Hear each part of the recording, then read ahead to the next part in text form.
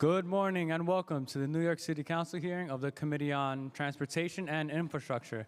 At this time, I need everybody to please silence your cell phones. There is no eating or drinking in the council chambers. If you wish to testify, please go up to the Sergeant at Arms desk to fill out a testimony slip. Written testimony can be emailed to testimony@council.nyc.gov. Once again, that is testimony@council.nyc.gov. If you have any questions or concerns, please see one of us Sergeant at Arms.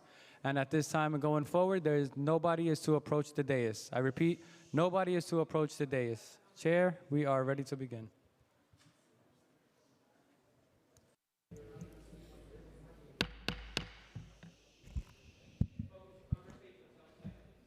Good morning and welcome to this morning's oversight hearing on the TLC with a focus on for-hire vehicles and commuter vans.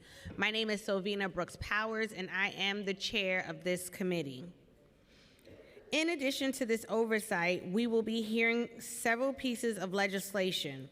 Intro number 100, sponsored by Councilmember Wan in relation to the suspension of alternate side parking regulations on Losar. Intro number 276, sponsored by Councilmember Krishnan in relation to the wrongful deactivation of high-volume for-hire vehicle drivers.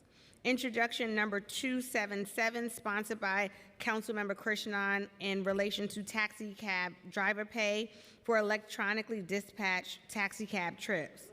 Intro number 323, sponsored by Councilmember Moya.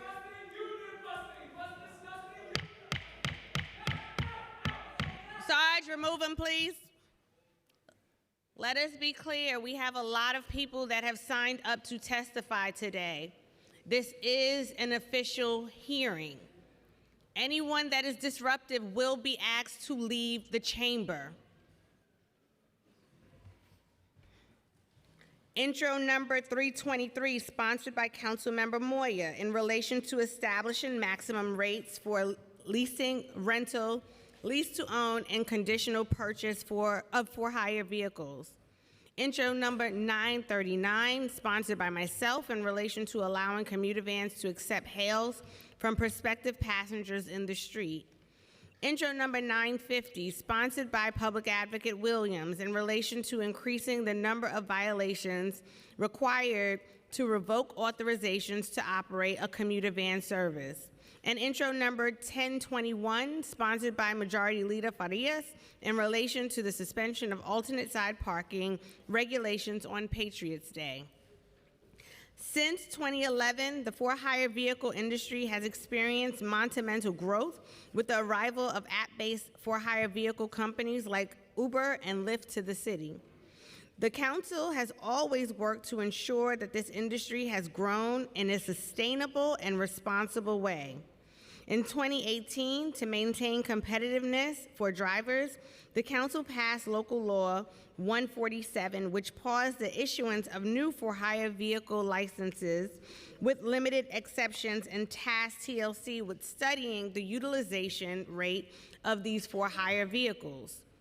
The council also passed Local Law 149, which created a new license category for high-volume for-hire services, which covers for-hire vehicle bases that dispatch more than 10,000 trips per day, such as Uber and Lyft.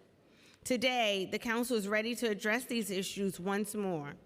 My goal is to provide a forum where the public, advocates, and relevant city agencies can speak on record about what is happening, what needs to be done, and how we can help. One of the problems I want to highlight is the recent scourge of driver lockouts on the app-based for-hire vehicle companies.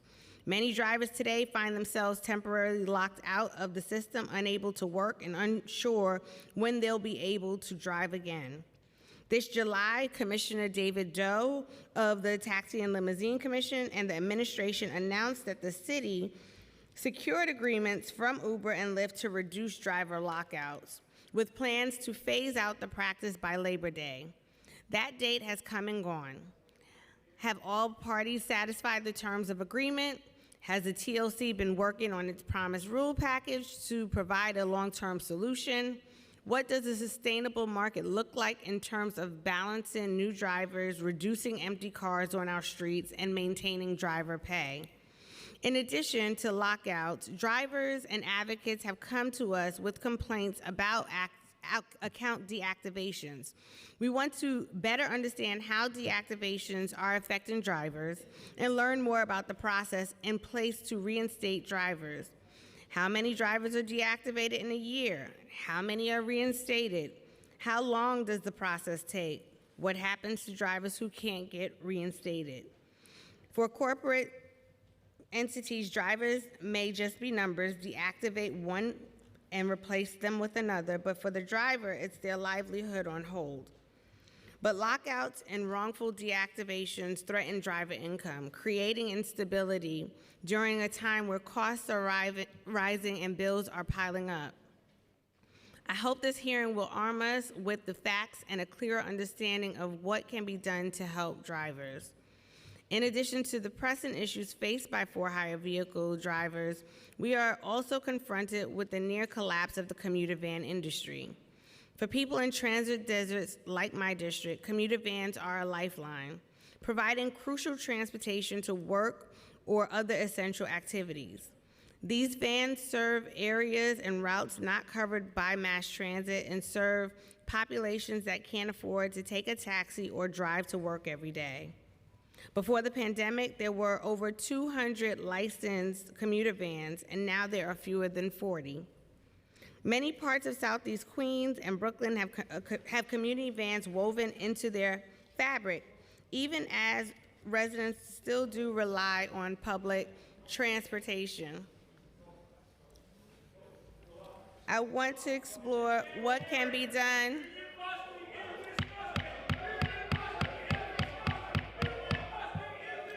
Please remove them.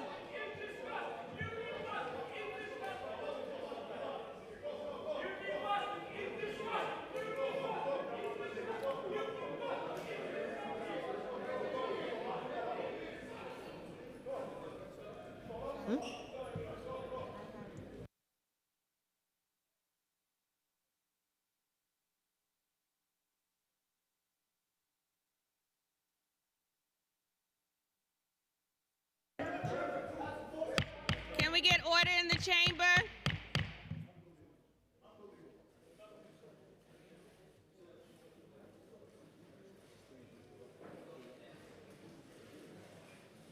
Again, we will have decorum in this chamber or you will be removed from the room. Thank you.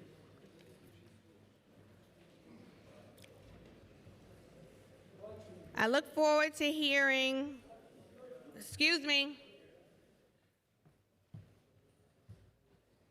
I look forward to hearing from the TLC about the measures it has taken to safeguard the health of the aforementioned industries and the people who work with them.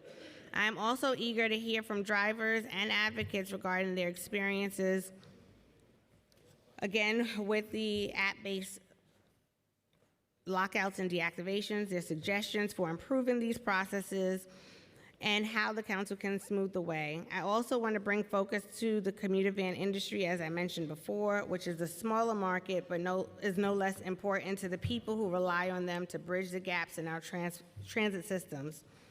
Before we begin, I would like to thank my staff and committee staff for their hard work.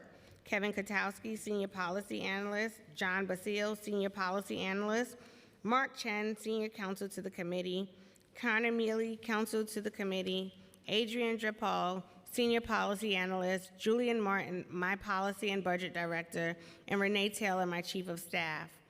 As a reminder, hearings are designed for all voices to be heard on a given issue. Today is your opportunity to present your very best argument that can enlighten and inform the public. As of now, I do not have an official opinion on most of the bills being heard at this hearing. I look forward to a vibrant and respectful discussion today on all bills at hand. Next, I'd like to acknowledge my colleagues that are here. I'm joined by Majority Leader Amanda Farias, Councilmember Shekhar Krishnan, Councilmember Joanne Ariola, the public advocate, Jamani Williams, and I know we will be hearing later on from former council member Idanique Miller. Next, I would like to invite a panel to offer their firsthand experience and insight into the state of these various industries. We have a pre-panel that we discussed in advance with the TLC, and so with that, we would like to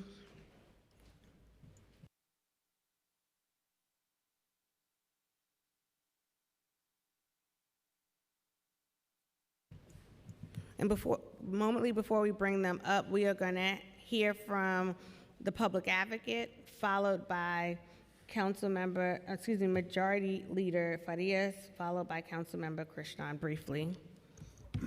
Thank you, Madam Chair. As mentioned, my name is Jamani Williams, Public Advocate for the City of New York. I'd like to thank Chair Brooks Powers and the members of the Transportation Committee for holding this hearing. I introduced one of the bills being heard today, Intro 950 of 2024. My intent is to address an inequity created by Local Law 41 in 2019 and to have the industry standard that applies for all for-hire vehicles apply to the commuter van industry. For these reasons, I am also a co-sponsor of Intro 913 that would allow commuter vans to accept street hails, and I thank the Chair for introducing it. Intro 950, as written, increases the number of violations required to take away the authorization necessary to operate a commuter van service. Here, the word service means the base operator and the entire fleet, not just the driver who was issued driving infractions. Local Law 41 makes commuter van operators responsible for the violation of individual drivers. This is not a burden that taxi cabs or other for-hire vehicles have. If an Uber driver has excess violations, it is the driver's individual license that gets taken away. In this scenario, Uber is still able to operate and have other Uber vehicles on the road. Intro 950 raises the amount of violations threshold from 3 violations in a 6-month period to 6 violations in a 12-month period. Looking to the future, the ultimate goal is to stop the unfair targeting of the commuter van industry. Commuter vans are an important part of public transportation infrastructure in New York City, and both the New York City Council and the administration must support commuter van networks by treating them equally under the law. Commuter vans are frequently the only form of transportation in public transit deserts, particularly in parts of Queens and Brooklyn. Commuter vans provide a key public resource with over 120,000 daily riders utilizing the service, but still are regulated in a way that puts a tremendous burden on commuter van operators.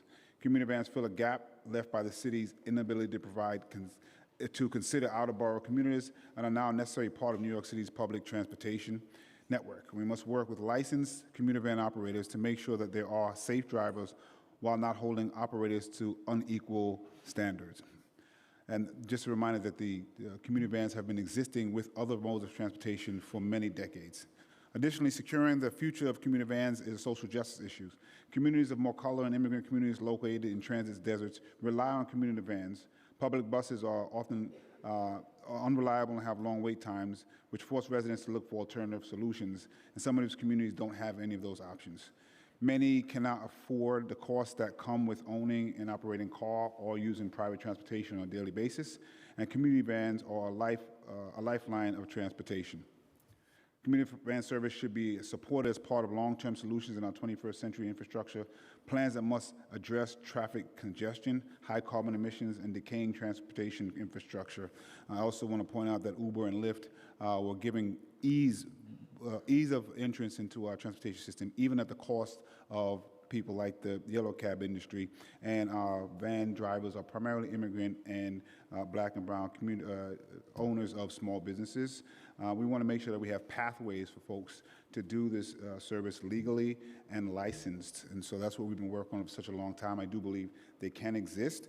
I also think they can be unionized. That's another conversation. But we want to make sure that everybody has access to be able to feed their family and provide the services that all communities need. Thank you so much. Appreciate it. Thank you, Majority Whip and Chair Brooks Powers, for allowing me time to speak and for hearing my bill in this hearing. This bill is a reflection of New York City's commitment to honoring the diverse cultural and religious traditions that make our city so vibrant, and to honor sacrifices made. By suspending alternate side parking on holidays such as Christmas, Yom Kippur, Diwali, Eid, and so many others, we are recognizing the importance of these days for our communities. Today includes consideration for Patriot Day, September 11th, to honor and remember the sacrifices made on this day by essential workers, public servants, emergency services personnel, and New Yorkers alike from across the city to honor them in their sacrifice. This measure brings fairness and inclusivity to our parking regulations, respecting the traditions and important recognition of all New Yorkers while making it easier for residents to observe these recognition days without unnecessary burden. I look forward to hearing feedback from the administration on this bill, and I encourage my colleagues to support with their co-sponsorship. Thank you.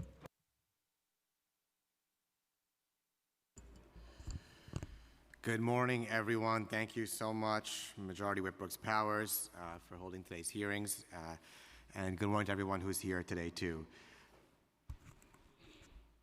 Our hardworking Uber, Lyft, and taxi drivers are essential workers of our city. They carry this city forward before the pandemic, during the pandemic, and long after. They keep our city moving safely and efficiently. Many of them are immigrant workers, reflecting the truest embodiment of the American dream.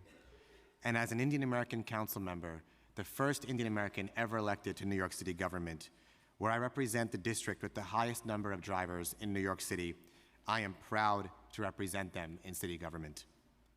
However, the livelihoods of Uber and Lyft drivers can be thrown into chaos when they are deactivated from Uber and Lyft with little to no advanced warning. Our drivers, victims of predatory lending for decades, an issue we worked hard to resolve but took many years to do so. After resolving it, the deactivation, the unfair deactivation of taxi drivers is the single biggest issue that drivers face in this city. It affects their livelihood. Sorry, council member. We ask that everyone please do not disrupt this hearing because you will be asked to leave. If you'd like to acknowledge something you agree with, just wave your hands. You may continue. It is the single biggest issue that drivers face. It affects their livelihood. And when they lose their livelihood, they lose their ability to pay their rent, to pay their mortgage, to pay their child care, to support their families and simply live in this city. So when they are unfairly deactivated, drivers can be forced into a company-driven appeals process where the companies have the upper hand and make the final decision with no real meaningful process, with no notice in advance, and no real reasons listed or publicly available standard for what constitutes a fair reason for the deactivation. This is particularly consequential for a workforce that has to pay for the car, insurance, and licensing fees just to go to work every day. These expenses continue even when you lose your job. And that is why I am proud that Intro 276 will be heard today. My bill works in two ways. First, it increases driver protections before deactivations happens, creating a due process standard which everyone should be subject to and is a fundamental principle of American law and workers' rights. If Uber and Lyft believe a driver is not meeting their community guidelines, this bill requires them to enter into a progressive discipline structure where consequences will match the severity of the infraction. Additionally, drivers will be required to have at least 2 weeks' notice of an impending permanent deactivation. Notice in advance is an essential part of due process, and drivers don't have that today before they are deactivated unfairly. Second, my bill creates an independent appeals process for drivers to pursue after they've been deactivated. Drivers will be able to appeal the deactivation through a number of means, including arbitration or a complaint with DCWP. This means the drivers will have an independent, neutral arbiter and appeals process through DCWP. App companies will be required to give drivers the information necessary for them to build their case, and the companies will bear the burden of proving that their actions were justified. Drivers would be allowed a representative to help them through this process. If reactivated, drivers would also get back pay for the time that they were not allowed to work. Finally, drivers who have been unfairly deactivated in the last 6 years would have an opportunity to appeal with the city within a year of my bill's passage. The third point, as I mentioned, is that this process shifts the burden from the driver having to prove why they were deactivated after the fact to now requiring for-hire vehicle companies to justify why the deactivation was necessary. In other words, when a decision is made by an app company, it shouldn't place the burden on drivers after the fact to reverse that decision. The decision maker must provide the justifications for doing so, and that is where the decision should be placed. Again, a basic principle of due process in American law and for workers' rights protections. This bill would provide robust protections for Uber and Lyft drivers and open up an additional, not a replacement, an additional pathway for drivers to fight back against wrongful deactivations. And to be clear, nothing in this bill stops a driver from using other appeals processes if they so desire. When an app company unjustly deactivates a driver, it is up to city government to step in and provide basic worker protections and establish necessary processes. This bill, by providing process, notice in advance, making the burden with the companies, and a neutral arbiter, is a fundamental part of worker protections and workers' rights. And I could not think of a more pro-worker bill than this. Thank you.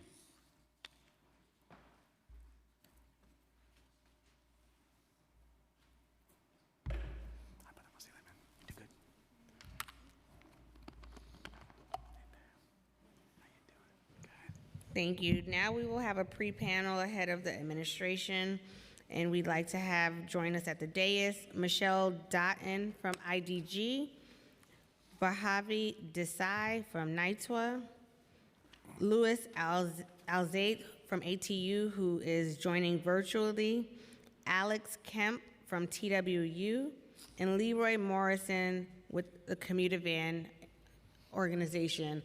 As you all are coming up to the dais, I'd like to acknowledge that we've been joined by Councilmember Farrah Lewis and Councilmember Chris Banks online.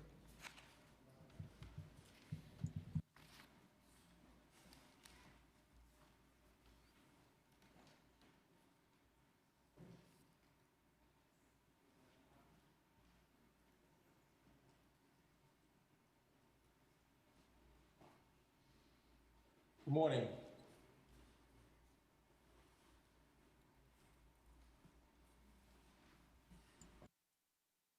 Louis, you'll be able to speak after Beta V Desai. Thank you. Appreciate that, Kevin. No problem. I'll call the names one last time. Michelle Doughton with IDG, Baharvi Desai with NYTWA, Louis Alzate, ATU online, Alex Kemp, TWU, and Leroy Morrison.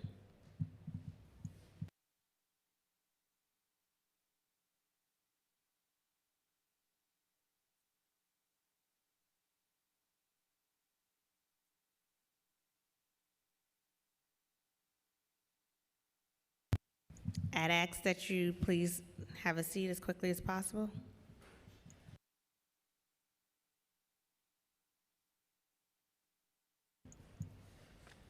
Is Michelle Doughton in the room at all? IDG? Okay, we will proceed. Badhavi?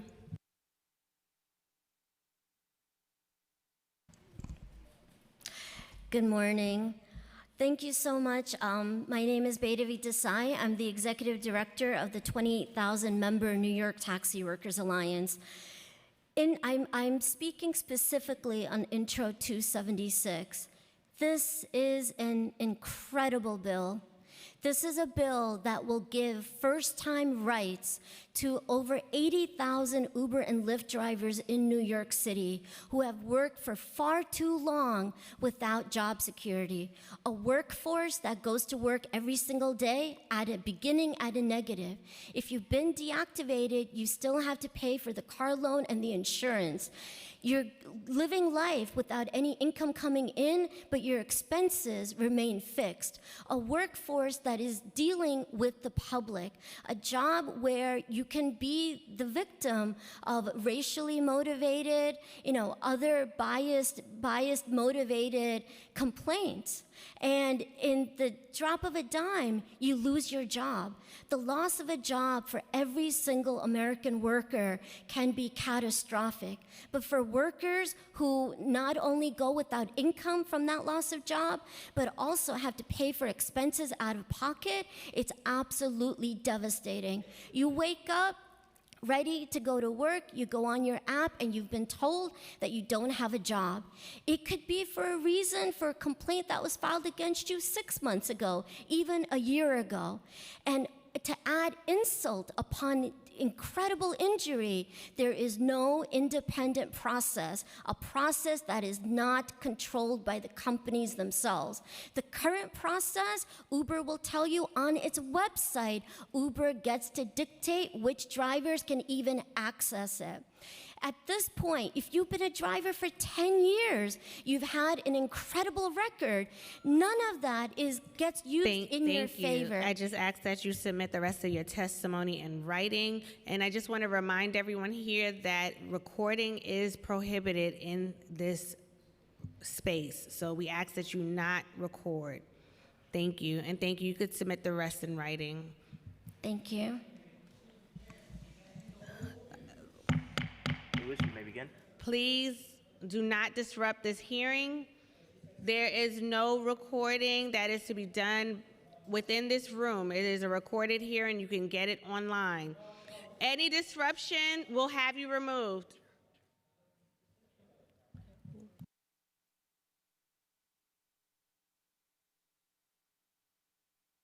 Good morning. To clarify, you can record yourself. You cannot record the dais or the witnesses testifying for clarity.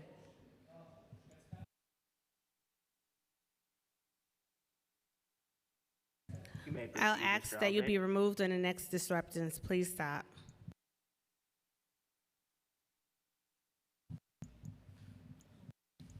Lewis, are you there online? Yes, I am. Good morning. Amalgamated Transit Union thanks Majority Whip Sylvina Brooks Powers and the Council Committee on Transportation and the Infrastructure for the opportunity to share ATU's concerns on the impact of intro number 939 and 950 on MTA's bus service, particularly for the residents of Southeast Queens.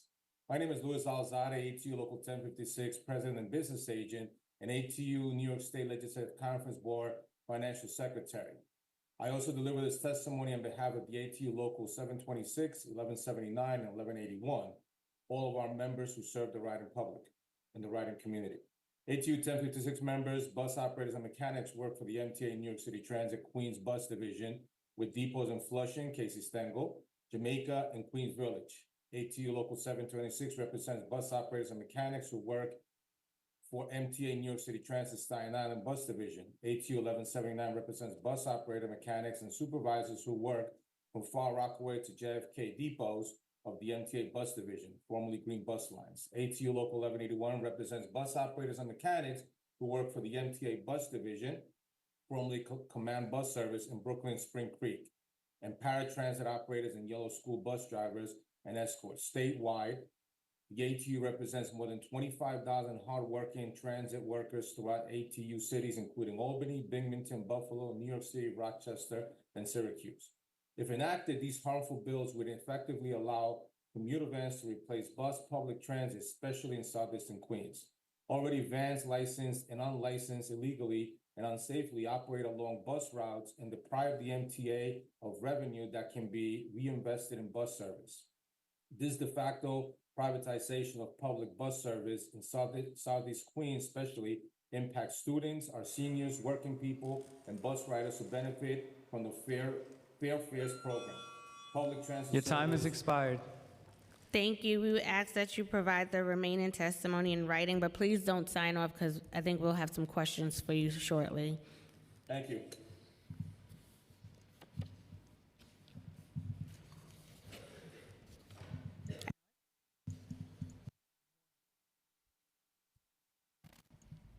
Good morning. My name is Alexander Kemp. I am a representative from the TWU Local 100. I'm here in regards to Intro 939 and 950, and as it pertains to bus service, I am a representative who represents TA Surface, which is the Brooklyn Department of Buses. Our grave concern about these intros or these bills, how they will affect the safety of bus operators pulling into and out of stops, the fact that the standard that we are held to as bus operators at New York City Transit is the highest in the country. Our medical standards, our training, our responsibility, and the consequences of how we operate can never be matched without any regulation that's being proposed for dollar van drivers. One of our bigger concerns, also from TW Local 100, is that these intros are not ultimately intended to benefit the dollar van drivers or public transportation, but more so to supplement big business with an opportunity to create a rideshare program that will allow people to do what they've done in San Diego with Uber Express, allowing people to use an app to pick up 20 people at a time and transport them in large quantities and do it for cheaper rates and undermine labor. This consequence will ultimately affect the people that you guys are tasked to represent, protect, and ultimately to benefit the welfare of New York City. Transit workers are also essential.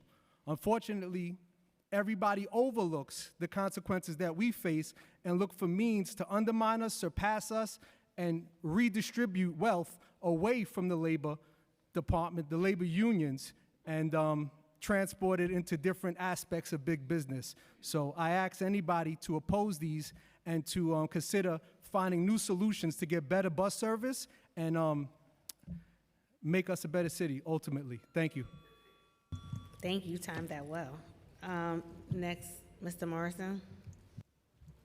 Anyway, good Chair, I want to say good morning. Thanks for having this hearing on the commuter vans. As you know, commuter van is our lifeline transportation in New York City. Over 38 years now, we've been filling a lot of gap that MTA did not fill. When the bus strike, the city call on the commuter vans. When the train strike, they call on the commuter vans. When the yellow cab, they call on the commuter van. Everything MTA does, they call on the commuter vans, and the city of New York also. And the 9/11, we was here. Storm Sandy, we was here. At a certain time at night, you got to understand, the ridership is out there. People are out there trying to get home when MTA cut the services. Especially in Southeast Queens, it take an hour and 45 minutes. Someone work at JFK Airport, they want to get to work. MTA will take them an hour and 45 minutes to get to work. They got to get to Jamaica Avenue, and then they got to get back to JFK Airport. That's not fair. What about the ladies who stand on the street corners at night? They could get robbed and they could get raped on the corner. MTA cut their services. And people are desperate out there for transportation in the underserved neighborhood. And as you know that every other transportation come to New York City, commuter van is always here, the lifeline, the backbone for New York City. And we got to understand also to commuter vans, look out for the MTA drivers. Most of their drivers get into work, they still ride on the commuter van. On the record, they still ride commuter vans. The drivers that rush to go to work to catch the MTA bus to drive, they still do. And you got to understand, a lot of people in our neighborhood, they've been underserved. They treated like we're from underground with the commuter vans. When they need us, they pull us out underground. When they don't need us, they put us back underground. We want to be treated like first-class citizens in America. We are a minority. We are a low-income neighborhood where commuter vans always operated. And what this bill does, ma'am, is save us from getting harassment pulled over by NYPD. We are paying eye insurance. Thank you for having us here. Thank you. Thank you. I have a couple of questions that I'd like to ask, and then I'll allow my colleagues to ask questions if they have questions as well. I will start with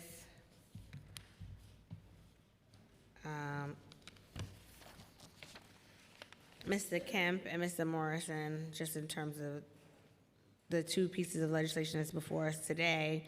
So we understand that the public bus service, the public transit system is critical in New York, one of the best by far, I always say, in the world.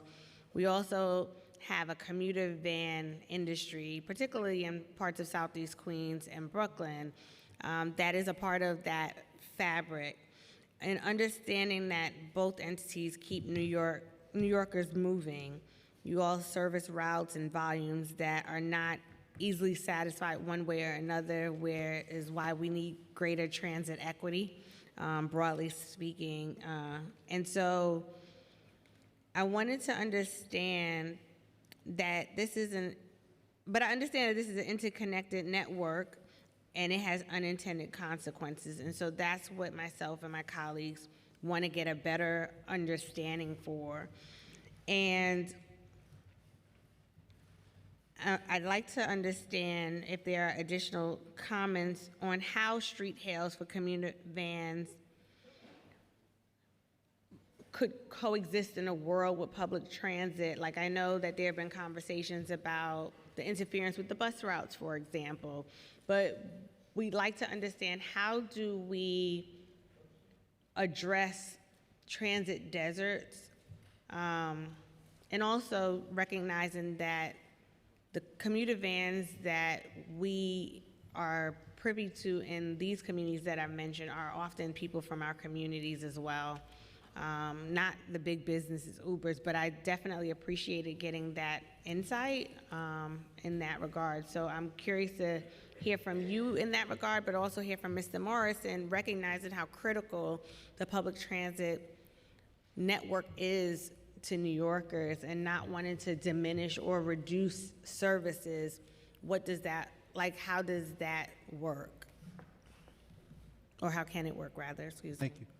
So I just want to be very clear that from those same communities, as the gentleman next to me had spoken about, we all do or all part of a network, and that network is a community. We're all New Yorkers, and ultimately, I never want our position as labor to ever be condemning any citizen of New York, any minority, any culture, that we would want to suppress an opportunity in America, a capitalist society, that any business should thrive or have the opportunity to thrive.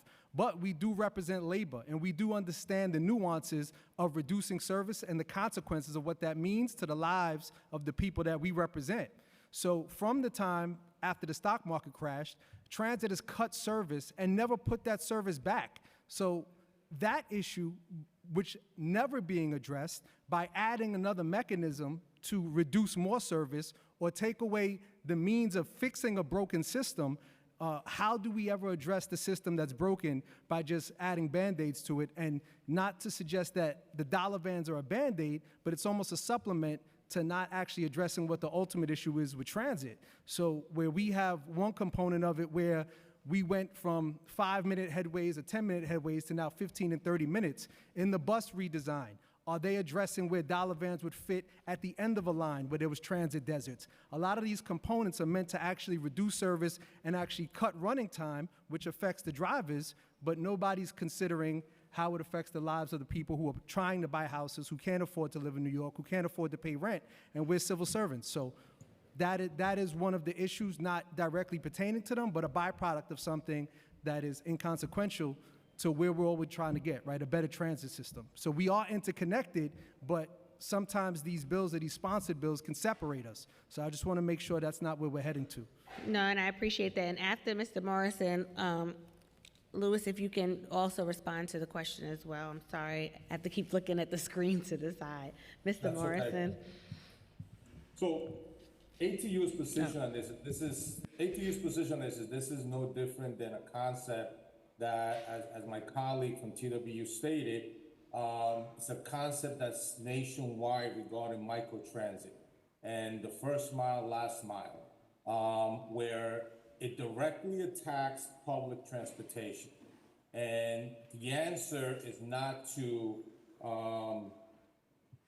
give these commuter vans or these microtransit, the opportunity to replace our ride in public or our public transportation. These are services that don't have the training standard or the equipment standard, especially for our handicapped ride in public. They're reckless. We've seen this many times when they were in a time when they were active, in which they cut off our buses, caused accidents. This was something that at many hearings we made an issue of, especially in the southeast part of Queens. There is a sense of recklessness when it comes to obeying traffic regulations, and this is something that our bus operators, with our training, our members are held to a higher standard when they do these kind of driving hazards in the community. Mr. Morrison. Yes, sir. I want to answer the question that you're saying, sir. I didn't see one commuter van. No, Mr. Morrison, you address it to us, Okay. not to each other. I'm sorry about that, Chair, Madam Chair. In my life running commuter van over close to 40 years, I never seen a licensed commuter vans cut people off, cut the buses off. And I want the gentleman to know that we have license standard too. We have CDL, we're Article 19A, we have medical, we pay our insurance. Our insurance right now costs about anywhere from $45,000 to $50,000 a year. So we can't afford. We cannot speak for the rogues that they're talking about. You cannot mix the rogues with the licensed commuter vans out there. I want you to know that, Chair, Madam Chair. And I never seen all these years a commuter van that's licensed by the TLC cut a bus off, because we have consequence. If there's a problem like that, the TLC stepped in. So we never did anything like what the gentlemen are saying. And at the same time also, we also make sure TW Union and make sure the labor, they stay in business, because if the commuter van, if we never put the cap on the commuter vans, then you would have Ford Chariot with a takeover MTA system. And I did that to save MTA. Also with the labor union, they need a bill that other big bus company couldn't come here in 2018, and we saved the MTA. Myself, with the bill that I was doing. So at the same time, we're looking to be partnership with the union and the bus system to work with us, because everywhere else you have licensed commuter vans in Jersey and everywhere. It's only in New York City, and we save the MTA a lot of time from their waiting time. And the MTA need, over 40-something years now, the ladies are strong, and after certain hours of the night, the MTA cut their service. And MTA cannot say because it's commuter van cut their service. Commuter van have their ridership, and the MTA have their own ridership. So by the gentleman is saying commuter van is doing this, or commuter van is doing that, I can speak on commuter van. All these years, we're not out here, we're a small business, and America strive with small businesses, and we're immigrant. And what we do in the black and brown community that's underserved is always underserved, and MTA always turn their back against the ridership in the low-income neighborhood like our neighborhood and treat it. I remember back in the days the way how we were treated. So at the end of the day, we're not here to compete with MTA, because guess what? MTA, when they pick you up, you get a free ride at the subway, but it's not everybody. When they're going to work and they have to stand at the bus stop for 45 minutes an hour, and the bus right now is still overcrowded, and people, what you have to tell your driver, it's about feeding your family. It's about putting food on the table. It's about small business drive. So MTA have to understand that we need to work with them, and they need to work with us, and we're not out here to arm MTA, and we cannot speak for the road, sir.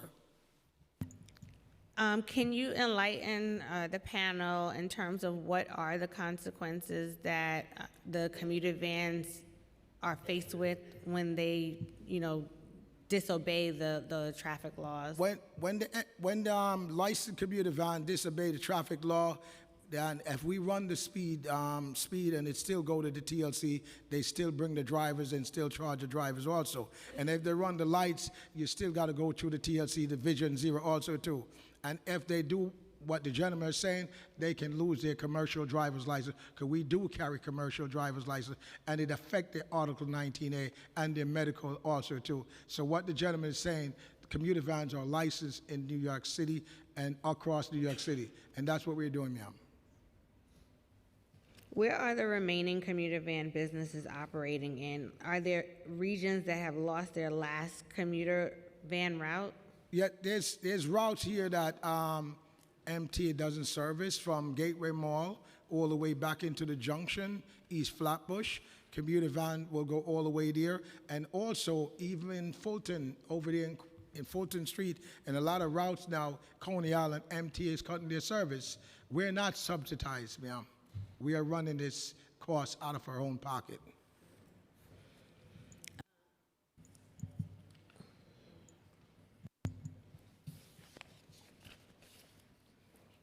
Mr. Alzate and Mr. Kemp, what are some of the challenges faced in terms of the services right now that you see in play? I know in Queens we have the bus redesign underway, so there is a unique opportunity to try to address some of these routes, but what are some of the challenges that, for example, the routes that Mr. Morrison just mentioned, that ATU or TWU has tried to work through, and how can the council be able to address that in light of that? Well, that's kind of the reason we're here, right? That the intros kind of argue against what our ultimate argument is that if there's going to be an effort to get better service, a better transportation network, the interest should lie in public transportation, that there should be an influx of resources and support in trying to get these deserts fixed, because in the areas that he specified in Brooklyn, let's just say Gateway, Flatbush, the Junction, Fulton Street, all of those areas have bus routes that run through them. Whether the service has been either cut, modified, or reduced, that in essence leads to these 45-minute waits, that if you have one bus, two buses, or three buses with a 15-minute headway, in the event one of those buses are late, you're now waiting 30 minutes. When they talk about a better bus network, a better bus network requires operators who are highly trained, who are professionals, who meet a standard that is the highest in the country, and as the gentleman next to me has stated, where the dollar vans have been available through crises, there has not been a day, a moment, or a minute that New York City Transit bus operators have not been available to provide service in emergencies for New York City, and actually have lost our lives. And New York City Transit workers have lost more lives than any other agency on the planet during COVID. So our sacrifices to the communities should never be overlooked or understated when it comes to protecting our work as far as it pertains to TW Local 100 and the other locals, for sure. Mr. Alzate, you have anything to add to that? Well, I mean, ATU has had experience with what is now called microtransit and these van services. When we lost our Q74 route in northern part of Queens, and this route service was going to be replaced with commuter vans. That's exactly the danger of such legislation, that it replaces commuter van service with, replaces public transportation. I'm not here to say that we don't have our challenges when it comes to routes and when it comes to the schedules. These are challenges that, as you pointed out, we are trying to address in Queens, and everybody understands that Queens is a unique system based on the fact that everybody depends on the bus service. We have a system that only goes up to Flushing trains and to 179th Street corridor in Hillside. After that, it depends solely on bus service. And the remedy to fixing the issues that we have is not to allow health service by anybody, specifically in the bus stops. So is the concern more so being along the bus routes in themselves? And when you mentioned the Q74 route was lost, can you explain what caused the loss of that route? Well, ultimately, it wasn't through a ridership issue. Ultimately, this was a route that addressed the needs of the community, not only through Queens College and several high schools. Ultimately, it became evident, and this was when then Councilman Anique Miller was the president of our local. It became evident after that the goal from ATU's point of view was that they wanted to replace our bus routes with a commuter van service. But what was the official reason for them getting rid of the Q74? Ultimately, the Transit Authority's position was that they didn't need the service, that it was based on budgetary cuts, even though there were hearings that were held to justify that this was an intricate part of the community. But once again, what became evident to us after the fact was that they wanted to replace that route with a microtransit system, with a van service.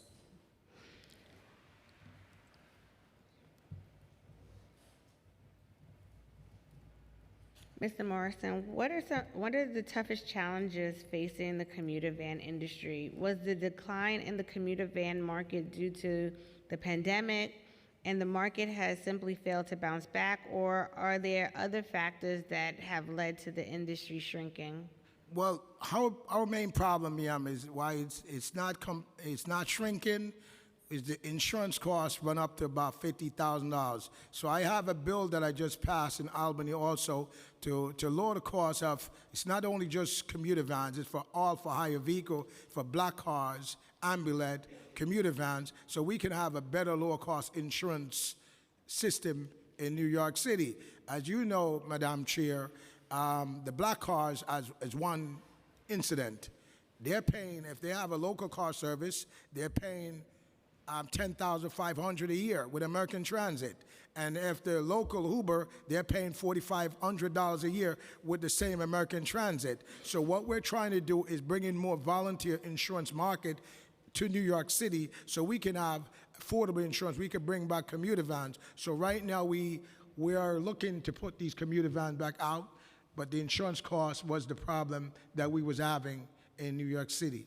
And that's our only problem now, holding back. But we should be out soon because we have the money that I raised to pay into the insurance so these commuter vans could get back in the street again. So it was very tough with commuter van. As you know, the price went up from $10,000 to $55,000. In Queens, it's $45,000 a year now. In Brooklyn, it's about $50,000 a year for a licensed commuter vans on the street. So we've been going through insurance crisis, but we're trying to, as small business, we're trying to thrive, ma'am.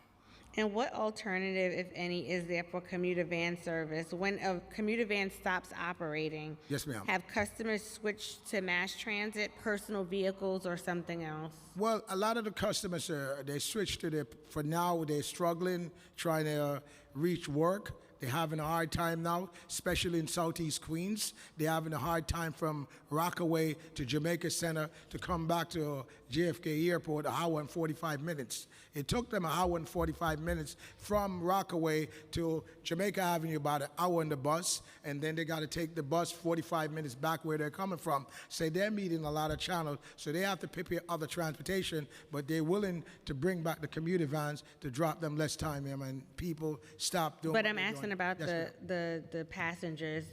What has been the trend? Has it been that they've gone to mass transit? Have they gone to their personal vehicles Well, or some other some of form? them is on personal vehicle, and some of them is taking the illegal vans out there too. So some of them is taking other means of transportation till we get back out there in the street. And some of them, they don't want to ride in mass transit. They want to drive. They want to do this. They want to take the bus. Whoever want to take the bus is up to them. Whoever want to do this, but we'll be back soon, ma'am. And Ms. Desai, I know that the commuter vans are largely relied on in parts of Queens and Brooklyn, not necessarily where a lot of, I think, your members may be located, but is there an impact on your industry as well? And if so, what is that? Yes, absolutely. I mean, in terms of the outer boroughs, because many of our members, particularly that drive for Uber and Lyft, a lot of their work is in the outer boroughs. And so, one, in terms of the impact of potential ridership being poached is one issue, but the second is even in terms of just traffic and people having a harder time moving around. I mean, with the yellow cab sector, 96th Street and below, I mean, you don't have this concept of commuter vans, but I can tell you overall, whether you're driving Uber, Lyft, or even Livery, or yellow cab or green cab, this has been like one of the slowest summers in the last 30 years that drivers have had. There are already too many, taxi and FHV cars in the streets. Drivers are really struggling to put trips together. Most drivers are spending their time empty. And there just isn't enough work for new cars to continually to be added in the same market. And so we have tremendous concern over the impact of this. I'm gonna yield and allow my colleagues to ask any questions. We'll start with Councilmember Krishnan. Thank you so much, Majority Brooks Powers. I just have two questions. Bhairavi, thank you so much, and thank you for the work of the New York Taxi Workers Alliance for Drivers Every Day. I just want two questions for you about the Intro 276. One is, can you tell me how many drivers have reached out to you about their deactivations, and how many of them have actually been able to get reactivated with the current process? Sure, thank you. I mean, we've done thousands of intakes throughout the years. It's usually we average a couple of thousand every year. There are two problems here. One is there are in some cases where drivers may get reactivated, but the reactivation will be for just a couple of days. And then, immediately they're deactivated again for a much longer time period. So even in the so-called reactivation, there's still tremendous insecurity because you just never know, when the company is essentially going to change its mind and put the deactivation back into order. So most of the drivers that we see, there's certain issues, like, for example, there are a lot of complaints regarding like service animals, where it'll be marked as like a safety issue, where the passenger may not have any documentation or anything, and the driver legitimately feels threatened, especially in Uber and Lyft vehicles. You don't have a partition. And if someone and if like a dog is in the car and there's no leash or anything, it's understandable that a person operating the vehicle sitting in the front, subject to bumps on the road, can legitimately feel scared, right, from that animal. But all it takes is one complaint from that passenger and you get deactivated. And in some of these instances, you don't even have a right to an appeal. Lyft, there's not even a physical office that you could go to. So, you're desperately trying to get through to customer service, or you might go through the Uber IDG appeals process, for example, if Uber allows you to, because Uber still controls who has access to those appeals, and that's something that Uber states very clearly on its website. What we find is that majority of the cases, drivers just don't get their jobs back. If it's anything that's marked as like basically more than, like paperwork, although we do have instances of even drivers, even just for sheer paperwork issues, will remain deactivated, and so much of it is because the process is set up where the driver is presumed to be guilty. And so the burden is on the driver, and then that process is controlled by the same company that has been your prosecutor, now gets to act as your judge and jury. And so it's stacked against you. And, lastly, I would just say, I think if you ask every single Uber and Lyft driver in the city of New York, I would even say across this globe, they would tell you, even if they've never been deactivated, every single driver works with fear and anxiety over the threat of an unfair deactivation. And that's why we so strongly support Intro 276, because it is the first time that drivers will have rights codified in law, where the companies must have good cause to even take this very drastic measure against you, and then they must give you notice so it doesn't go into effect immediately, and there must be an appeals process that they cannot control. Thank you. And my final question is just, can you describe what is unique about driver deactivations compared to other workers? Do you tell your members to use the IDG process? Yes. To answer your second question first, yes, we do tell drivers to use the Uber IDG process because it's publicized by Uber. It exists for drivers. We want to see every single driver be able to get their job back, and it goes to the first part of your question. The consequences are enormous. If you're deactivated, you still have to pay off your car note, still have to pay for insurance. And because you're paying for those things, and there's no income coming in because there's no paychecks in this industry. So you're paying for money that you're supposed to be able to use for groceries and rent is now going towards your car because there's no other income coming in, right? And then, on top of that, you don't know if you could get your job back. And you've been given no notice, so immediately you spend your days just trying to get your job back, I know of drivers, we've seen members who've come through who sometimes for months are just desperately, hopelessly waiting to get their job back, and they're stuck, their life is stuck because they've got this car that they only bought because of this job. So people don't know what to do. Do they go and look for other job? What other jobs are really available? This is also a workforce that is over 90% immigrants, people of color. And so I think there's also, to me, this is also an issue of not just civil rights, but also racial justice, that here's a workforce that's predominantly people of color, and what you're essentially is allowing at the moment is corporations that control their economic life are going to take their job away and presume them to be guilty. In certain cases, there's no hearings, no opportunity for you to defend yourself, and so within your community, all you've heard is, oh, this driver, there's a sexual harassment charge against him. The people in the community don't know. You were never given a right to defend yourself. You've never seen any evidence against you. Your good name is just smeared.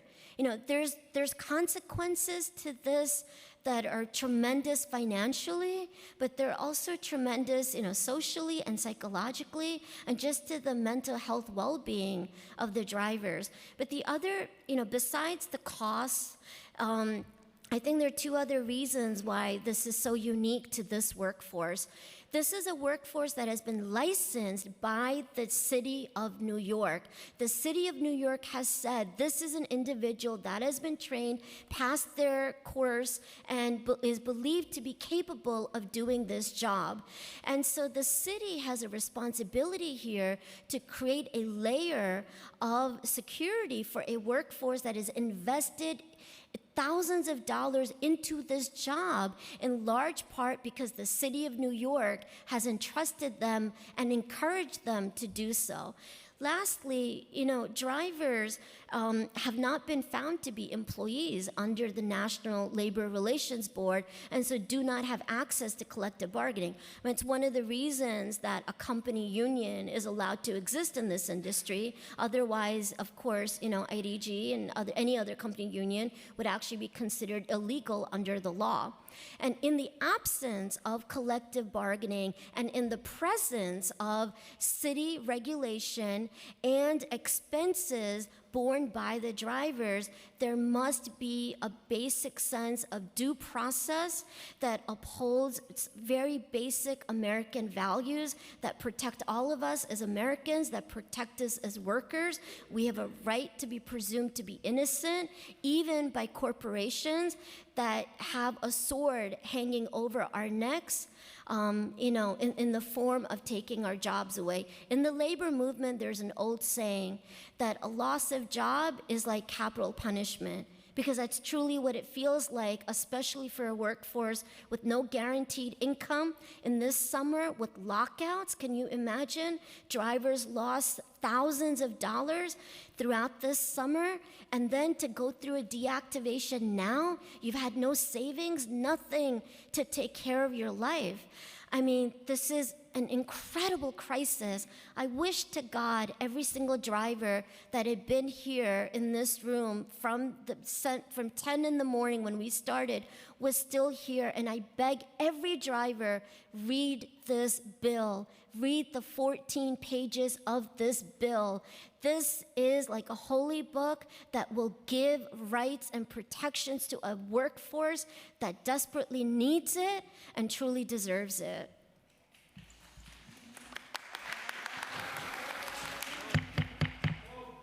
Again, you will be asked to leave if you disrupt this hearing. I believe Majority Leader Farias has a follow-up question. I do. I just wanted a better understanding of last year's data, if you have it. How many people did you folks serve in terms of deactivations?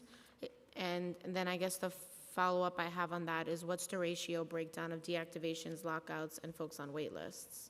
Sure.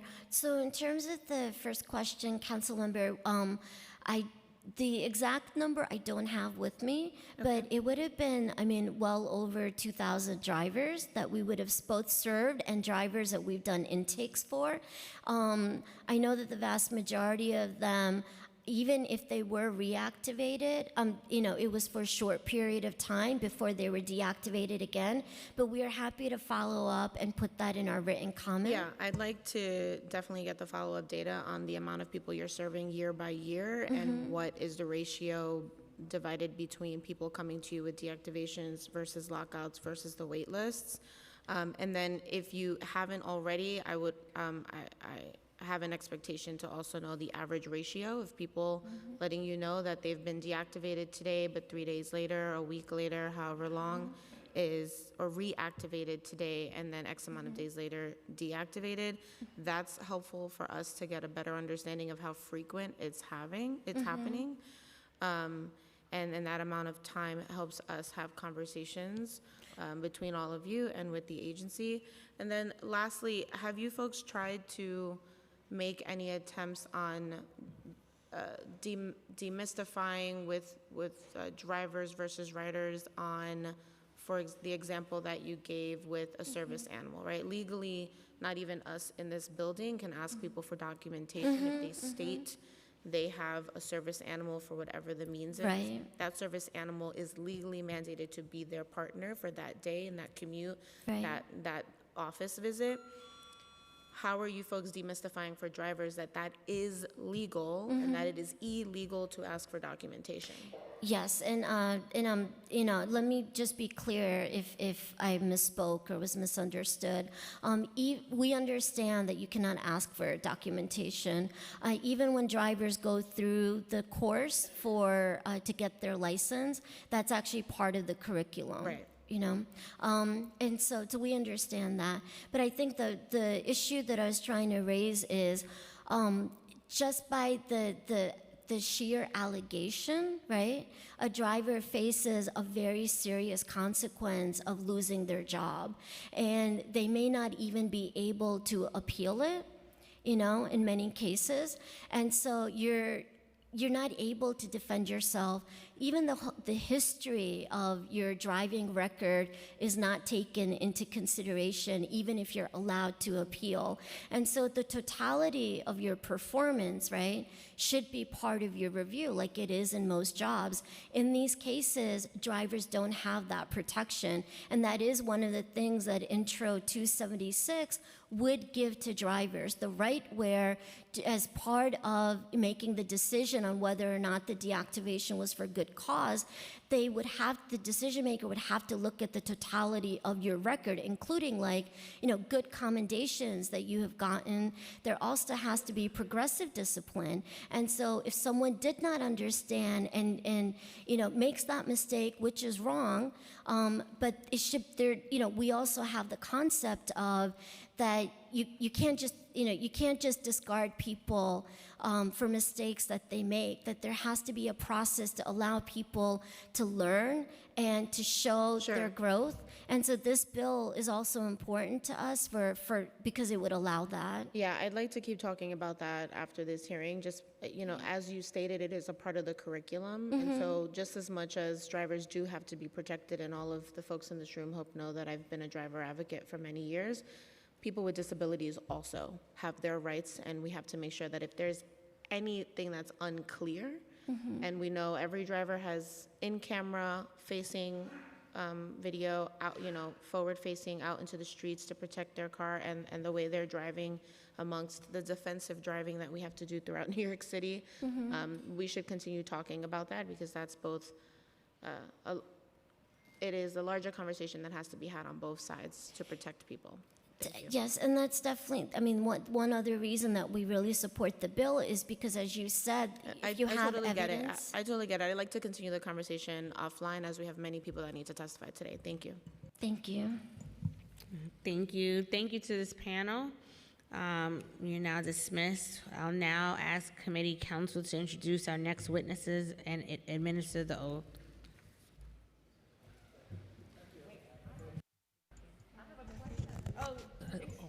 Sorry, that was not communicated to me. Councilmember Narcisse has a question. please. Good afternoon, and I apologize because I was scheduled for two committee hearing at once, so I had to be over there and I had to come here. So thank you for being here. Thank you, Madam Chair. I always wonder with this bill, right? If street hails are allowed, will this cause a rise in insurance for commuters' vans? That's one. I would assume so, because I've been hearing a lot of complaining. I see somebody here talking about insurance. It's hard to get when it comes to commuter vans. If they can, I'm assuming if they can stop anywhere, now the insurance will be a problem. That's one. Insurance has been an issue for them for the past, I don't know how long, because I've been seeing this young man in my office. I don't want this to be an unintended consequence of passage of this important bill. So I would like for you to answer that before I ask my next question. The few questions. Anyone? Anyone? The most important thing is in the black and brown community. Insurance is so high for us. We're small businesses. And what I did, I took that fight to Albany. Just like the people upstate New York, they did a risk retention group last year. They have it passed. We introduced a risk retention group also to lower the cost of the insurance in local New York City here, so we all in the for hire business can have affordable insurance. I had that passed in the Senate, but we didn't push it in the Assembly, but hopefully next year we can do it. And with this bill that we have up there now in Albany, it will bring down the cost of the black car insurance per transit, ambulance, commuter vans. So we're calling on upstate, the governor, to sign this one. Will lower the cost for every for-hire vehicle, especially commuter vans, because we was paying at least, with the DFS, we're having a hard time. And we have to say thanks also to the TLC commissioner for part of this movement.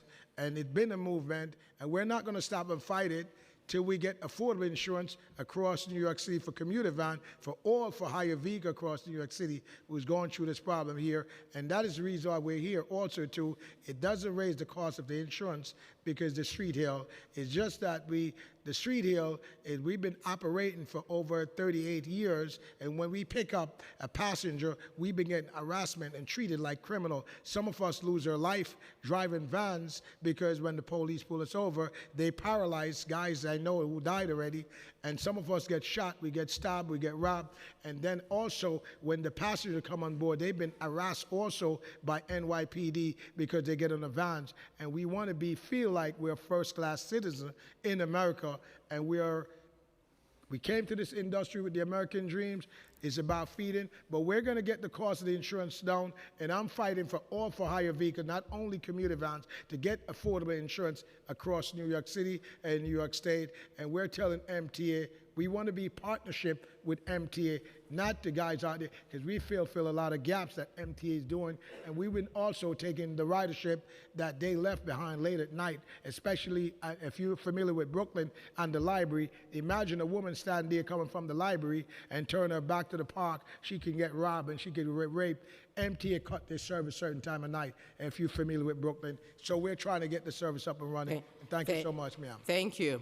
Another question I have. Right now, do Uber and Lyft have representation right now if they're deactivated by any chance? I don't know if that question was asked before. There is no process. I guess no process. There's nothing? the real issue is the process that exists is it's a partnership. We don't really know. It's a private partnership between Uber and their company-funded union called the Independent Drivers Guild. What we do know, if you go on the website, is Uber says Uber retains control over which drivers are even able to access that process.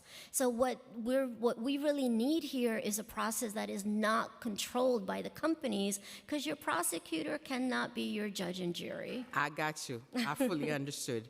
Another problem that you just mentioned, which I'm with you with that, because I take Uber, I'm an Uber user, and it's just like not having an office, not having direct communication, and if the driver decided to do something. I understand there's bad apple out there, but sometimes the driver take things for granted. So I'm in agreement. I would like to have better access. So because if you're a person that using the company, you should be able to talk to someone and have a communication. Because when you do it online, it's not the same thing as a person you can actually follow up. So thank you for your service. Thank you for answering my question, and thank you, everyone. And disclaimer, my father was a driver in New York City for many, many years. And black car, yellow car, and all. So thank you for your service, all that keeping New York City moving. I appreciate you. Thank you. Thank you. Okay, now thank you this time for real to the panel. Appreciate all of you coming out to, sorry, we have to keep order in the chamber. I'll now kick it over to council.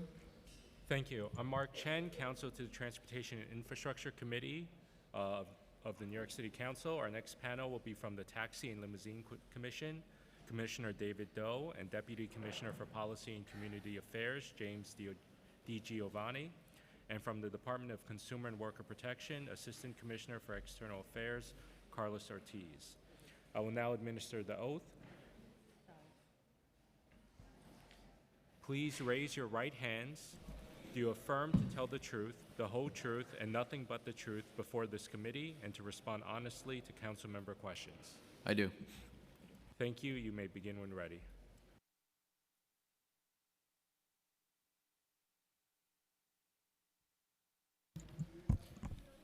Good morning, Chair Brooks Powers and other members of the Committee on Transportation and Infrastructure. I'm David Doe, Chair and Commissioner of the New York City Taxi and Limousine Commission.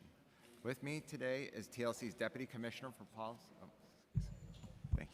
for Policy and Community Affairs, James DiGiovanni, and the Department of Consumer and Worker Protection Assistant Commissioner, Carlos Ortiz.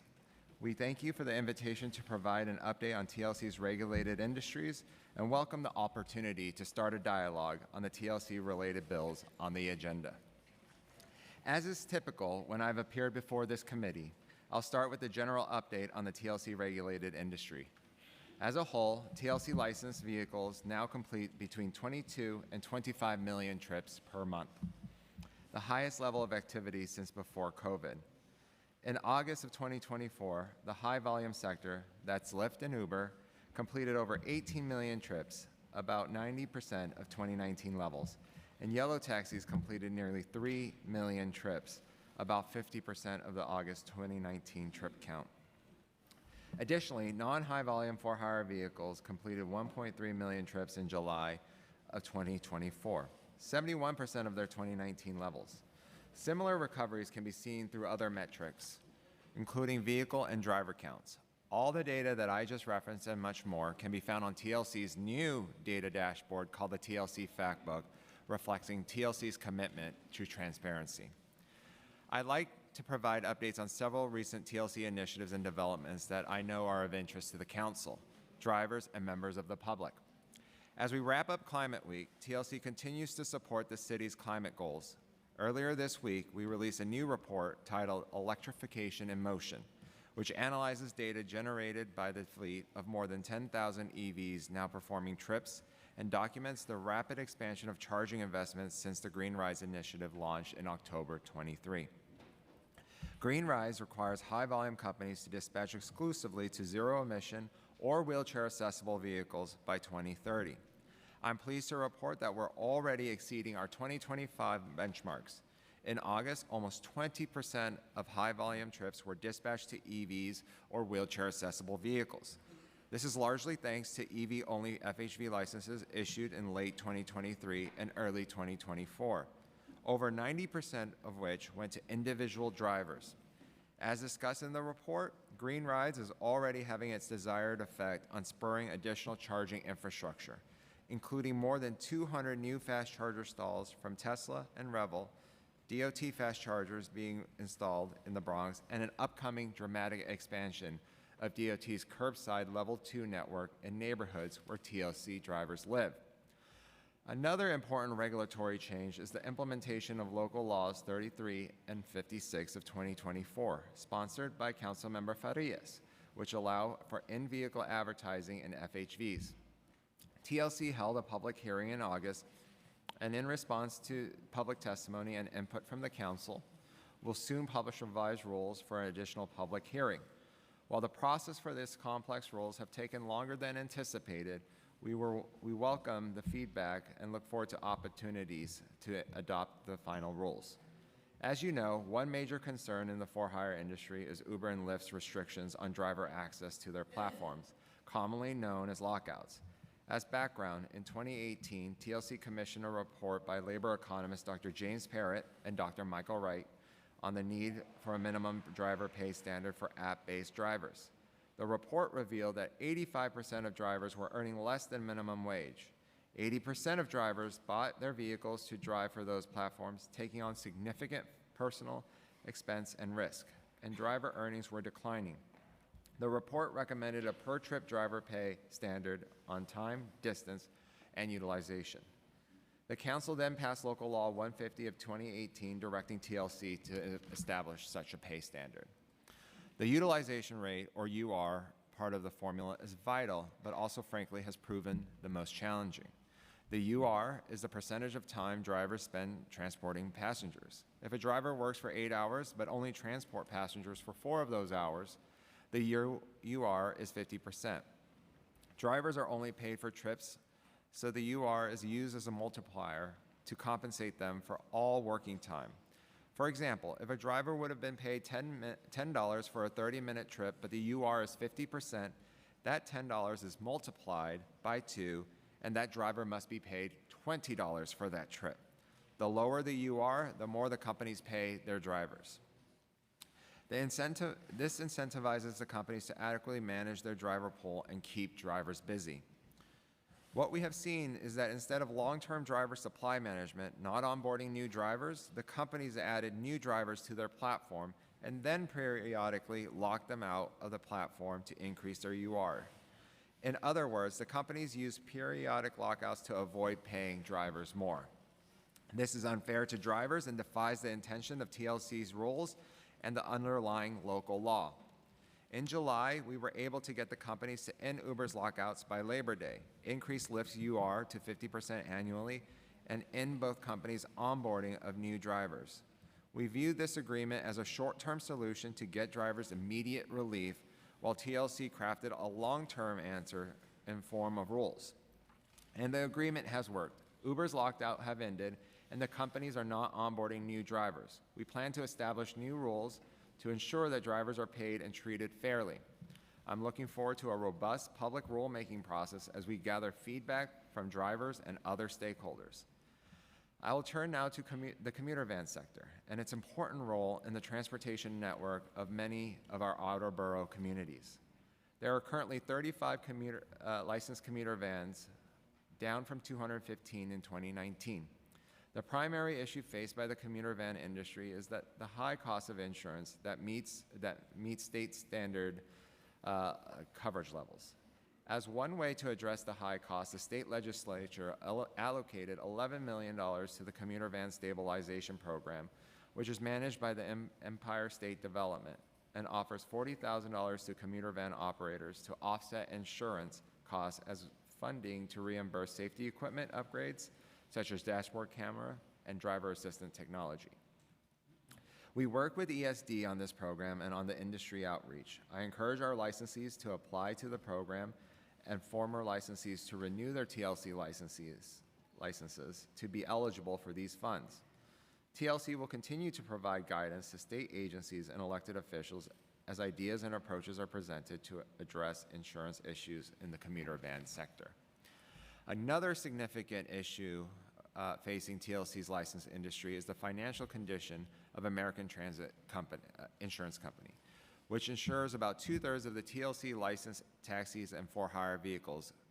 Earlier this month, the New York State Department of Financial Services, which regulates insurance providers, released a regulatory report on American Transit's financial condition, detailing their insolvency. The report also explains that this is not a new issue. The company's insolvency has been well known by regulators, policymakers, and others for over 40 years. While insurance is a significant expense for TLC drivers, American Transit essentially offered rates lower than their competitors by operating at a loss, which stifled competition. DFS is working diligently to address this issue with stakeholders, but a comprehensive approach, including legislative action, is likely needed to ensure the long-term stability of the for-hire insurance market.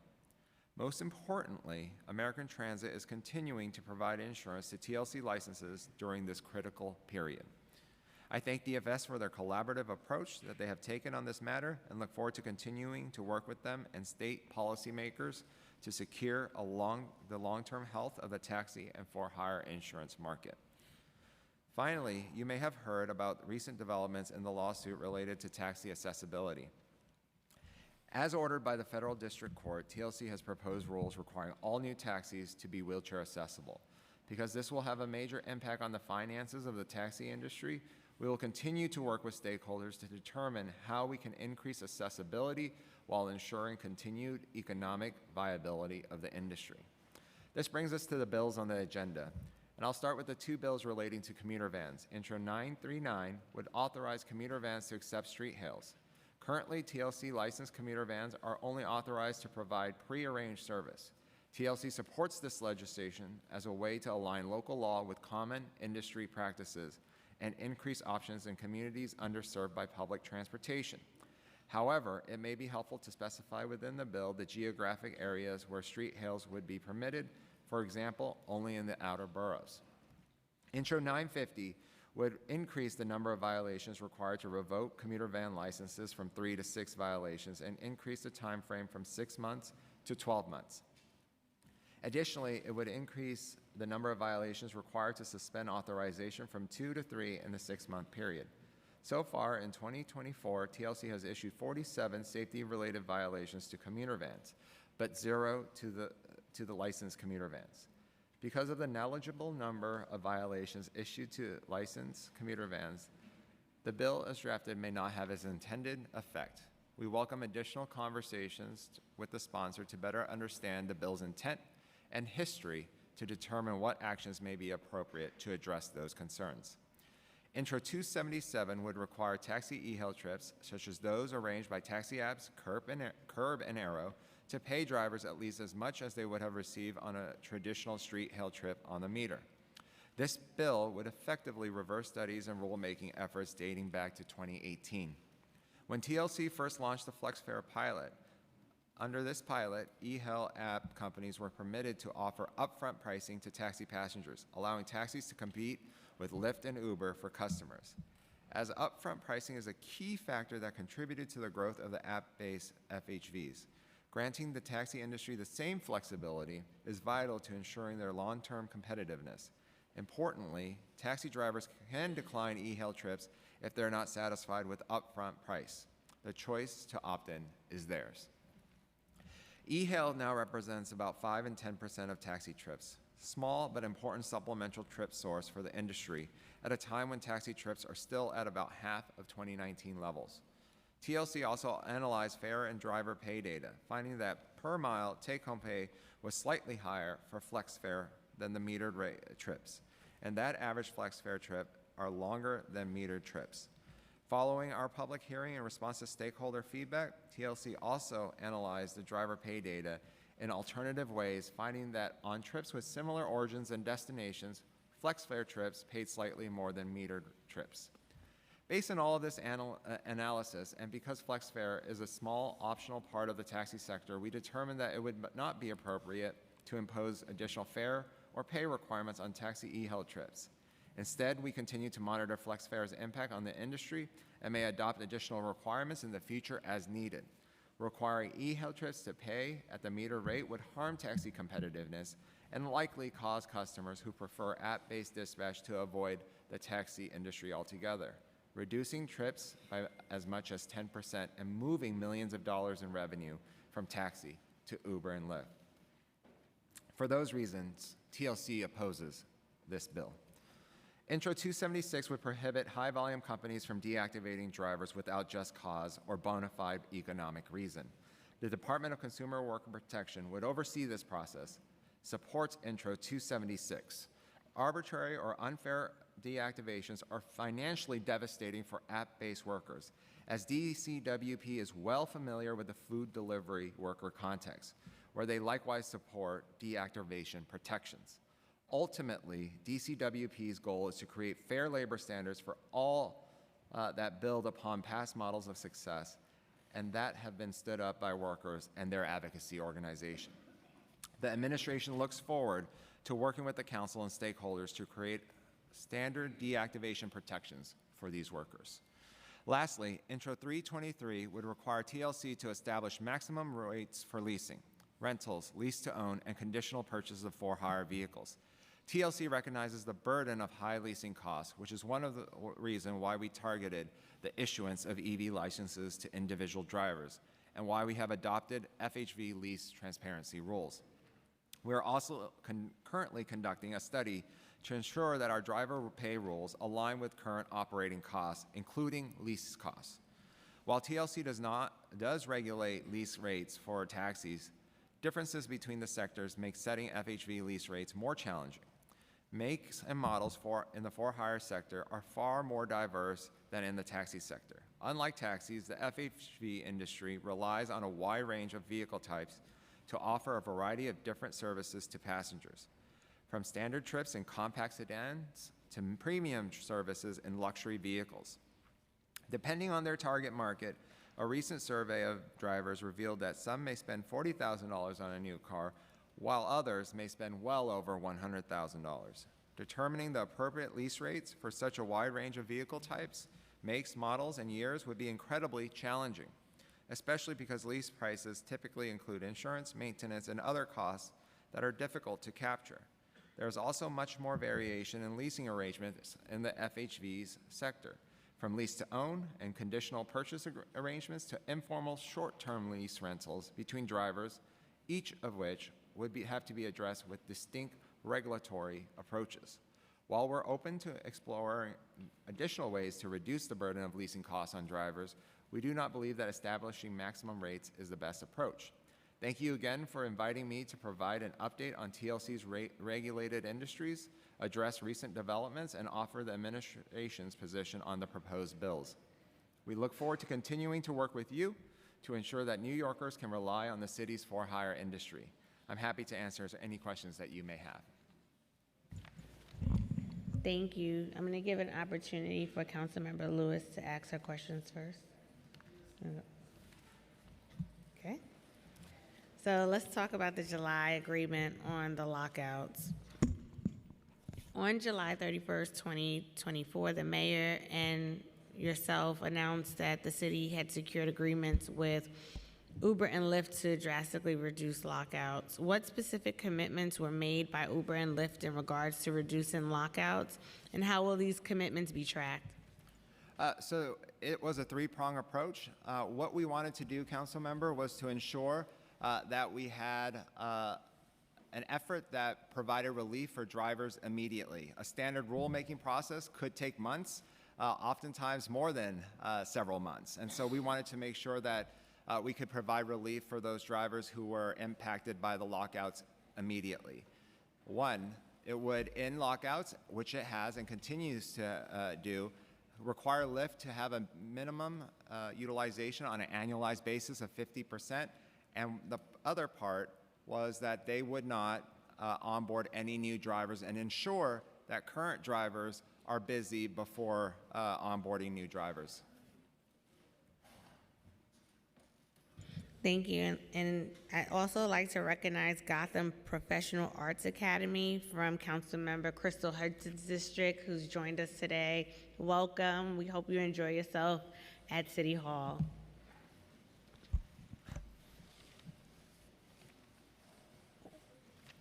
Were any of the agreements that were made or commitments memorialized in any formal documents?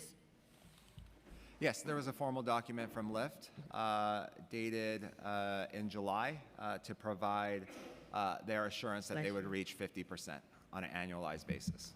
Can you share those documents with the committee? We can. Thank you. Are there any penalties or consequences if Uber or Lyft do not meet their commitments?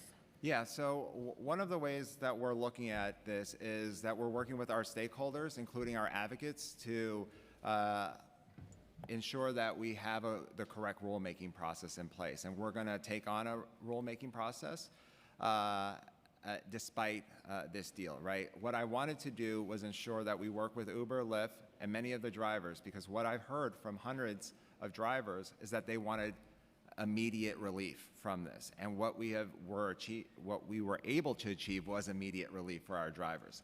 But that doesn't preclude us from issuing new rules, and we're working on them as we speak.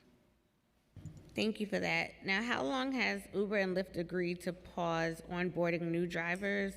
And when would it be appropriate for Uber and Lyft to begin onboarding new drivers again? Is there a utilization rate threshold you have an eye on at all?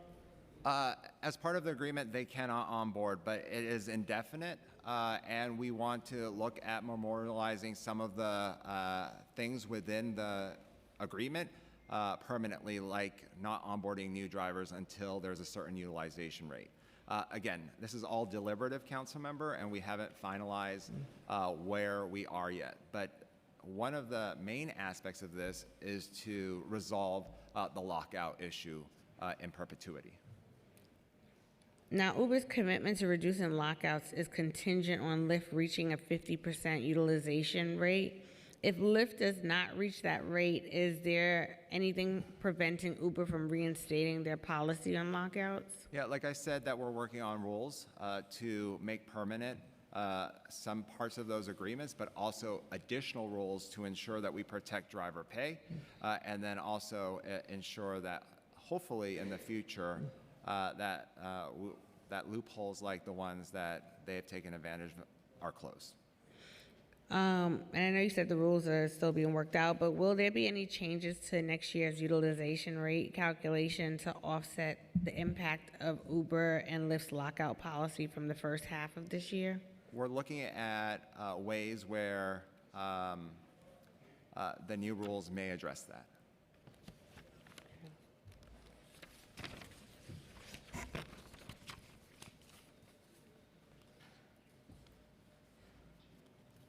While the agreement with Uber and Lyft is a step in the right direction, it's ultimately a short-term solution to the larger problem of driver lockouts. What specific long-term solutions is TLC and the administration working towards to eliminate driver lockouts?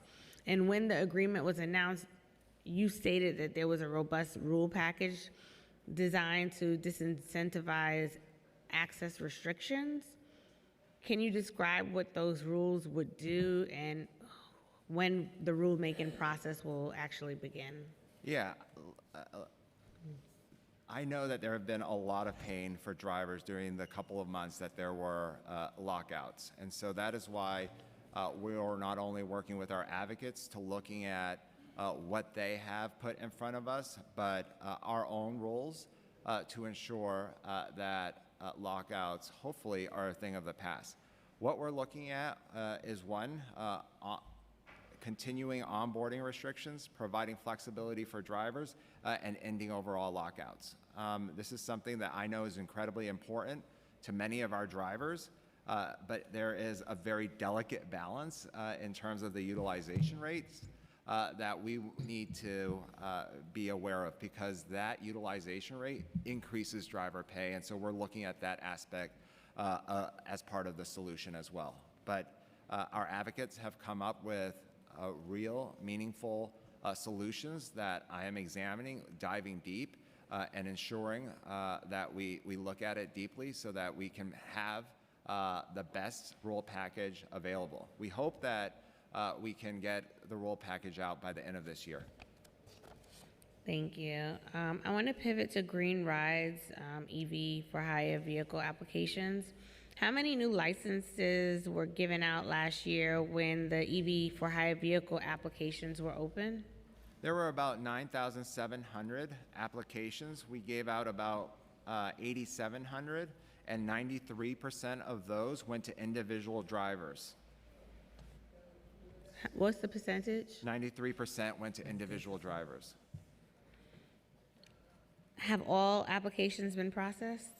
We were very proud, and I thank our TLC licensing team for processing many of those licenses within a 4-month period. Excuse me. What type of outreach was done to mitigate any negative impacts of the opening and quick closing of the application process? Yeah, so as part of the litigation, we were required to close it in a 96-hour period, right? About 4 weeks before throughout that we opened the licenses, only about 2,500 applications were applied for. And then overnight, there was about 7,500 applications. And so we had a period where the judge recognized that it was Veterans Day to ensure that not only the public would know about the closure, we communicated that to the communities, and then the industry itself communicated to itself about that closure. And we saw a rush of 7,500 applications in the 96-hour period before we had to close it on that Monday at 9 a.m. And did the influx of additional EV for hire vehicles result in pressure on the utilization rate that might have led to the lockouts? Yeah, that's a very good question. And in short, no. Many of the drivers were already driving. They were in leasing arrangements, right? And so they moved from having to lease upwards of $425 upwards to $900 a week to now owning their own vehicle and being able to own their own business and drive in New York City. And going forward, how do we manage the driver ecosystem to balance the interests of new drivers or add EVs and wheelchair accessible vehicles while also reducing empty cars on our streets and supporting driver pay? Yeah, so one of the main issues that I think we need to reflect on was that Uber and Lyft were onboarding thousands of drivers as of late last year and even early this year, right? Despite not having enough trips out there. And so what we're doing is we're looking at ways to limit onboarding of new drivers and ensuring that our existing drivers have enough jobs before we allow for Uber and Lyft to onboard new drivers. Again, like I said, it's a deliberative process. We're looking at many ways that would assist us with this, but it is crucial that we take a lot of time to think about how it would impact the overall infrastructure of driver pay and the industry. And in terms of the for-hire vehicle license storage program, during the COVID-19 pandemic, the TLC created a for-hire vehicle license storage program to provide relief to license holders who could not afford to maintain their vehicles during the pandemic. That program ended in August of last year. The TLC has now established a short-term storage program that allows a licensee to put their license in storage once every 2-year renewal period for up to 90 days. Have you done a retrospective on this long-term storage program, and do you believe that it was successful? Are there any lessons that we can learn from the implementation of the program that we can apply going forward, particularly with respect to the new short-term storage program? We wanted to ensure that drivers with the 90-day period to have flexibility when they travel abroad, when they have medical appointments, when they have long-term, other commitments, that they have the flexibility to put their license in storage. What we did not want folks to take advantage of this program were the big leasing companies putting their vehicles into storage and not putting them on the road to ensure that drivers not only have options for those vehicles. And so that was the intent of the overall rules, to ensure that drivers had access to these vehicles and not that the big leasing companies would be able to take advantage of that. However, we also had the flexibility built in for our drivers so that they could put their licenses in storage. And I have not heard of many cases where there have been concerns about the new storage program.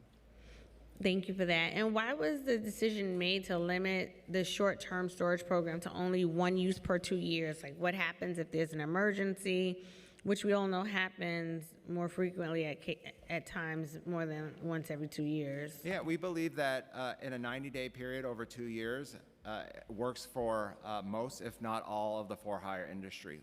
Again, while passage of this rule, I heard some concerns, but I haven't heard additional concerns since the passage of this rule. We think it strikes the right balance, but we're always welcoming more, I think, feedback from the community to make any program a little bit better.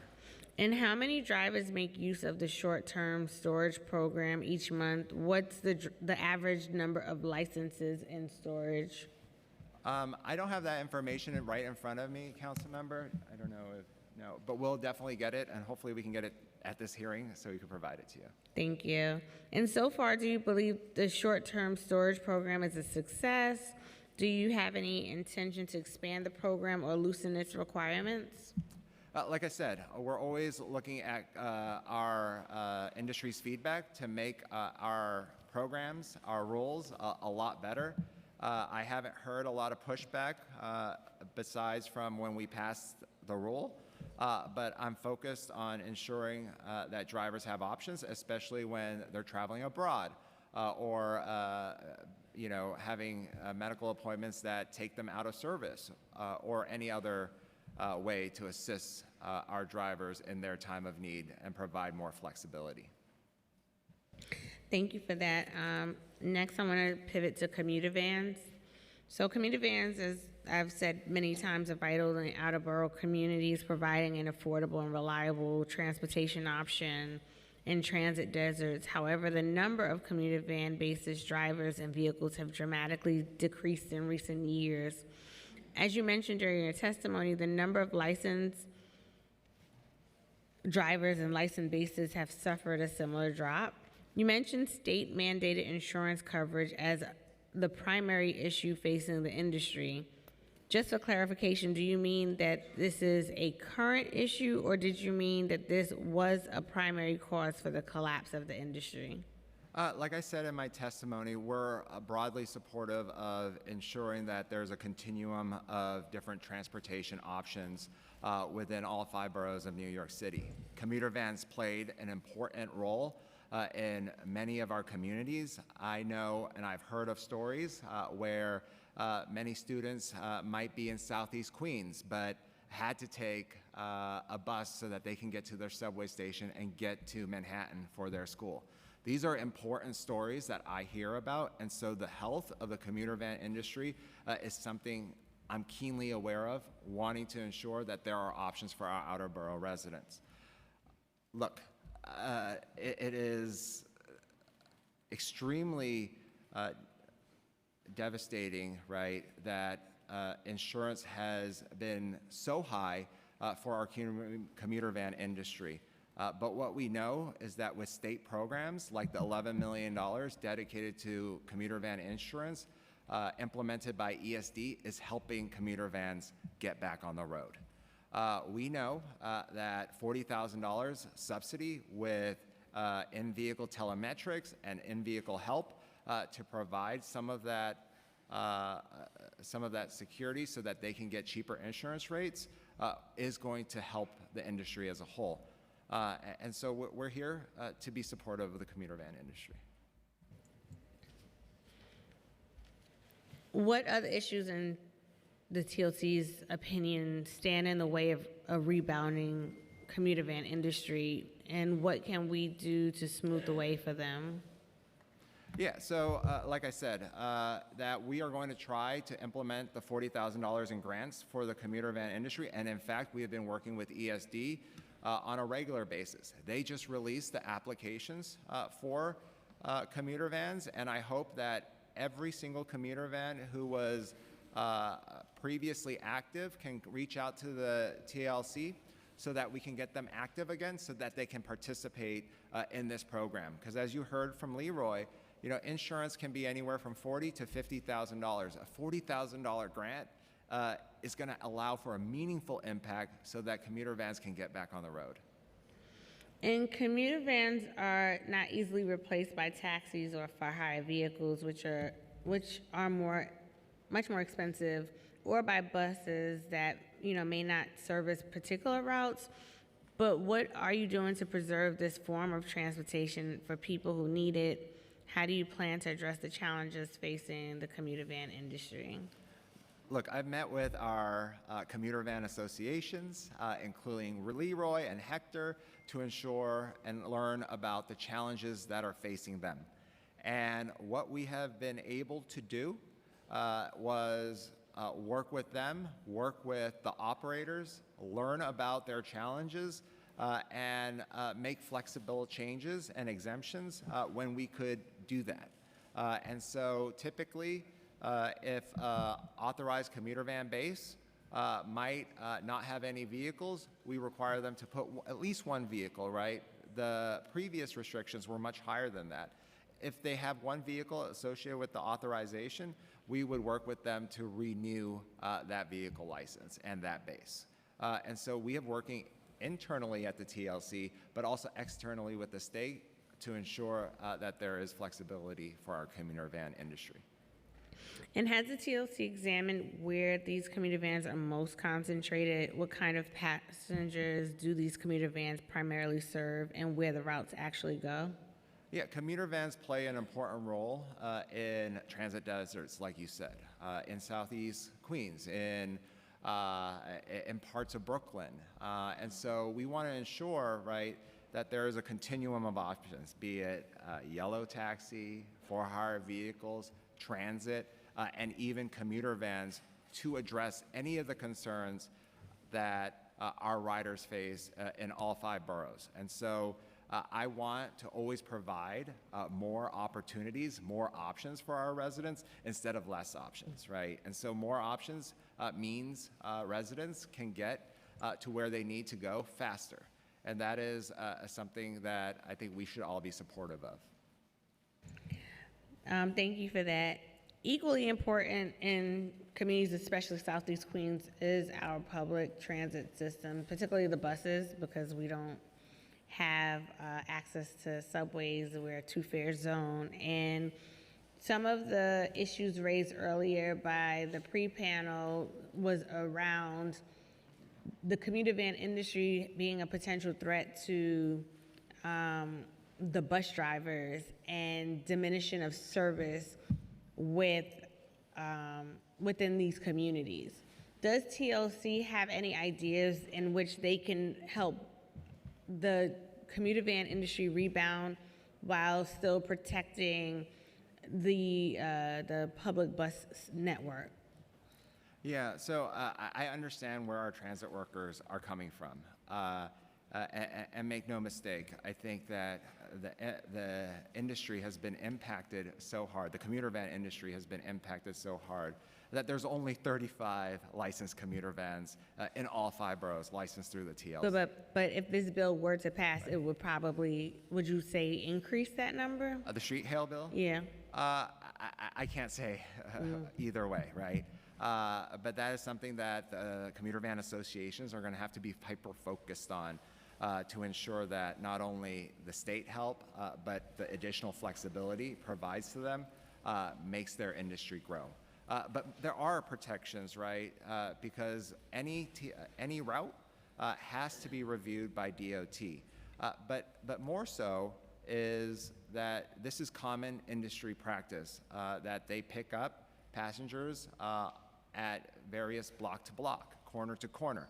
And so this is just memorializing some of what they're already doing into the law.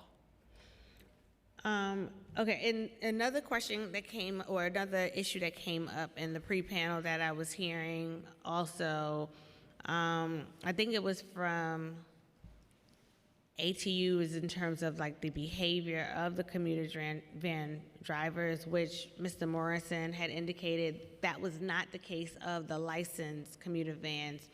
How does TLC manage what's on the road in terms of licensed versus unlicensed? Because as we look to explore what legalizing the street hails look like, we're not trying to reward the ones that are the bad actors that impact the safety and access to the bus services. So what has or can TLC do to address that? Yeah, council member, enforcement is a key aspect of unlicensed commuter vans. We regularly And enforcement is by TLC, right? Or PD? Both by TLC and by PD. And so we regularly work with NYPD to ensure that commuter vans are operating legally so that there are the protections of not only insurance, but having a licensed operator, having a CDL operator, following DMV state guidelines. These are all incredibly important. And as I look through my data in 2023, about 95, there were 95 summonses in total. Only 5 went to licensed commuter vans. And so what Leroy was saying is correct, that 90 of the 95 went to non-licensed commuter vans. As of this year so far, all 47 summonses to commuter vans went to unlicensed commuter vans, right? And so I think for the most part, the licensed commuter vans are following the rules, the regulations, and the state traffic laws. Is there a shortage of resources why the enforcement is not able to kind of address the bad actors? Well, Because I know I have some that are in Rosedale that are not licensed, that do all types of things to people's property, and I know they're not the licensed ones. yeah, well, thanks to Mayor Adams and the administration, we were able to get 100 new TLC police officers. We're training our first class in 2 years currently, and are going to recruit more officers. And so that is going to help us provide more attention to areas where we can be helpful to you. So if you let us know about where they're operating, we will come out there and support you and your community. Yes, we're hyper-focused on ensuring that non-licensed commuter vans get licensed or not operate in New York City. No, that is helpful. And is there coordination with TLC and PD in terms of how to engage the commuter vans, what is actually legal versus not legal, what they should have and shouldn't have? Well, every unlicensed commuter van should not be operating, should not be picking up trips. And so they need to go through the regulatory process that assures that not only do they have the proper insurance, the proper licensing, but also the proper education so that they can operate as a commuter van. And so as we see commuter vans with non-New York State plates or Pennsylvania plates, et cetera, those are not operating legally on New York City roads. And so we're going to be focused on ensuring that they do not operate. Thank you for that. And is the current rule prohibiting street hail something you enforce strictly? And if so, how many violations typically occur in a month? Yeah, so we do enforce when we see it, right? But again, with 100 TLC police officers growing to 200 hopefully soon, we will be able to pay more attention to this issue in partnership with NYPD. But we work with every precinct to ensure that when we see that there is a higher number of certain issues and cases regarding commuter vans, we will address that based on constituent concerns, residents' concerns, to ensure that they don't see that type of activity in their communities. Thank you for that. I'm going to yield to Councilmember Krishnan for questions. Thank you so much, Majority Whip Brooks Powers. Thank you, Commissioner. And I just have a few questions for you on Intro 276. My first question is, will this bill negatively impact any existing processes to deal with deactivation?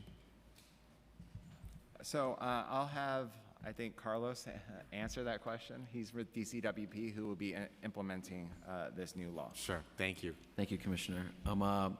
I think, Councilmember, with respect to your question, our goal with this legislation is to, I think, build upon the successes of workers and worker advocates, support existing processes that are out there, certainly, but ultimately create a fair standard for all workers in New York City in this for-hire vehicle space. I certainly was very appreciative of the remarks in your opening statement to this point about other processes that are out there. I think that is the same intent that we have as an administration, and we'll want to work with you on that as we go in the legislative process. So just to be clear, would this impact any other existing processes right now? I think what we plan to. I think my plan is to ensure when we're drafting that we're not making any impacts unnecessarily. I think again we want to build upon success, not walk back anything that workers and their advocates have won for us. Got it. Yeah. Do you have, or how many? Sorry, one question. Do you have any recommendations for the legislation? Yes, I think, Council Member, we've had a lot of experience now in the space of just cause protections for fast food workers, a lot of experience in the context of food delivery workers. I think there are certainly tweaks we might want to work into legislation around arbitration and making it a more efficient and effective a process for workers who want to engage in that process. I think there's components of separation pay we think might be interesting that could help folks if they've been deactivated or unfairly deactivated. I think these would really help make sure that we are reducing the devastating financial impact that an unfair deactivation could have, or also we're disincentivizing companies having to deactivate workers too. And finally, how many complaints or cases do you anticipate? I think, Councilmember, I heard my colleagues from Knightsville mention something around 2,000 cases that they've worked through. I've heard numbers from other advocates of upwards of 13,000 cases a year on deactivation. So I think we're looking at that kind of ballpark. And for us, that's certainly helpful for that to be kind of fleshed out in the record because we work very closely with OMB to identify resources if they're needed, and this kind of a caseload is definitely significant. So would require perhaps funding or support resources, additional resources for DCWP? I think that's part of the conversation we have to have, particularly with this amount of cases that are being spoken to on the record. Got it. Thank you. No further questions. Thank you. Thank you, Councilmember. Seeing no one else signed up, I have one question and we will move to public testimony. The chair had asked about green rides and the 8,500 new EV licenses that we've already rolled out here in the city. I wanted to know if we had any data on how many of those vehicles have stayed on the road currently, and if we have any percentage of folks that have gave up those EV licenses in the time being. I know we've had some difficulty with charging infrastructure, et cetera, so just wanted to ask around that. Yeah, if I could step back and give a overall picture of where we are. We're 2 years ahead of schedule on our Green Rides initiative. The administration goal was to get to 100% either wheelchair accessible or EVs by 2030, and we're hitting that mark. 19% so far are now EV or wheelchair accessible in terms of the number of trips. Overall, we see that this has helped build additional infrastructure. Just yesterday, Councilmember, I opened 10 additional, or I helped to open up, excuse me, it wasn't my charging, but opened up 10 additional fast charging stations in Manhattan. This initiative has spurred more infrastructure across all 5 boroughs and has potential to add additional infrastructure in the Bronx. And so we're very excited by this. In terms of the EV FHV numbers that you asked for, there were 10,243 EVs as of February 2024.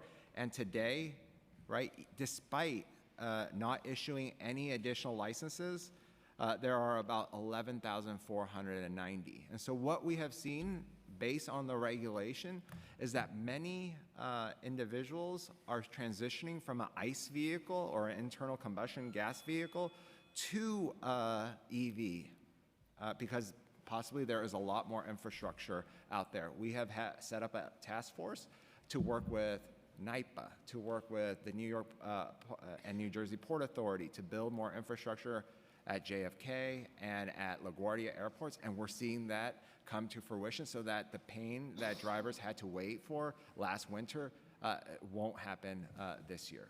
Great. And so do we have any data of folks that were initially given their EV licenses and then?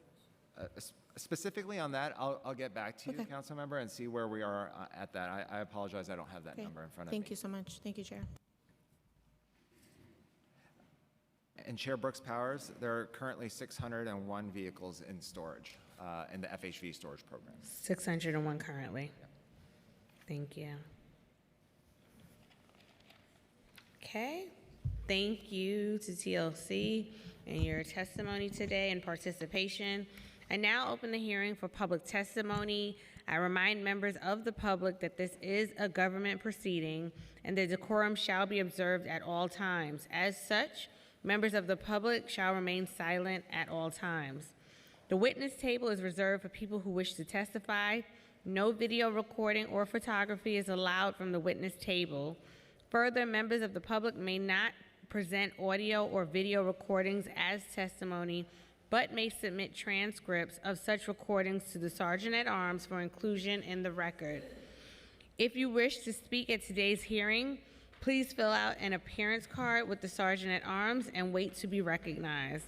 When recognized, you will have 2 minutes to speak on today's hearing topics: oversight, TLC for hire vehicles, commuter vans and other TLC licensees; intro number 100, a local law to amend the administrative code of the City of New York in relation to the suspension of alternate side parking regulations on LOSAR; intro number 276, a local law to amend the administrative code of the City of New York in relation to the wrongful deactivation of high volume for hire vehicle drivers; intro number 277, a local law to amend the administrative code of the City of New York in relation to taxicab driver pay for electronically dispatched taxicab trips; intro number 323, a local law to amend the administrative code of the City of New York in relation to establishing maximum rates for the leasing, rental, lease to own, and unconditional purchase of for-hire vehicles; intro number 939, a local law to amend the administrative code of the City of New York in relation to allowing commuter vans to accept hails from prospective passengers in the street; intro number 950, a local law to amend the administrative code of the City of New York in relation to increasing the number of violations required to revoke authorization to operate a commuter van service; intro number 1021, a local law to amend the administrative code of the City of New York in relation to the suspension of alternate side parking regulations on Patriot Day. If you have a written statement or additional written testimony you wish to submit for the record, please provide a copy of that testimony to the Sergeant at Arms. You may also email written testimony to testimony@council.nyc.gov within 72 hours of this hearing. Audio and video recordings will not be accepted. We will call the first panel, which will be former council member Donique Miller.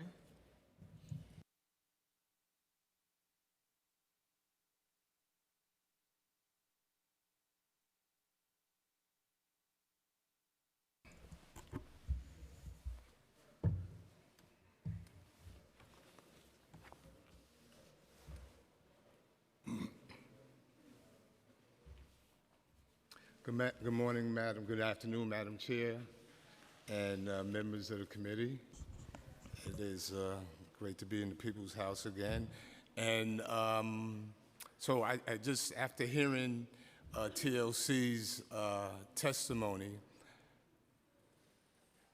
I kind of just wanted to divert from what we were talking about, because obviously they are either misguided or misinformed about what the commuter van industry really is at this moment in time and the services that they are providing. And I would love to work collaboratively with them and the other agencies to ensure that that's happening. But for him not to mention the actual mandated report that came out of the legislation that we passed back in 2018, that required annual review and reports of the industry around safety, that wasn't mentioned at all. And quite frankly, that was important as to whether or not you make a determination as to that this should be expanded. And also I just want to mention the first name basis of the industry folks is clearly where he's getting his information from.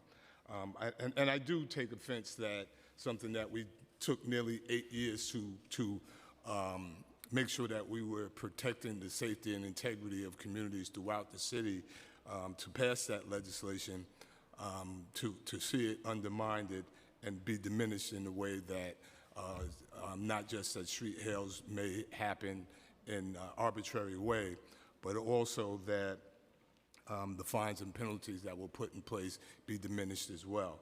But what I really wanted to talk about was and very briefly, is that public transportation, and that transportation, what is not being spoken about here today, is the great equalizer. We do talk about transportation deserts, often communities of color, and the impact that that has on there. But transportation, what we're missing is that there is a obligation by the city and the state to ensure that they're providing this public benefit equitably throughout the city.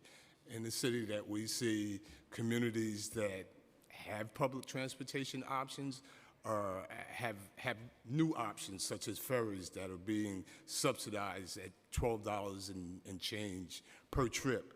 And in other communities, their options are commuter vans, which are greatly underfunded, that are not regulated and oftentimes not providing a safe service.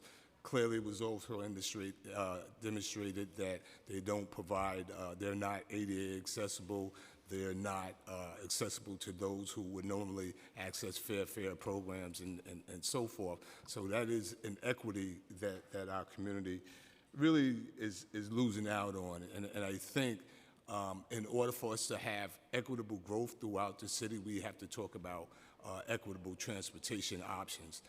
As we move further, I think one of the testimonies, whether 100 or ATU, talked about transportation funding. Transportation funding by the MTA on the operations side is strictly by fare box. And anything that interferes with the fare box, the numbers that are coming in, the people that are getting on that are captured by the fare box, diminishes the service that is provided. As we talk about transportation equity and transportation as a great equalizer, there's been conversation about congested pricing, and as this committee knows, that if and when that is implemented, it is only for capital projects, meaning that the operations of bus service is not going to be impacted by it. It is not going to get you a contract. It is not going to provide benefits. It is not going to impact the day-to-day operations. And certainly, I don't think that in our lifetime that we're going to see light rail or subways riding down Merrick Boulevard, Flatbush Avenue, Northern Boulevard, anywhere of these transportation deserts that currently exist. So we have to look at, common sense measures that really matter. One of the things is... Sorry. Okay.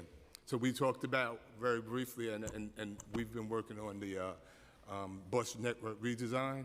I think those are areas that we can focus on, and we could, right now, we can have a conversation about what the industry, the commuter van industry does, but to arbitrarily integrate them into bus stops and street hails, I think is a wrong move. And I thank you for that testimony. I will say that I've heard consistently similar to what you shared in terms of the concerns in the bus route or below 96th Street. And so considering that you have a significant transportation background, I would love to hear from you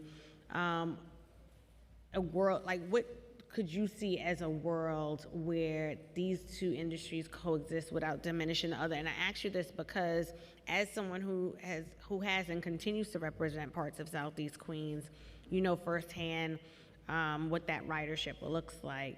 And then I do want to have a follow-up question that I asked earlier, and I didn't really get a clear answer, but when the commuter vans are not available, do you see that the majority of those riders go to taking a bus, or do they go into their personal vehicles?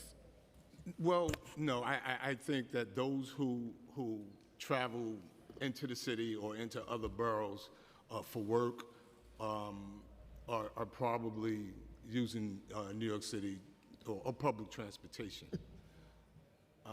Just in general, yeah, just the short of it, yeah. I think they're taking public transportation as a alternative, not necessarily an alternative mean, but what I would envision, what I think has not been captured is that there are communities that are truly transportation deserts for a plethora of reasons, logistics and otherwise, somewhere like the Rockaways and so forth like that. I think whether or not we're leveraging this conversation around greater public transportation options, but in the meantime, could we see something like that in there? But in terms of where routes already exist, which I think is the task of DOT, is to look at the existing routes and to see whether or not they are functioning efficiently. Can they be better? Could they be assisted by the vans? And so that's their job in licensing the vans, is assessing whether or not they are not performing or providing a service in that area. So if in terms of collaboration, I think DOT and their data collaboratively with the Transit Authority will really serve to dictate whether or not or where they could possibly operate. And then I know, like, for example, in Queens, we have the Queens bus redesign going on, which I still find, and I'm hopeful that we'll still see some more changes. I'm concerned about, one, diminishing of our bus services through it, but also, two, there are still pockets of the community that still would not have a direct access readily, where they could walk maybe a block and a half to a bus stop. And so do you feel that in instances where when you look at the map and the bus redesign is still not capturing certain neighborhoods, that there is a way in which the commuter vans could be that connection to the buses? Because, again, I know that... At that point, so we're talking about creating what we got rid of 30 years ago, which is a two-fare zone, or putting a van to a bus to a train. Well, some of the bus redesign creates a 2-3 fare zone now. I would suggest that you get the MTA in here and have a hearing on the redesign and what they look like. Often the routes that run throughout the city of New York, and particularly in the outer borough, they were old trolley routes, and they haven't been changed in 75 years. They were industrial communities that are now residential and vice versa. And so, this is really an opportunity to be better and that have an impact on communities, on industries in a way. I think it's really important to do that, but I wouldn't, just throw out the baby with the bathwater that one thing shouldn't exist or the other. I think that it's really important to finally have their ear and the resources and revenue behind it. But again, losing revenue at a time where MTA is hiring people to circumvent fare dodging and the rest of that stuff, but to give it away is really abdicating their fiduciary responsibility of all, not just agencies, but bodies of government, including the council, to make sure that we have the operating expenses and revenue that are going to allow them to serve folks efficiently. And we don't want to do anything that takes away from that. Is there a space for them to make money? I think that we have absolutely done our due diligence to incorporate commuter vans wherever we can, but in the daily operations of You know, we want people to be safe and efficient. Mind you, from an ATU perspective, that industry started in Staten Island, running back and forth, and they, you know, crossing into Manhattan. It would do potentially have great damage. They talked about industries nationally where corporations come in, use policies and legislation such as this, and run fleets on public transportation. And we don't want to diminish that and see that in that way. And I just also want to say how much I do support Intro 276. It makes all the sense in the world that you know, collective bargaining, due process, and discipline is a basic fundamental tenet of labor rights, and it just absolutely has to happen. So. No, I thank you for that. Yep. Thank you. And also, I'd just like to clarify for everyone something that was stated earlier. So although no video recording or photography is allowed from the witness table, members of the public may record these proceedings from their seats but may not use tripods or obstruct walkways. We'll have our next panel. Thank you. Thank you so much, and you know, as always, I am available.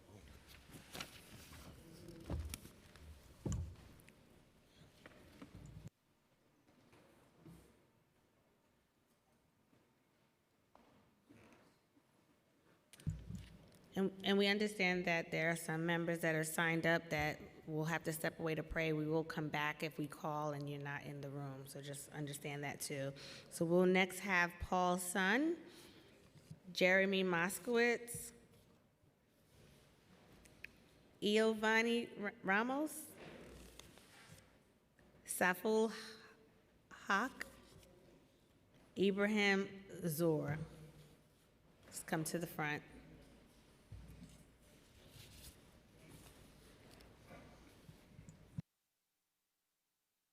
And please just introduce yourself before you speak so we can have it on record as well.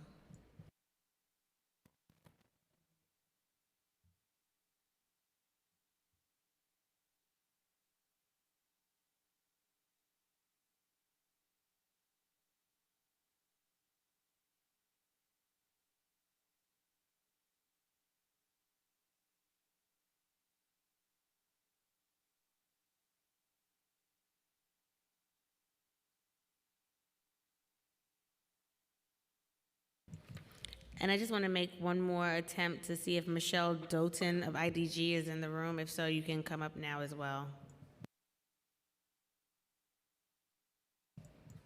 Okay, you get started. Just please unmute your mic.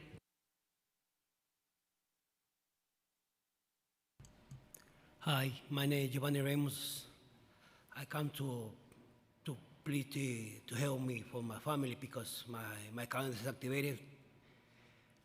When Uber come to the market in New York City, I'll be here to help Uber as I am the first driver started driving Uber in the market.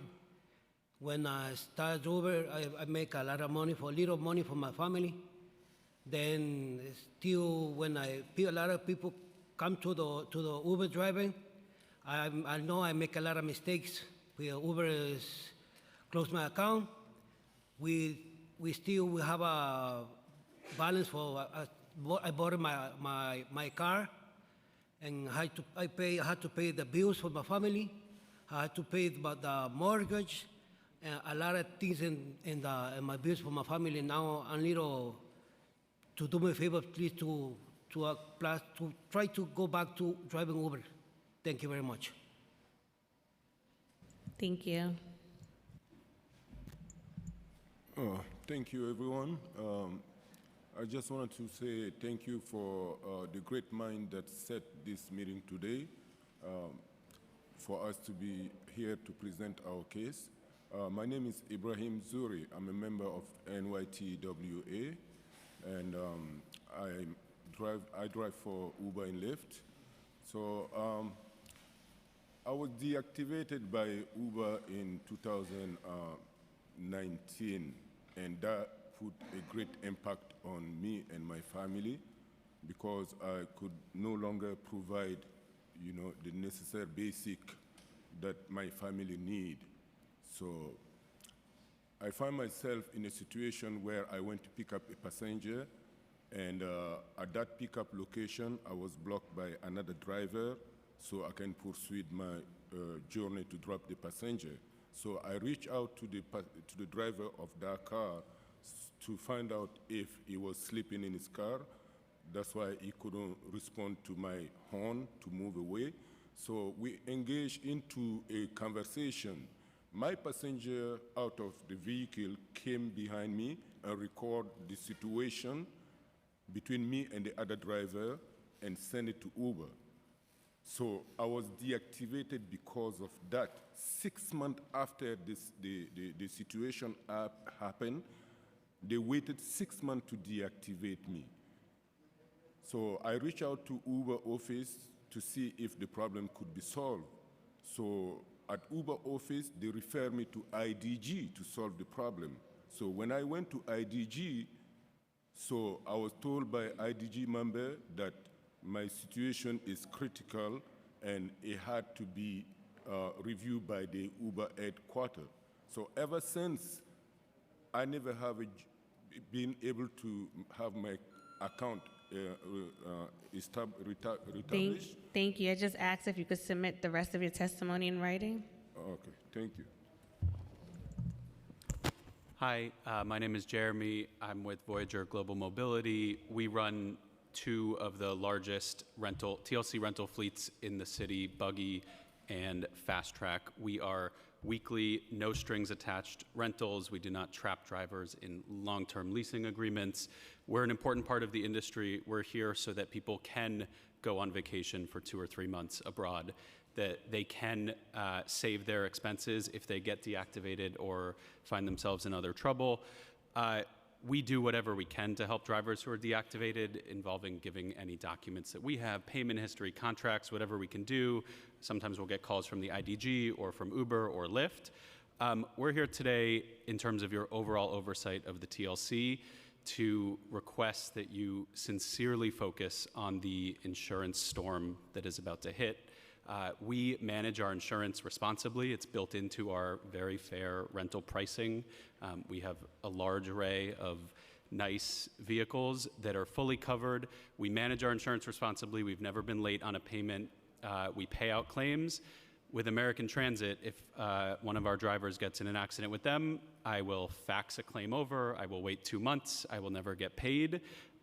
It's a shame that everyone has known about this forever, that they have let drivers get on with low premiums so people aren't managing their finances responsibly. The other major players, Hereford and Maya, are not that much better.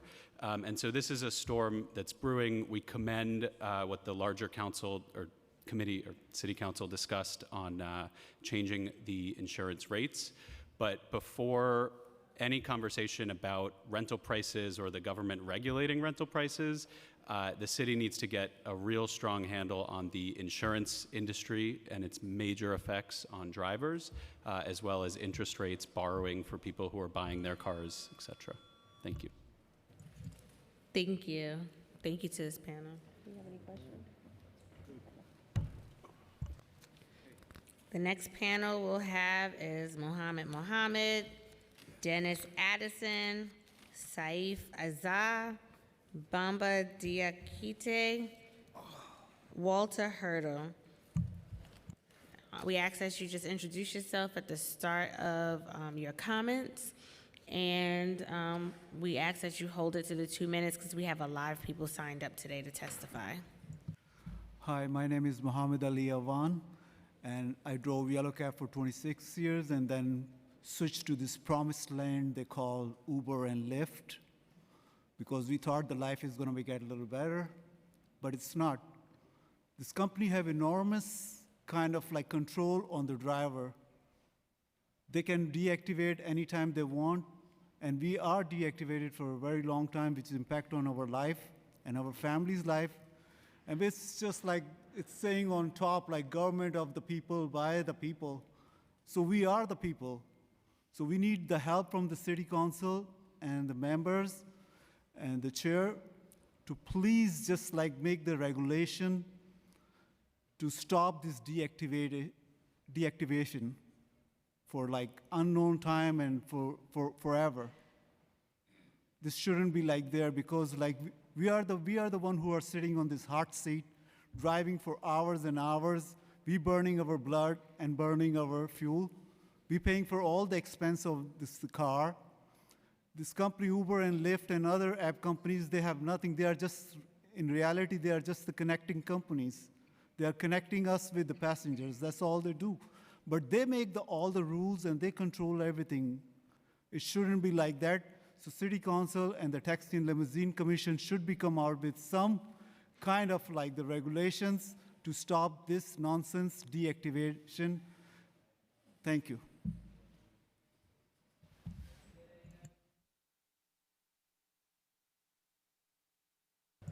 Next.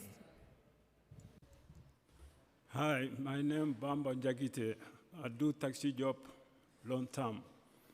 Okay. Before I talking about, I got my own problem.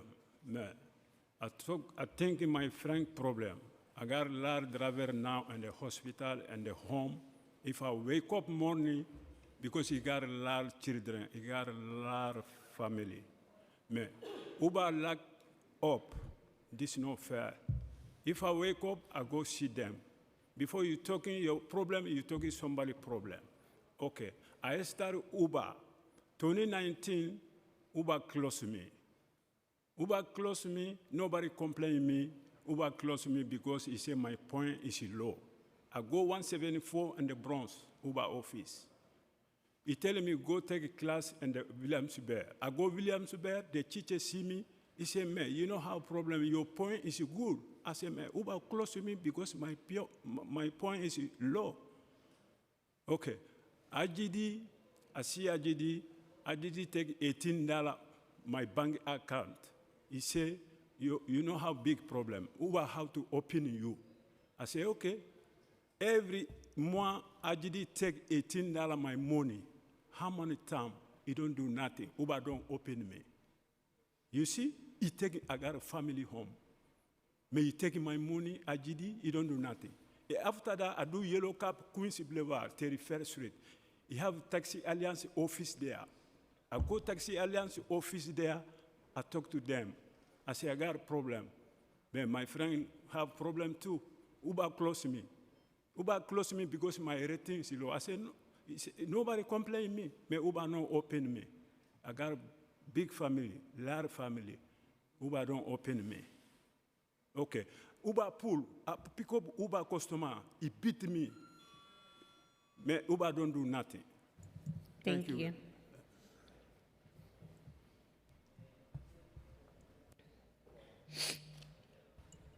Good morning.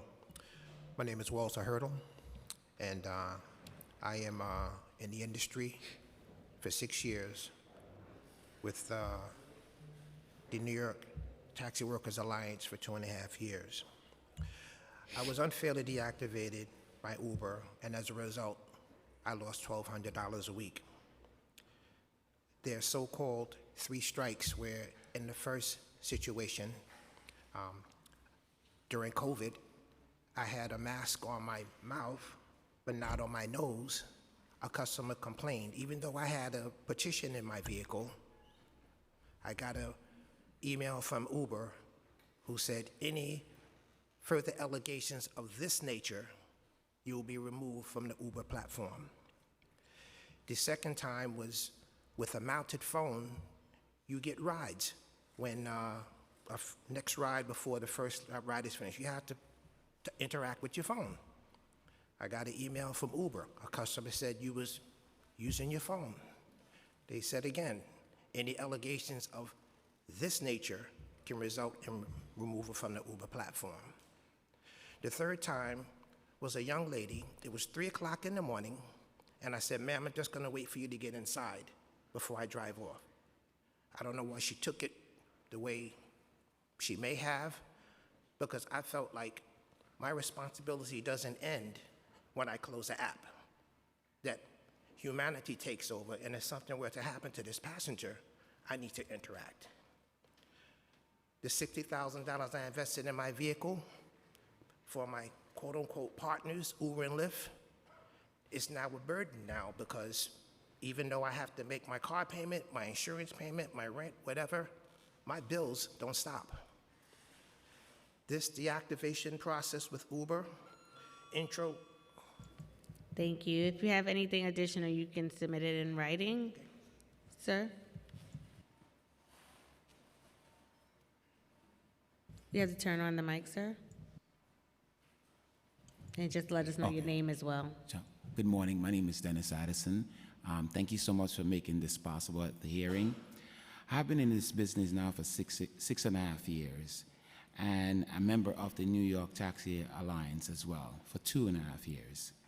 I've been unfairly deactivated by both Uber and Lyft, and weekly I make over $1,600. And since Uber have deactivated me, it was very much unfair for me and my family.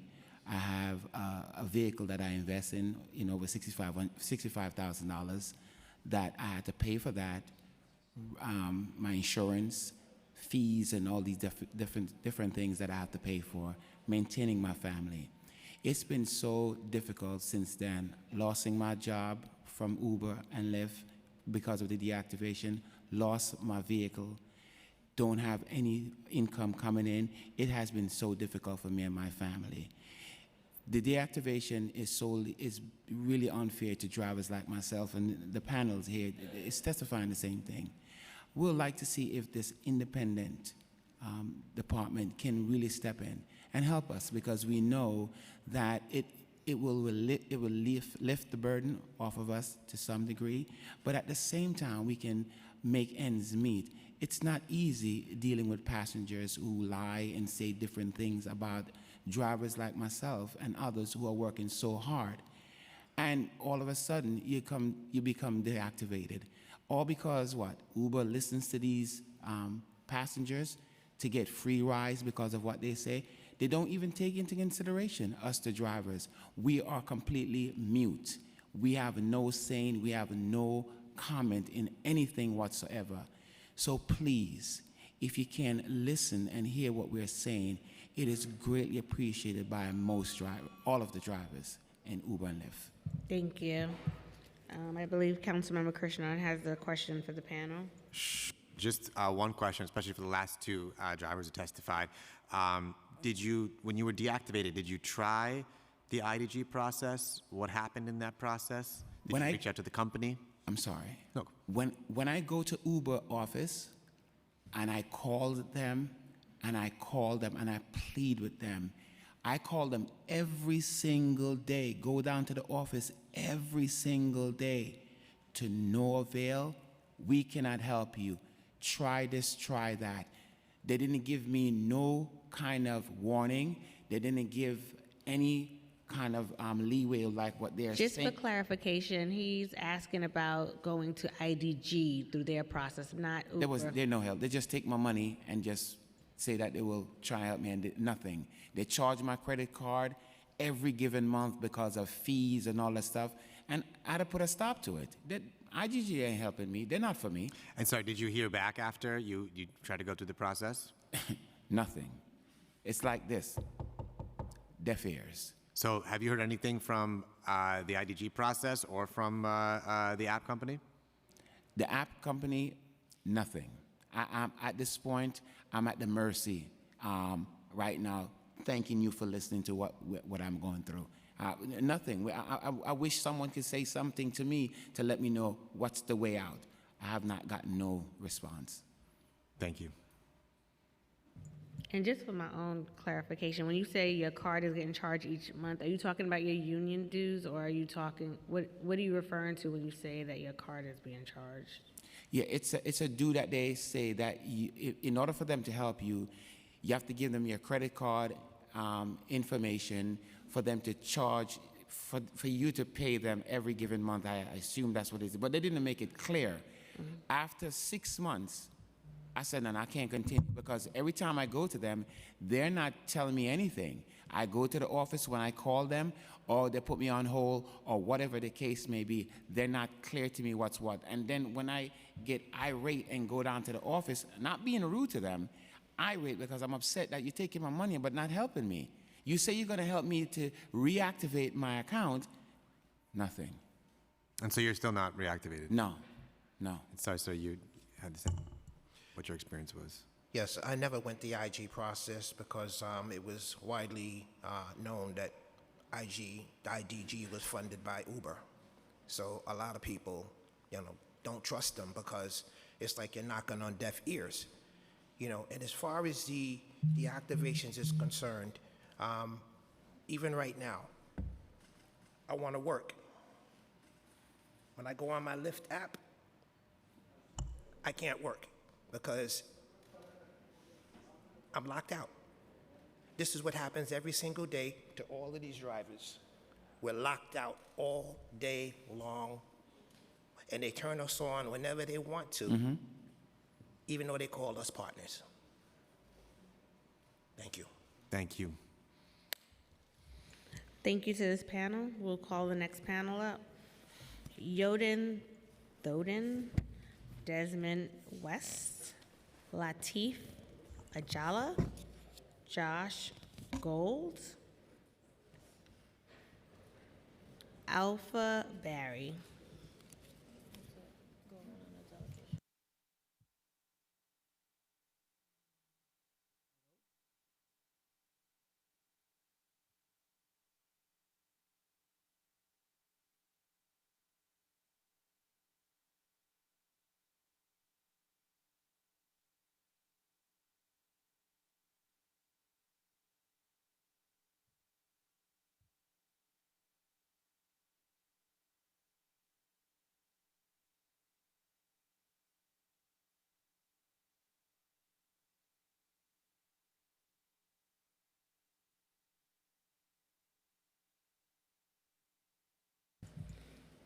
Anthony Ibozo, Frank Haley,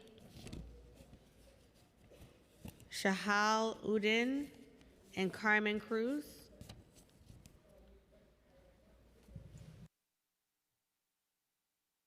And again, for those who are praying, we'll just come back to those names afterwards.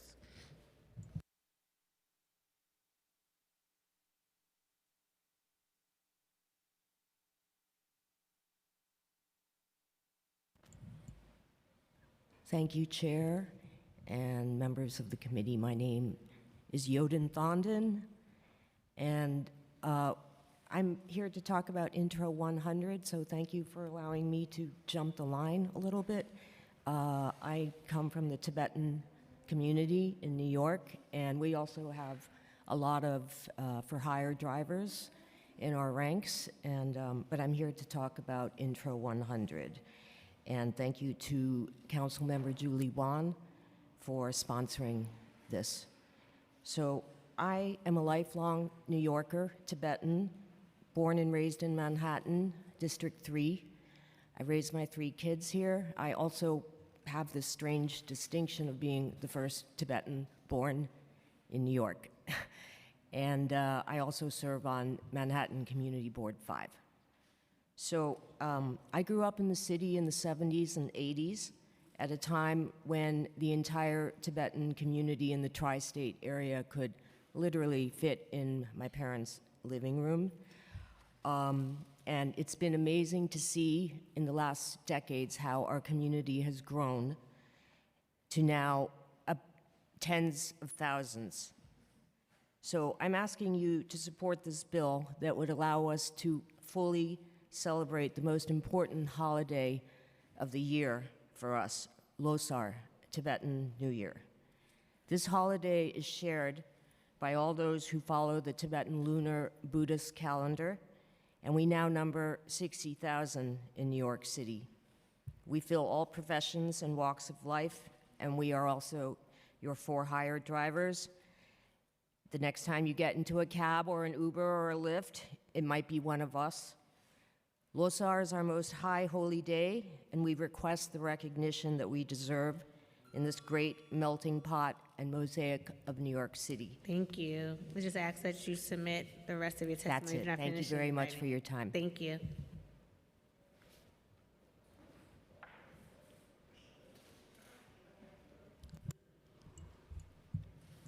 Good afternoon. My name is Desmond West, President of Royal Rose Transportation, commuter van.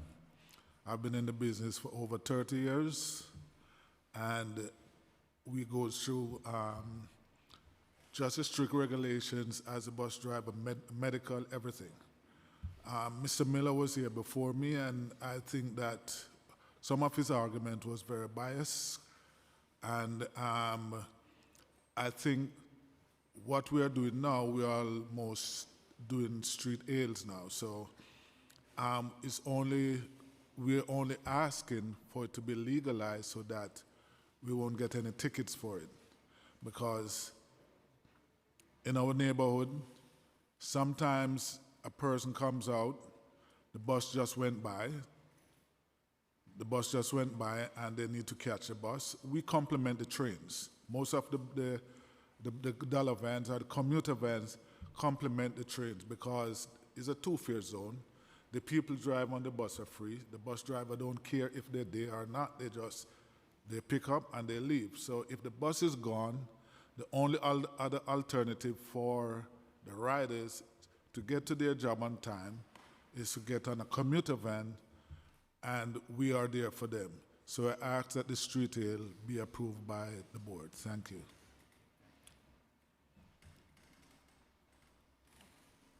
I'm going to interpret for her.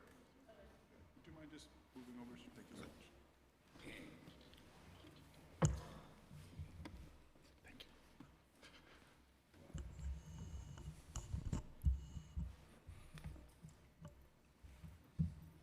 Buenas tardes, mi nombre es Carmen, soy miembro de New York Taxi Workers Alliance. Good afternoon. My name is Carmen, and I'm a member of the New York Taxi Workers Alliance. Tengo 11 años conduciendo para Uber. Es muy importante para mí tener seguridad en mi trabajo y no estar con miedo de que cualquier momento puedo ser despedida por Uber o Lyft.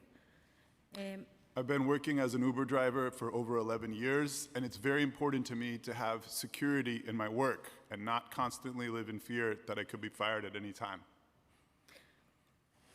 La ley 276 puede protegernos de desactivaciones injustas y darnos un plazo de 14 días. The law 276 would give us this job security, give us protection. It would also mandate that the companies give us 14 days notice if they are to fire us. Para nosotros tener un proceso equitativo de que los choferes podamos ser escuchados. We need this equitable process where drivers can be heard. Inclusive la ley puede proteger a los conductores para las pérdidas económicas debido a estos bloqueos injustos. Additionally, 276 can help drivers against the economic losses that we're facing due to the lockouts. Una solución para bloqueos en esta ley 276 para que Uber y Lyft participen en una disciplina progresiva donde puedan investigar estas infracciones de una manera justa. This law would mandate progressive discipline and would, force them to have a real investigation into what actually happens, and it also would apply to lockouts. También los acuerdos entre la ciudad Uber y Lyft sobre los laqueos, la ciudad lo está permitiendo. Sabemos que Uber engaña las reglas del pago. I also think it's important to say in the deal between Uber and Lyft and the mayor, this deal allows Uber to cheat the pay rules. Thank you. And I just ask that she submits the rest of her testimony in writing. Since she was translating, can she finish her testimony? Have extra time? Sure. She's almost done. If we could just put another 40 seconds back up on there. You're wrapping up now, Yes. right? Okay. Necesitamos una solución que ponga un alto al bloqueo y que aumente el pago para compensar las pérdidas de viajes. Es por eso que Uber empezó los bloqueos. We need a solution that not only ends lockouts, but that raises driver pay to make up for loss of trips.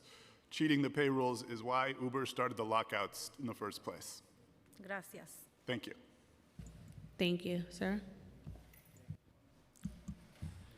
Hello, City Council. My name is Frank Haley. I've been a TLC licensed driver since 2016. I work for Uber, Lyft, and I've worked for apps that dispatch MTA accessory trips. I'm here to support Intro 276. Hopefully that gets passed. Drivers need something to protect them against unfair deactivations. We have absolutely nothing. I mean, any app or any client can make a story up, lie. Recently, I had a Lyft passenger just lie because, she was in a rush. She wanted to get there quick. She wanted me to drive quicker. I told her no, to be vindictive. She filed a complaint against me. Lyft didn't even give me the date of the incident. So even if I have dash cam in my car, I can't even defend myself if they don't even provide that information.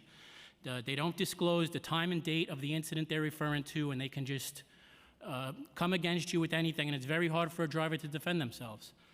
I was also deactivated from the MTA because they claimed I didn't take a drug test.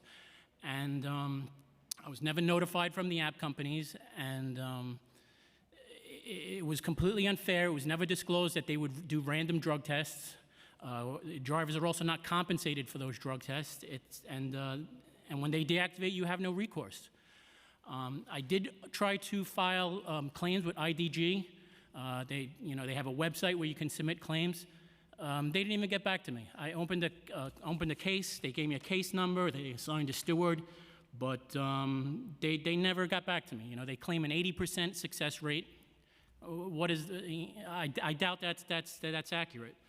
I mean, this is very important. Drivers, they'll lose all their income, right? You deactivate them, they have car bills to pay. As soon as you deactivate them, you're right to poverty. I mean, I'm asking the City Council to seriously consider pass this bill. Drivers need these protections, and it's long overdue. So I hope you pass it. Thank you. Thank you to the panel. Next, we will call up Naveed Parucha, Shamsur Rahman, Madibo Doikara, Adna Babra, Mohammed Ali Awan, and Richard Ehon. And when you come up, we just ask that you state your name before speaking so we have it for the record and adhere to the 2-minute rule.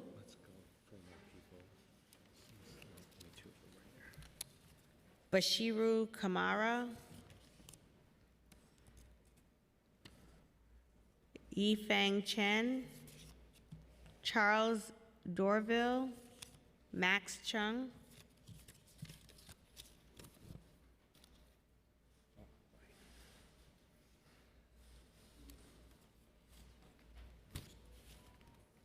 Suresh Chad, Wayne Chin, Kara Klita,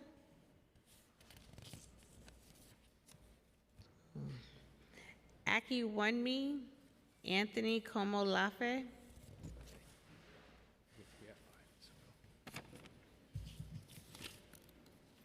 you may begin taking the mic off mute, and please state your name and adhere to the 2-minute rule.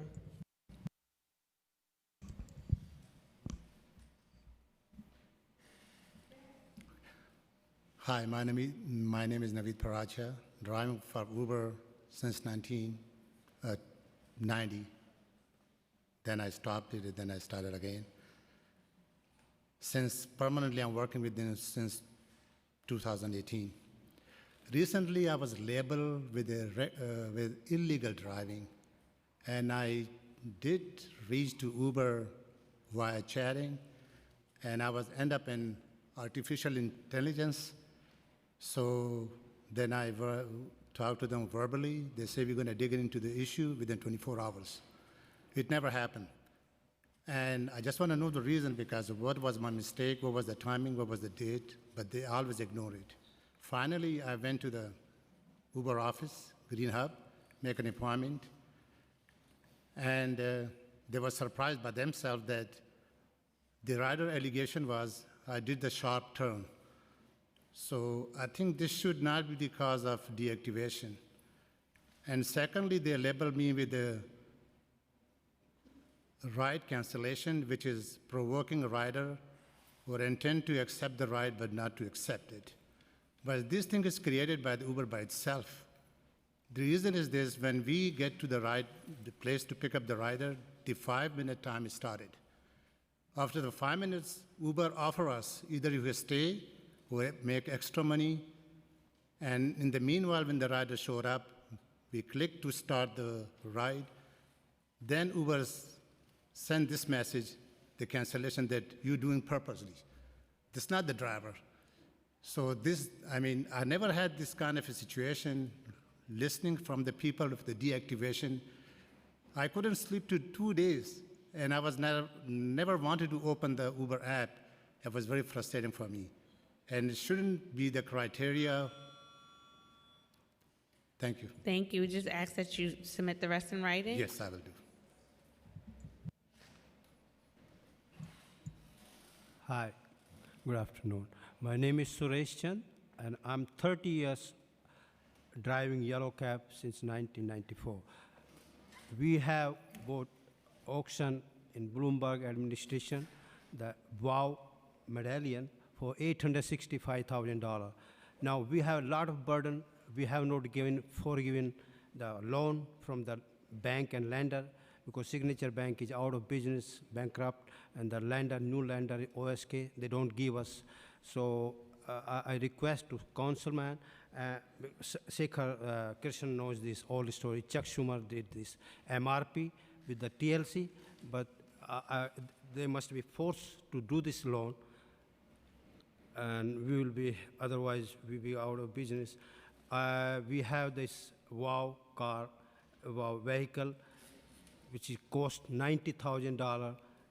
So we don't want to share, we don't share any money from the city, whatever, but it's cost too much increase now. We want the flex fare, but what app pays to us, if they want to charge some money, they charge the customer. We want our meter fare, what we use to have regularly.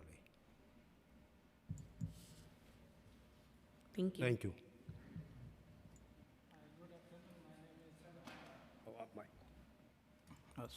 Hi, good afternoon. My name is Samsur Rahman. I've been an Uber driver for more than 10 years now, and I never had an issue with Uber. But recently, this month on the 24th, I received a notice from Uber that my account is deactivated. They claim that I did unsafe driving. So in the last 10 years, I never had any issue. And right now, they consider me as a unsafe driver. And they just provided me with 2 dates. Last month on the 2nd and this month on the 15th, they said I did unsafe driving, but they're not disclosing the exact date and time because I do have dashcam in my car. So if they don't give me the exact date and time, how can I defend myself? So I went to the Uber office twice, but they couldn't really help me out. They sent me to IDZ. I went to them, and they said they submit an application for appeal. But they told me that I gotta wait at least 3 months to up to a year to get a decision on my appeal. And most of my riders are happy with me. I get tips, but sometimes I do get some riders that always complain, tell me to make U-turns, which are illegal. Then they do make false report. Some riders, they ask me to cancel the trips, and so they could pay me cash, which is illegal. I don't do that. They make a false report. Sometimes I get so many riders. I'm allowed to take only 4 riders, up to 4 riders. But when I don't take more than 4 riders, they're gonna pile up into my car. They make false report. So there are just too many false reports coming in from riders. And Uber must give us reasonable time so we could submit the documents. Thank you. Hello, my name is Wayne Chin. I'm a yellow cab owner driver, and I support the bay to pay require the air company to pay the meter fare rate, and also I asked the city for the vehicle extension because my next vehicle had to be wheelchair accessible vehicle, and also my loan, my current Medina loan is not restructured yet. My bank, I pay my bank $2,000 a month, only on the interest rate, and the new accessible vehicle costs $1,400 a month. So it will be a big burden on me until my loan restructure with my current bank, and we stay waiting for the city MRP2 program for my bank to join or a new bank to take over our loan. So until that time, I asked the city and TSC to extend our vehicle, retirement. So I asked the TSC and city to extend our vehicle retirement until our loan are restructured. So that otherwise I had to keep my medallion in storage and eventually do the bankruptcy. So I asked until extension for my vehicle operation, until my loan are restructured. Thank you so much.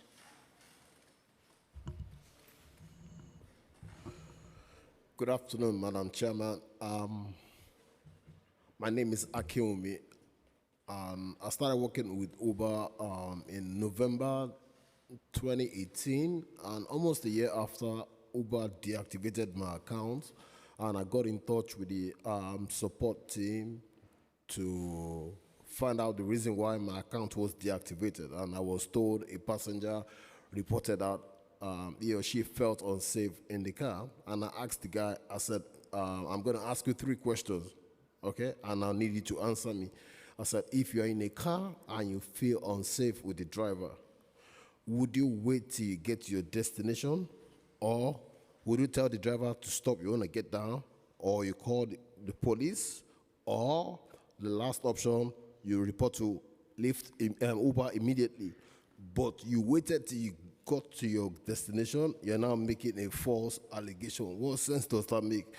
And the guy was like, well, I'm sorry, your account has been deactivated. There's nothing I can do, blah, blah, blah, blah. So that was it. This was in 2019. Now, the thing here now is this Intro 276 is the only option all the drivers in New York have to have peace of mind and rest of mind.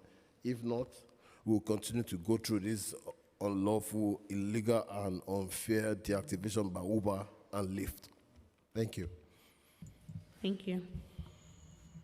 Thank you to the panel. Next, we're going to call up Allison Langley, Muhammad Barry, Barry Muhammad, Denzina Tenzing, Jorli, Sering Jupa, Praduma Ramaji, and I apologize if I'm not doing justice to your names as someone with a difficult first name myself. So please just say your name as you open up and forgive me.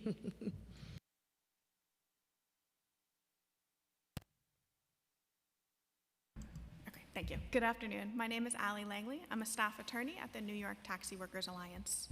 You've heard today, and we'll hear more from my colleagues and the members of the New York Taxi Workers Alliance about the importance of passing Intro 276. So I would like to focus my testimony on 2 other bills before the committee today, Intro 323 and Intro 939. Intro 323 requires the TLC to implement lease caps for for-hire vehicles. Lease caps should be an uncontroversial regulatory tool. They've been an essential part of regulating the yellow cab sector and protecting driver pay for years. Unfortunately, the TLC has failed to take any action, and you heard that directly from them today, even though they themselves have identified that these leasing arrangements are predatory and have a significant negative impact on driver pay.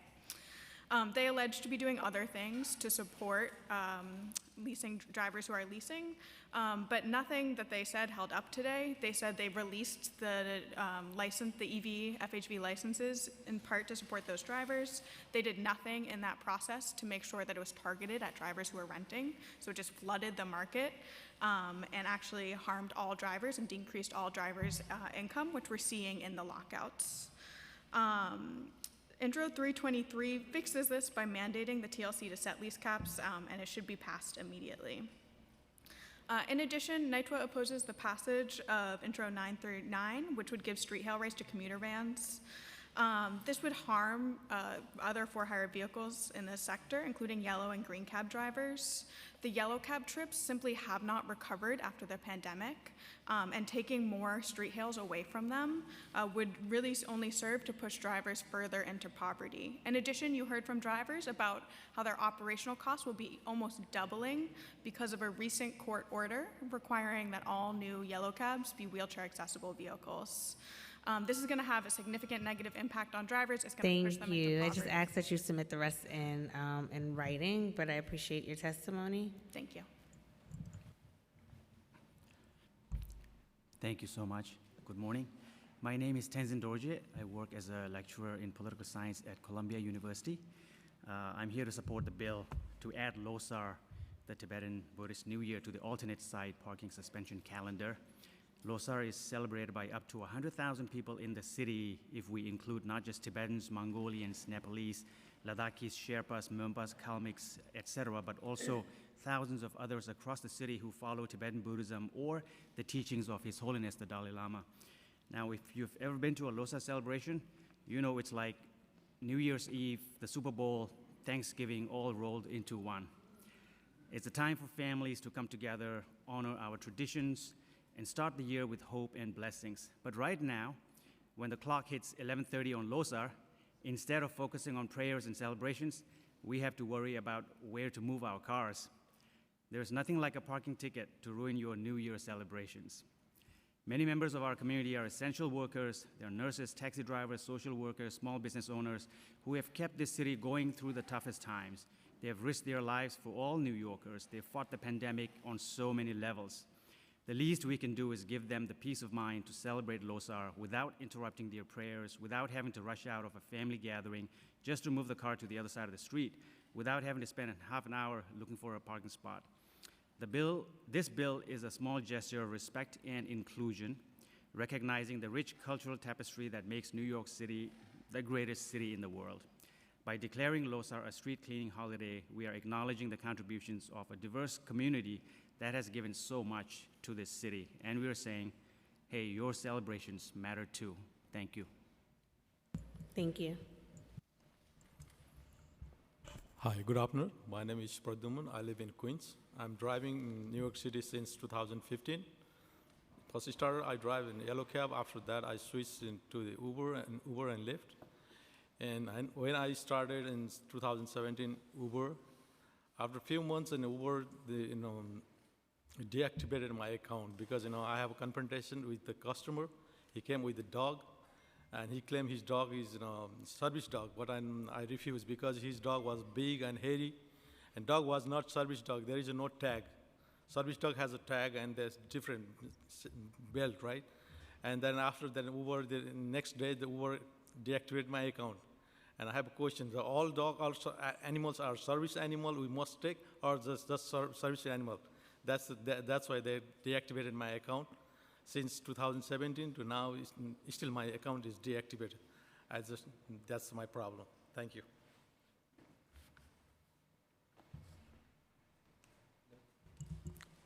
Good afternoon, Chair. My name is Tenzin Dorje, and I'm a father of 2 daughters, and I'm a full-time stay-at-home dad and a part-time Uber and Lyft driver. And since they started doing the lockout, it's been impossible for me to help my family, and that is one of the reasons I'm here, and to also support the Intro 276, which is going to help us as drivers in the future, and also support. I also support as a Tibetan, support the Intro 100 for the Losar alternate. Thank you.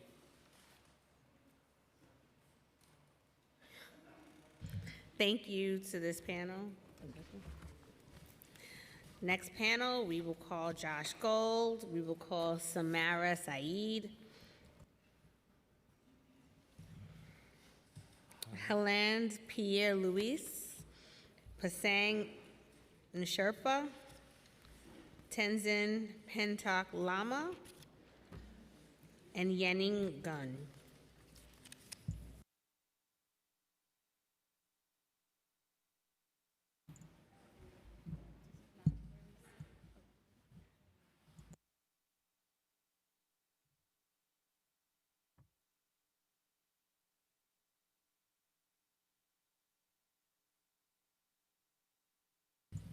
Ali Akbar, Ganesh Harry,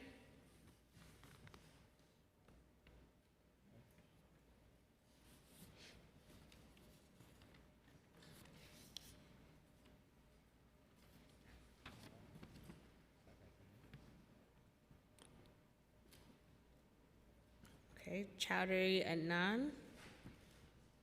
I'm sorry, sir, you can't record from there?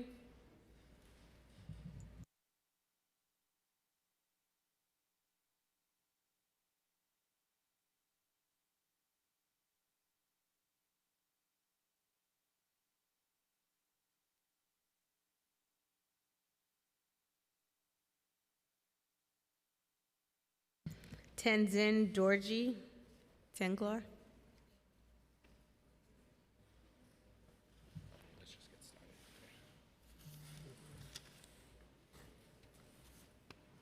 Chamang Lama.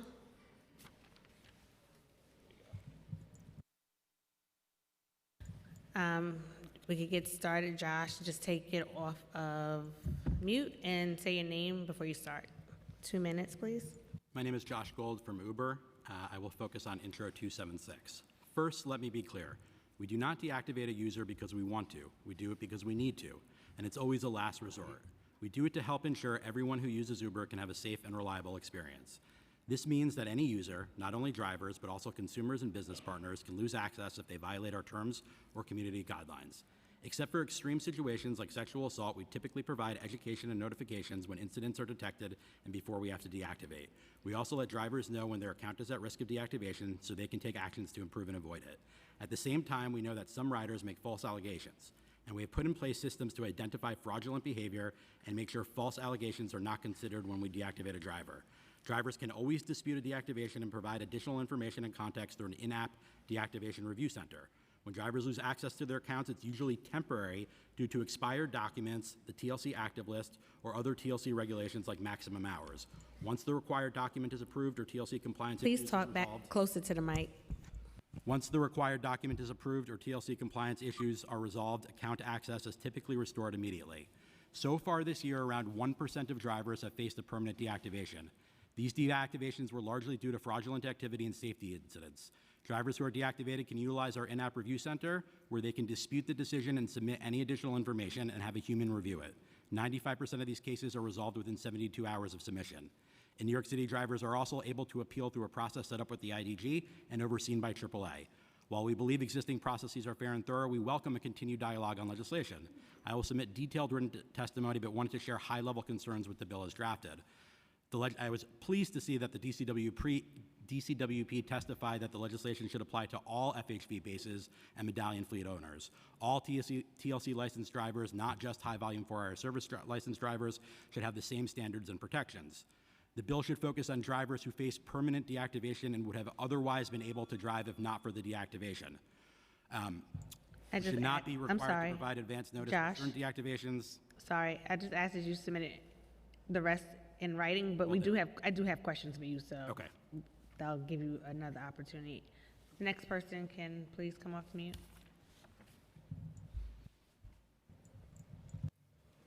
Good afternoon, council members. My name is Paswan Namgil Sherpa. I am driving a yellow cab since 2005. I am medallion owner drivers. So my loan is $430,000, and every week I am paying $500. So majority of the loan is owned by the OSK Bank. This bank is not participating with the city plan, so I request you, council member and TLC, to request the OSK Bank to participate in the city plan, so we can relieve from this struggling and restructure the remaining loan for the medallions. So we have remains 200 to 300 medallions not to restructure their loans.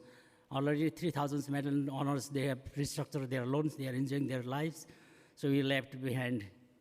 So we request to resolve these problems. Thank you. On the behalf of, I'm talking more on the behalf of Buddhist community, I'm talking. So we are celebrating every year's Losar, Buddhist calendars, lunar calendars, and Losar Day. So we request you to pass the bills to suspend the alternate site, parking sites, so we can celebrate our Losars smoothly. Thank you. Can you just repeat your name, please, for the record? Pasang Namgil Sherpa. I'm a United Sherpa Association member. Thank you. From Thank you. Sherpa community. Thank you. Thank you, sir. Good morning. Good afternoon. My name is Marlon Pierre Lois. I'm an MTA bus operator, TWU Local 100. I've been driving for 21 years in Jamaica, Queens, and I'm here to talk about the dollar van drivers. Okay, the vans are not held to the same safety standard of us MTA operators. Their driving practice are unsafe, making them a hazard to bus operators and the pedestrians. The dollar vans often pull over, suddenly stop and pick up passengers and create a danger and a safety to us operators that's coming into a bus stop when they pulled in front of us and just stop and pick up. The presence of them in Jamaica Center contribute to the congestion, their frequent stop, blocking traffic, the bus lane while we're picking up wheelchair or dropping off wheelchair, dropping people off with walkers and canes. It's a problem for us when they are standing in our bus stops. The bus lane also, and that may come messed up with our schedules. So the vans are not where we're not they're not they're not worrying about the traffic. They take red lights. They do everything they have to do. They drive there unsafe. They picked up on any unsafe location. We forced to brake fast. Sometimes people on our buses sometimes may fall down, and we are the one that's facing the consequences. And when we out there in the nighttime, we do pick up alleyways like 5 to 10 minutes ahead. So we do pick up. Sorry. Thank you. No, thank you. I just ask that you submit the rest in writing.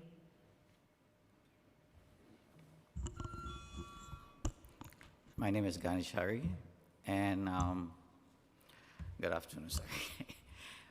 Kind of choking right now. Earlier panel says that the bus takes an hour and a half from Far Rockaway to Jamaica Center. I've been driving for 18 years, the same route, the same line. I does that in 55 minutes. That's the local one. If we do the limited, it's 45 minutes, so I don't know where he gets his facts from. But they are so dangerous out there, these dollar vans. To be honest with you, I wish your kids never travel with them van, but they are really, really ridiculous out there. And I don't know if they're licensed, they're not licensed, but there's a whole slew. Someone mentioned 35 buses or 35 licensed. There's more than even that on Wheel Line alone. So I don't know where is something missing somewhere. And they are not trained properly. Maybe they should get some kind of training to put them over there. That's it? You got 55 seconds left. Oh, okay. If you could come off mute and please say your name before starting. Tenzin Pendo. Good morning, actually, good afternoon, members of the Transportation Committee. I'd like to start by first thanking Chairwoman Brooks Powers for co-sponsoring Introduction 100. Thank you for being an advocate for my community. My name is Tenzin Pendo. I'm a Tibetan New Yorker originally from Nepal, and I'm here today to testify in support of Intro 100 from Councilmember Julie Wan to make Losar, or Tibetan New Year, a holiday for alternate side parking, also known as ASP.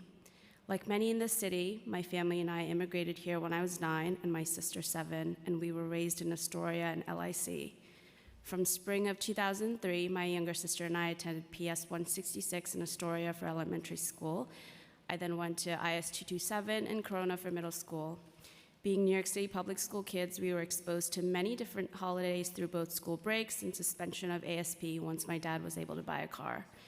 Even though our families didn't celebrate Hanukkah, Easter, Thanksgiving, or Christmas, we understood, even at that age, that those days were important to others around me, people we cared about. I'm now an adult living in Woodside with my uncle, aunt, and their 3 kids, Samsung, who is 10, Sola, who is 7, and Mila, 5.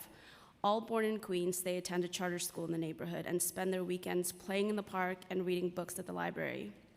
Imagining their friends at their school and in their local park, knowing when and what Losar is and its significance in our culture is a beautiful image. They're feeling seen, heard, and understood by their community, by their city, is something they deserve. The city is home to roughly 20,000 Tibetans out of the larger 61,000 Himalayans. So lots more families and kids like my little cousins who live in all 5 boroughs, not just Queens, and who celebrate Losar each year. By suspending ASP on Losar, New York City would be sending a powerful message of welcoming and inclusion to all Himalayan New Yorkers that our city recognizes us. Thank you. Thank you.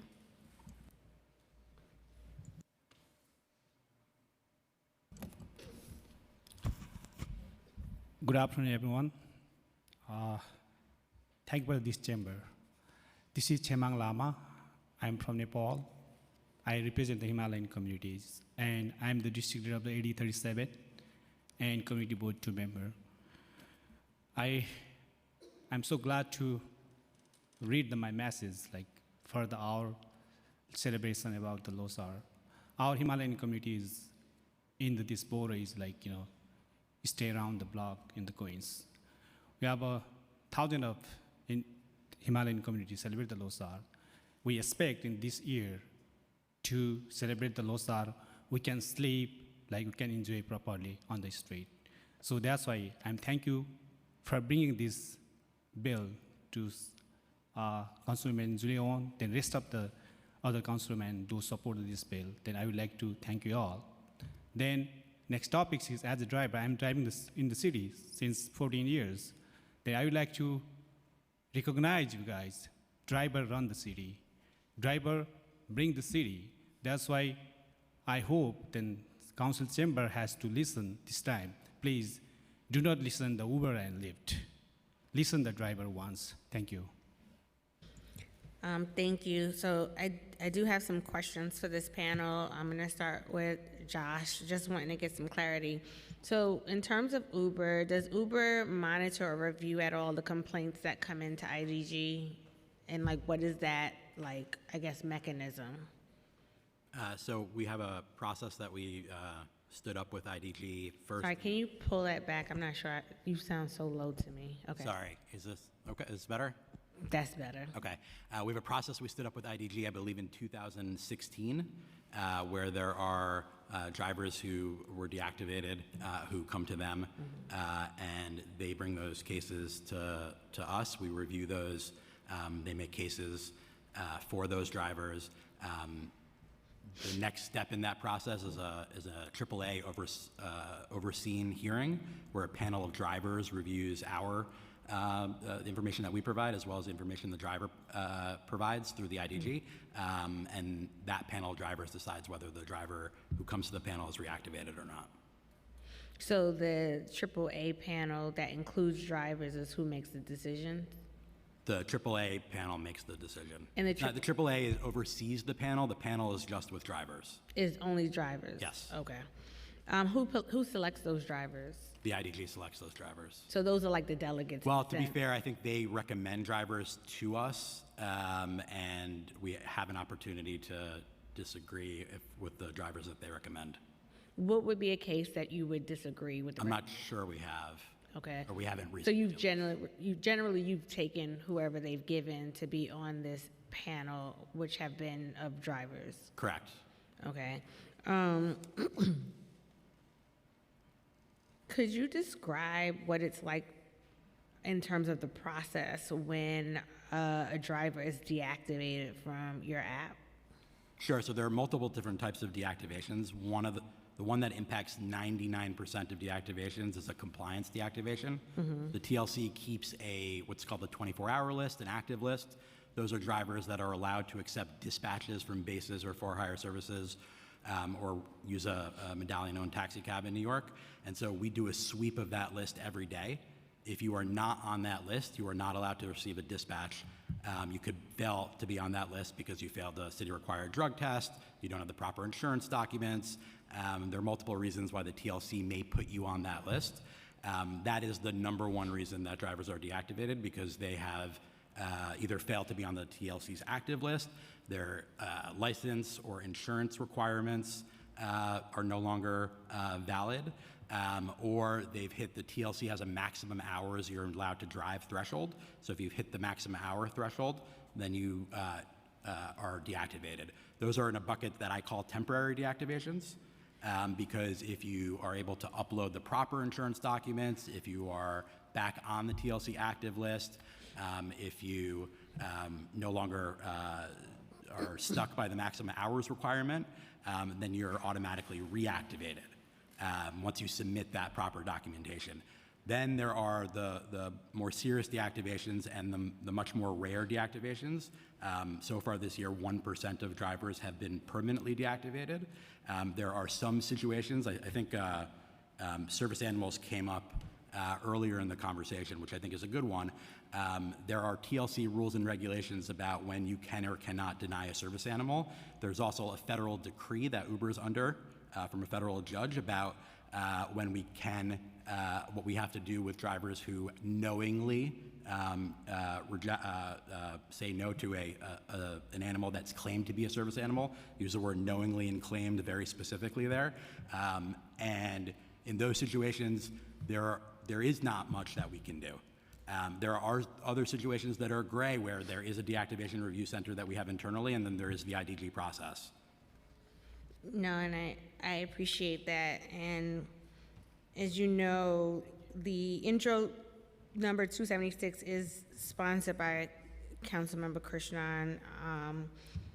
And I know he'll have questions to go into that, but I know where my concern mostly lies or has lied is with the lockouts and the reasons behind the lockouts, especially in light of the fair wage that the TLC has tried to put in place, and then now seeing and hearing from drivers about these lockouts and how it's impacting them.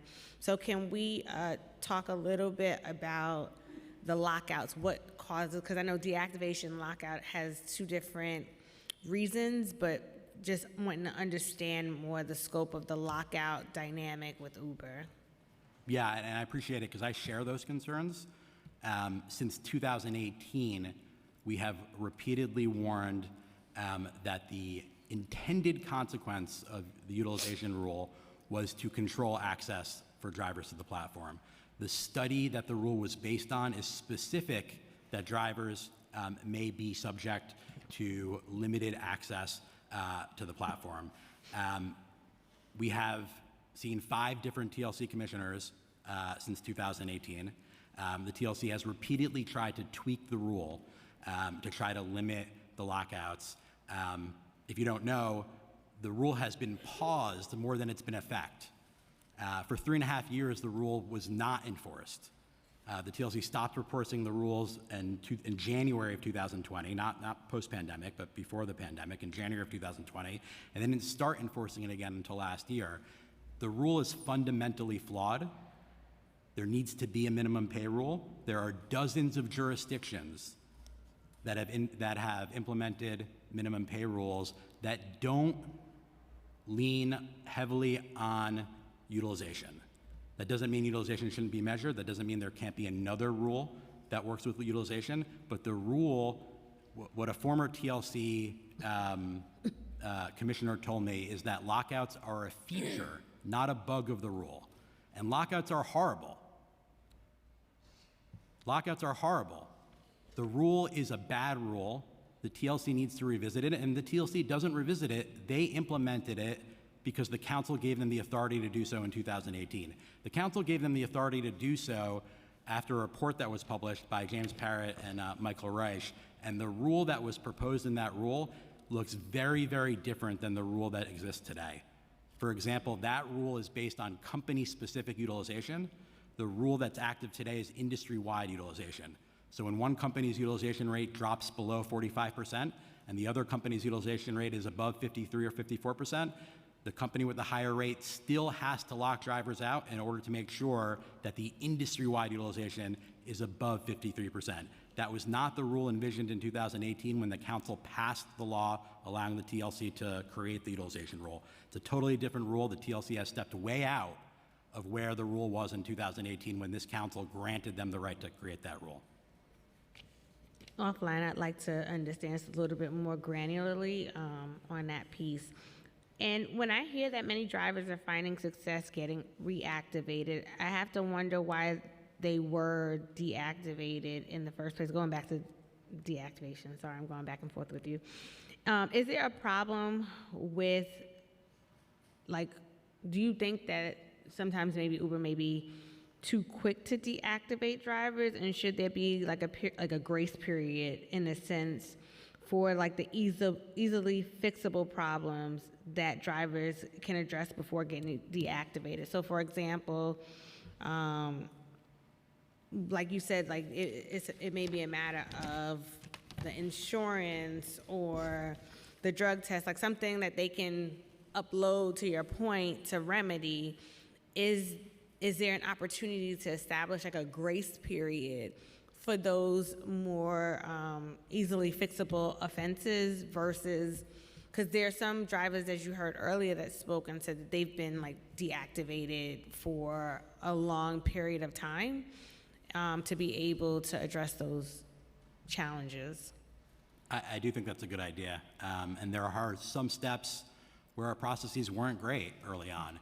One is there are drivers who, after multiple accusations of drug use, were deactivated. What we instituted, and this was due to the IDG process actually, this was brought to our attention there. We instituted a program where a driver can go take a drug test at Uber's expense and be reactivated to counter, multiple accusations. I believe they're able to do it at the IDG office, right? I think it's LabCorp. I'm not exactly sure, okay. but it's one of the national. Well, I know they have providers. some services because I've visited their office before. Yeah. But that was a positive step, so that if you're falsely accused, and then we can go back to those riders who made those false accusations and deactivate them from the platform. And so, I do think that for some, deactivations that are more egregious in nature, there may not be an opportunity for a grace period, but I do think for others there should be. It'd be great, like, to work collaboratively with the industry to see how we can address the easily fixable ones, especially because what we don't want is drivers not being able to provide for their families, especially if it's, to your point, as you're saying right now, there are some that are easily fixable. So wanting to understand which ones would be in that category and how quickly can this be remedied? Is it a matter of a 12-hour turnaround or a 24-hour turnaround versus 6 months and more, which I think creates a challenge for folks, because a lot of these drivers have to pay for their cars, their insurance, and then the bills don't stop just because they're on pause with Uber. So that is important as well. But I do appreciate the openness about that.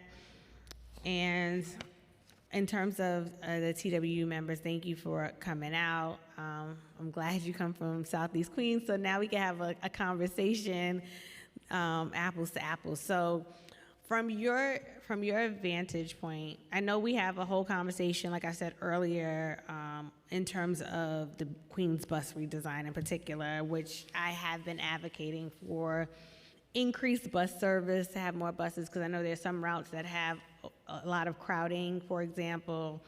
There are other areas that need access to bus stops, and then we want to kind of break down having to transfer so many times on the buses. But do you agree that there are still some parts of the community that through the bus redesign will still likely not be covered by a bus route in itself? Just turn on the mic, I'm sorry. To the area where I'm at, I'm a guy up Brewer Boulevard, so we run with the 113, 114, 111. Are you on my route? Okay. Okay, okay. So yes, a lot of the people, a lot of these buses will help the community. So we do run, like I said, we run with the 114, the 111, one with the 114 and the 113. So mostly people would run to go and get to the 113 and 114 because it's limited. So I know that with the redesign, it would help out because there will be more buses going to Rosedale because Rosedale is, a lot of people is coming out of Rosedale, and that's where the dollar vans come out also. So there will be more buses going to Rosedale. So that What about in Far Rockaway? in Far Rockaway also, because I know that with the redesign, they're gonna take out some and put more buses. So with that, it's gonna be more accessible to buses than, because they do have the A train, and we do come out of Far Rockaway like 45 minutes in the morning, because we are limited coming out of Far Rockaway and going into Far Rockaway.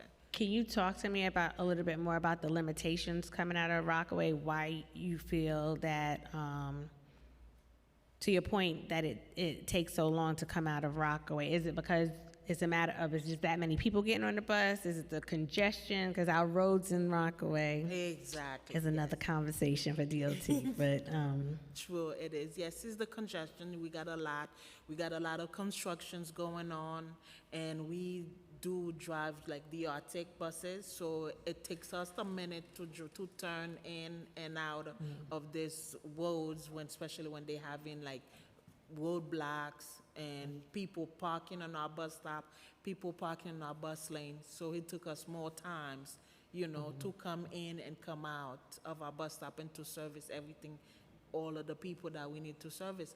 But we do come and we run like 5 to 10 minutes. We have 5 to 10 minutes headways. By the time we leave, there's another bus behind us. And I agree in terms of folks in the bus lanes, which is a pet peeve, but it's my hope that the new automated cameras will take care of that behavior in terms of the parking in the bus stops.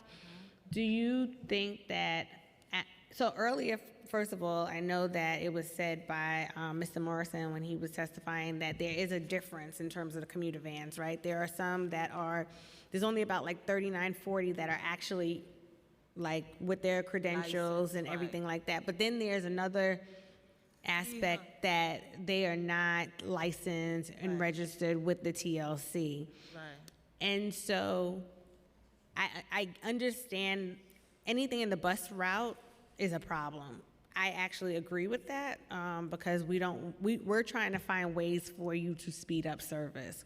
However, there are areas that the buses do not touch and the trains do not touch as well.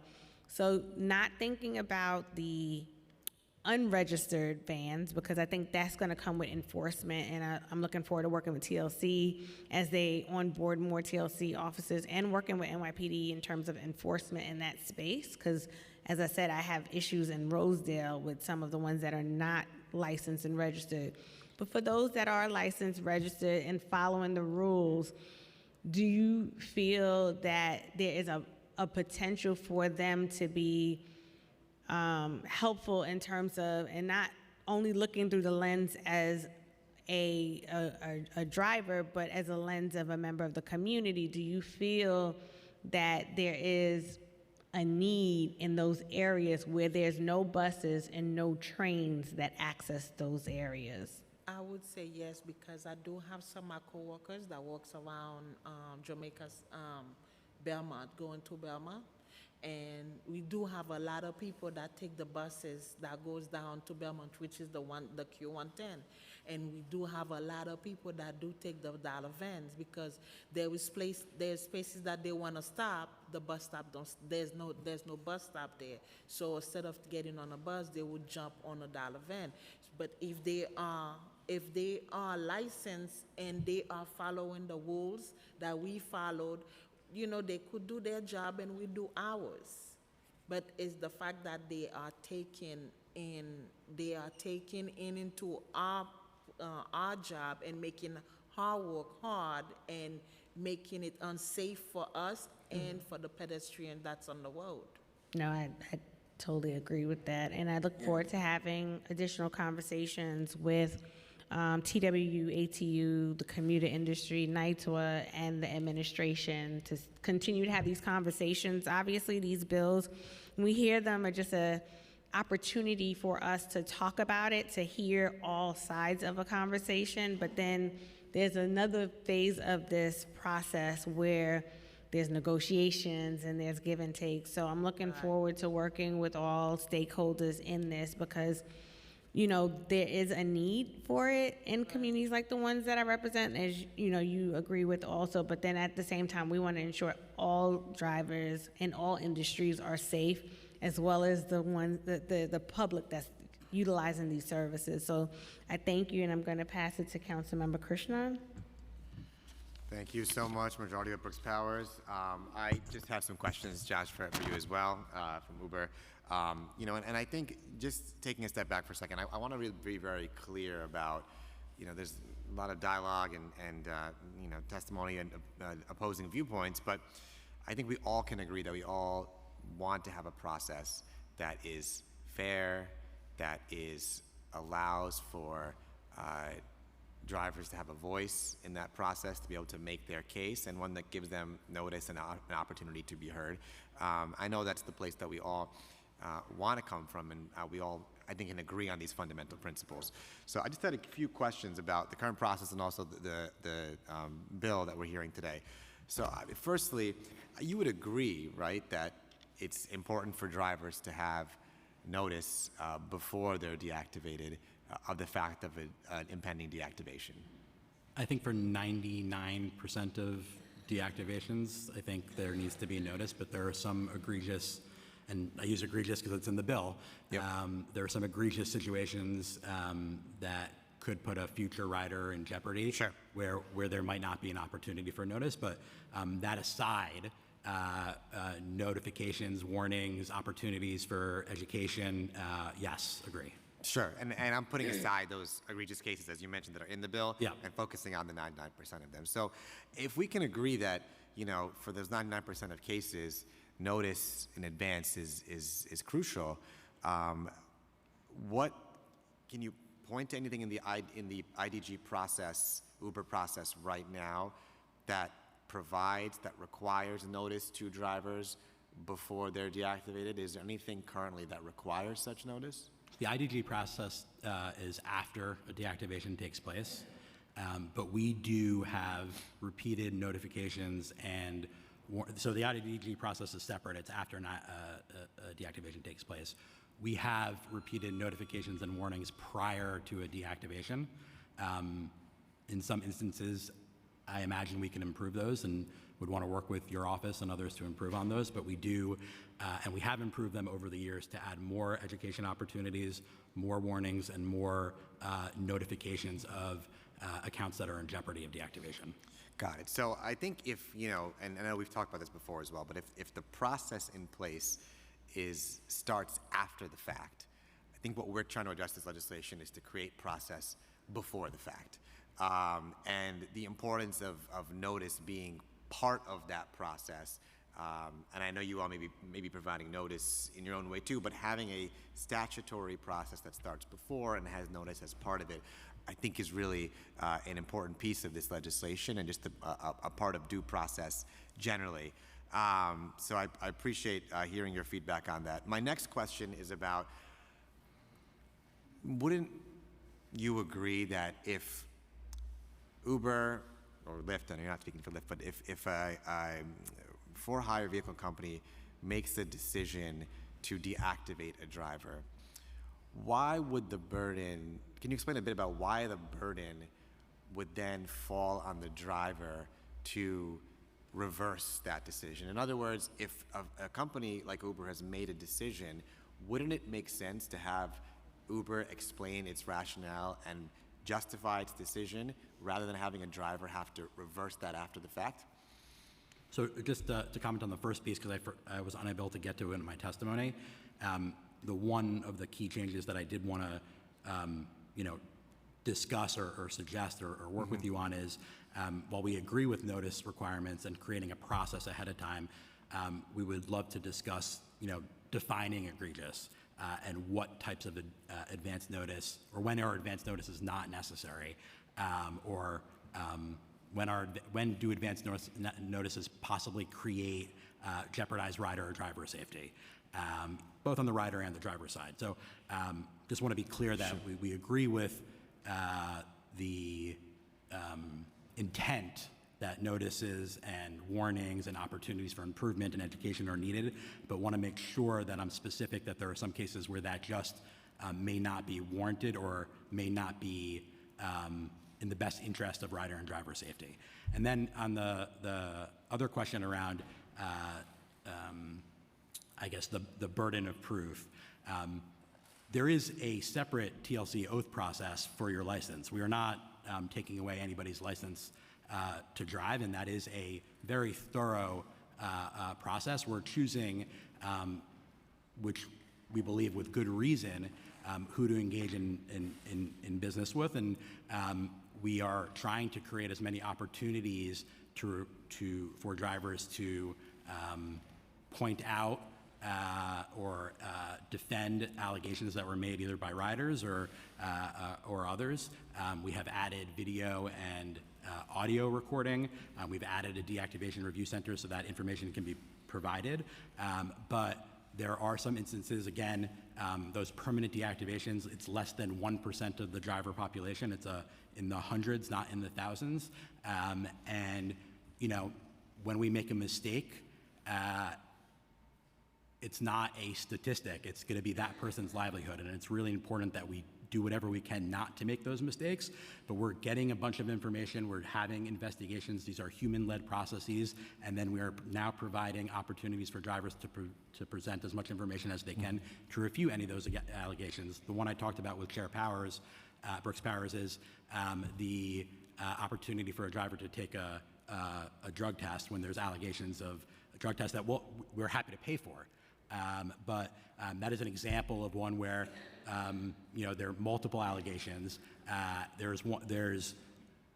Drivers came to me and we discussed this, and marijuana became legal over the past few years in New York. And so someone came into the car, a rider came into the car, they may have smoked beforehand, they left the car, the next passenger comes in and smells that from the previous passenger and then reports that. That is not a good deactivation, and so we wanted to create an opportunity for a driver to have a test if there's 3 or 4 or 5, but the burden is still on the driver to go have the test. We're paying for that, but that's an instance where there were things that were happening that weren't where the just cause or due process wasn't there, and that's an avenue we took to try to fix that. I guess my question more is, obviously you've heard the testimony today, and that's where I know the statistics that Uber cites, but obviously there's so many drivers here testifying to how they've been deactivated, can't get back on the app, and you've heard it. So there seems to be a disconnect there. But, my question is essentially, if we have one process, you would agree, obviously that, everyone is in our legal system innocent until proven guilty, right? And, right, we would agree with that? Everyone, right? And so... I don't want to say anything that would, there's another side of the hall. Right, we're not touching that one, but I think besides that, that's coming up in that context too, but innocent until proven guilty, right? Yeah. You're familiar with that. And you go through a whole process legally where if you're charged with something, right, the process is to prove with the right burden of proof and evidence, make out why an individual is guilty of those charges. We don't say to the individual, you're presumed guilty, show us as the court why you were actually innocent. What happens, right, this basic principle of procedural due process is the prosecutor's office, the agency, the government, whatever it is, has to make out the case to say you're innocent until we can show beyond a reasonable doubt, or whatever it may be, that you're guilty, right? Can you see how why wouldn't that same framework be applied here for a process that, of course, impacts a driver's livelihood, can deprive them of income and support for their family?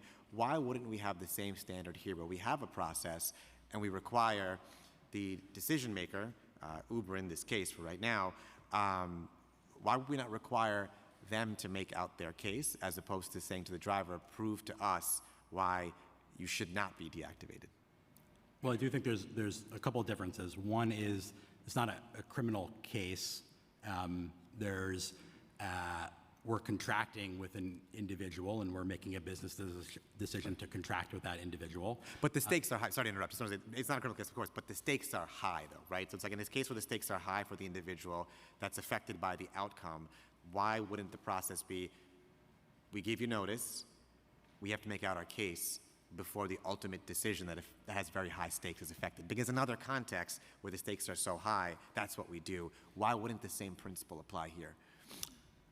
So I think what we're trying to get to is a place where there's a similar principle that applies. But we have sexual assault cases, for example, where we have spent a lot of time working with advocates who have advised. Sorry, Judge, let's put aside those, because those are the egregious cases those are exceptions in the bill, right? I'm talking about the other 99% we were saying, where those are not the egregious cases that raise serious issues, sexual assault, whatever, or any other of those issues, or the egregious circumstances. I'm talking about the majority of deactivations that are non-egregious cases. The vast majority of deactivations are TLC rule driven. That's 99% of deactivations. When you're in the bucket of the 1% that aren't TLC driven situations, you're talking about the vast majority being egregious or accusations of egregious. Not the vast majority, but the majority. And so now you're narrowing it down to, a much smaller group. So if you're removing serious safety incidences, interpersonal conflicts, if you're removing, we just had a major fraud operation here in New York City where the Southern District of New York uncovered a group of about 800 drivers who were committing fraud not only against Uber, but against the other 80,000 drivers by cutting them in line at the airports, by taking away surge trips that were due to those drivers, by driving down the utilization rate so that companies like Uber and Lyft had to institute the lockouts. And so those are the types of serious allegations that are in the deactivation piece. That fraud case could take years to play out. And so, in a court of law. And so there are some instances where we want to provide drivers with as much opportunity as possible to refute any allegations. And they should be given as much opportunity as possible to refute allegations and as much warning as possible to not have to be deactivated in the first place. But there are cases where we don't believe we should wait for a court case to play out and have that same level of criminal burden of proof. And I think if you can just send the data, I know, I think what we're talking about are, you mentioned the cases outside of the egregious instances, let's say, or the exceptions in the bill too, that the vast majority are TLC-driven document cases. What's not clicking with me is because I've heard a lot of testimony today, we all did, from drivers who didn't have just document issues, that they had, some of them don't even know the reasons why they were deactivated, and they continue to be deactivated. So the testimony we're hearing doesn't match with data. So would you all be able to provide data showing that the vast majority of these cases are actually routine document TLC initiated issues? Yeah, I'm happy to provide that data. And also if there are folks who testified who want to go through your office, right, rather than direct to me or to the IDG or anybody else, I'm happy to work with you, your office, somebody in your office on those individual cases to walk through someone who's deactivated. I will say I did hear some testimony from individuals in 2018, 2019, and I do think the processes were not great. And we've worked hard to improve those processes, including the drug test issue that I brought up, including a lot of education around service animal denial. So if there are old cases, if someone feels comfortable talking to me, they may not. They may feel more comfortable going to your office or the chair's office. I would love to look into those cases and figure out what was the reason behind it and if that case deserves to have another hearing.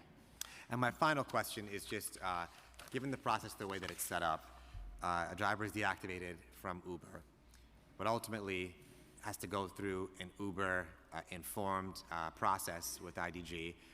It sounds like from the questions that Majority Whip Brooks Powers had asked too, that the AAA panel that comes later, Uber has the final say on the drivers on that panel. They can object to them, veto them, or they can be okay with them. what safeguards does Uber have in place where Uber is essentially acting as the decision maker up front, the judge, and the jury? What safeguards does Uber have in such a process to make sure that it's a neutral process as compared to a third-party agency, for example? So, sorry, the process. The process is Uber makes the initial decision on the deactivation, right? Yeah. Then it's an Uber-informed process with IDG after the fact to contest that deactivation, Yeah. including going over to the driver panel, AAA panel in the end, where Uber also gets to have the final say, or has the final say on the drivers that are part of that panel that IDG submits. Seems a process where, for a simplistic way of characterizing it, that Uber is the decision maker up front, the judge, the jury throughout the proceeding. So given that setup, what safeguards are in place what safeguards does Uber put in place to make sure it's a neutral and fair process as compared to having an outside third party run a process like that? Yeah, so first let me just expand on the process. The process, there's a deactivation that's human reviewed. There's a internal deactivation review process that's human reviewed. Then there is the IDG process, and the panel of drivers, the process is run by AAA, which is a neutral third party. The panel of drivers makes that final decision. We don't review the final decision of the panel of drivers.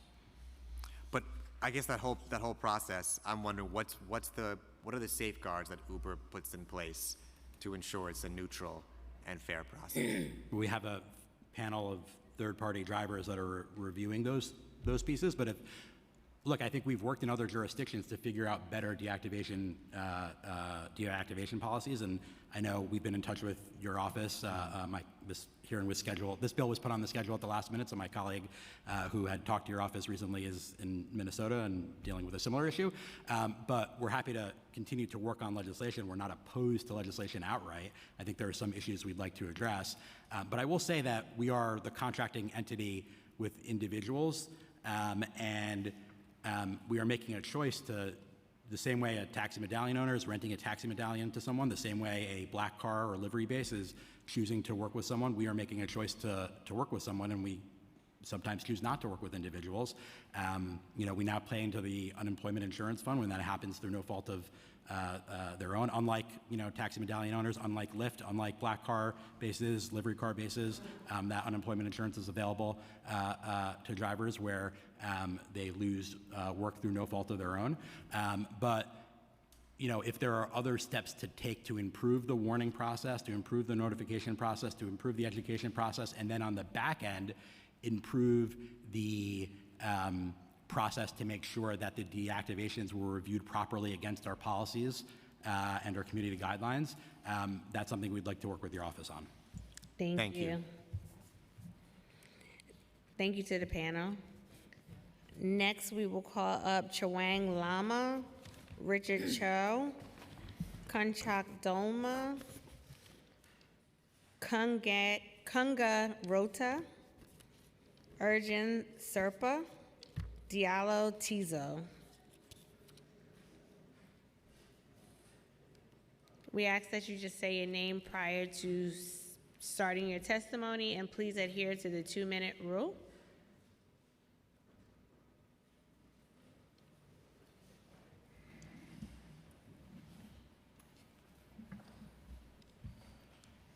Okay, I'm going to start. One moment.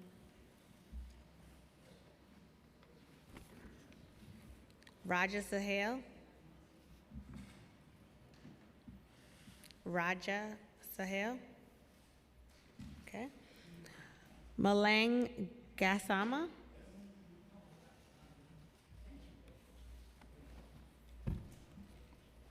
Okay, you could get started, sir. Hello. Good afternoon, Transportation Committee, Madam Chair. My name is Richard Chow. I'm driving taxi for 18 years. I'm a New York Taxi Worker Alliance Union member. All EHA company charge a lot of money to the rider, pay too cheap to the driver. EHA upfront pricing fare should equal to the meter fare plus all the airport surcharge. EHA company, how much they they charge the passenger, how much they pay to the driver, must transparency show on the receipt. About a month ago, I accepted the Uber fare, $31, minus $4, congestion fee, I got $27. I picked up the Lower East Side to Upper East Side, Upper West Side, 63rd and Central Park West. 4 passengers. Passenger request 2 stops, East Side, 73rd Street and First Avenue. Uber charge extra stop $6 to the rider, and the total they charge $76 to the rider. At my tablet show only 1 stop. One passenger sit in front of the seat. I told them first stop pay at the $31, second stop paid by the regular meter. Passenger said no, because already I paid $76 to the Uber. And then he took a screenshot at the fare is at $31. He sent it to the Uber. The fare stay pending in the night, the whole night. And the next day, I got the fare amount $53 because the passenger complained to the Uber, paid too low to me. City council should rule and regulate, pay fairly amount to the driver. We are waiting the data to see the all full transaction. And thank you for listening. Thank God bless you, everyone. Thank you.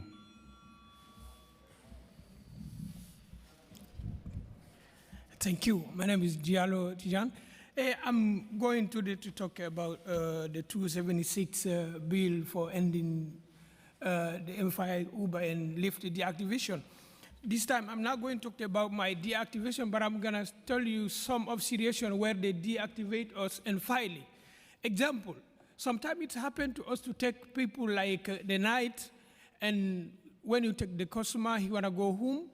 When he was driving, and one moment he gonna tell you he wanna go to the restaurant like Wendy or McDonald's. He gonna ask you, can you please go there? I'm gonna just get quickly my food.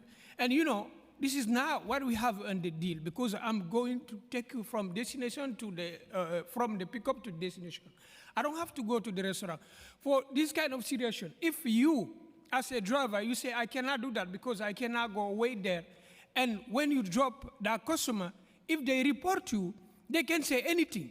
Whatever they say, Uber, Lyft, they won't check exactly what happened, and they will deactivate it. It's happened. I see a lot of time it's happening. Not only me, but I saw it. And the second time, so many people says that they know Uber and Lyft give them refund sometime if they make complaint, they don't hesitate it. I saw it. I'm not going on detail because I don't have enough time. And other way, it's happened when they ask you to make a U-turn somewhere where you shouldn't. You know, you should not make U-turn in this area, and they don't care. If you don't do it, they get mad. You drop them, before knowing anything, they can send Uber or Lyft notification. This driver was under influence. That's it. You done with your app. Those kind of situations happen multiple times. I'm not the only one because I have been deactivated. I know what happened. And I saw so many people had the same situation. That's why we plead you vote this bill. We need it for protectors. Thank you. Thank you.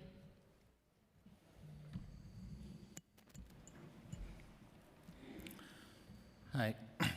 Good afternoon, Chairwoman Selvina Brooks Powers and members of the Transportation Committee, Tashi Dalek. My name is Urgen Sherpa, and I am an organizer at Chaya Community Development Corporation.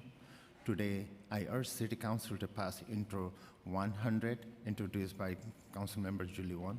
This bill would designate Losar Festival as an alternate site parking holiday. This bill is crucial for our community.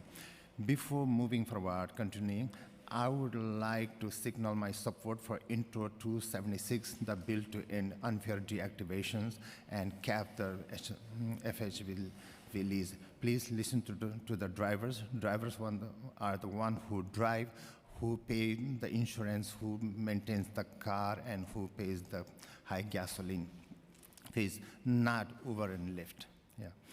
And now back to the Losar.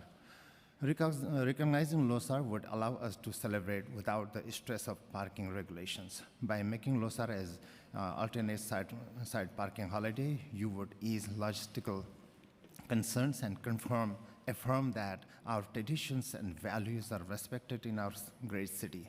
This recognition would foster understanding and encourage broader participation in our festivities. Your committee has previously recognized similar cultural holidays, establishing a precedent for inclusivity. I commend you for your ongoing efforts to champion equity within our transportation system. Passing Intro 100 would demonstrate respect for the traditions of over 60,000 Himalayan people living in New York City and reflect the will of the 78% of New Yorkers who believe cultural celebrations should be recognized in public policy. Losar is our Christmas, Thank you. Thanksgiving, Sorry, and New sir. Year. I just asked you to submit the rest in writing, please. Thank you so much. Thank you. My name is Kunchok Dolma. I'm a Tibetan New Yorker, and I'm here to testify in support of Intro 100 to make Losar a holiday for alternate side parking. As Ugenla just said, and someone testified earlier, Losar is our New Year, Thanksgiving, Christmas, Super Bowl, all bundled into one.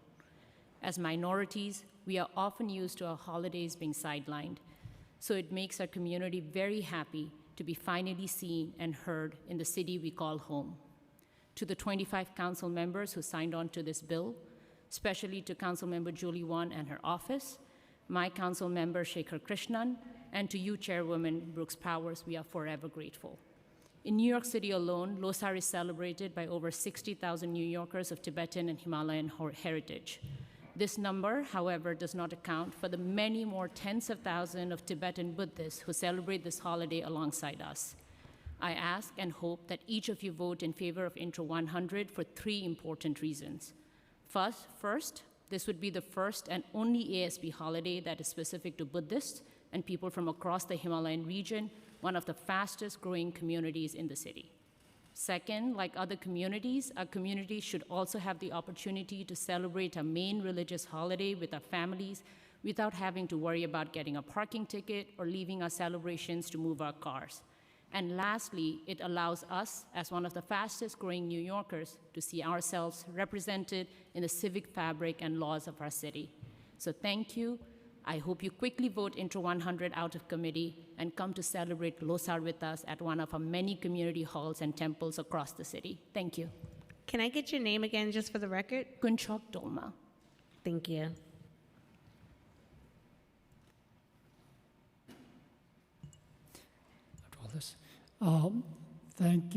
Thank you, Madam Chair.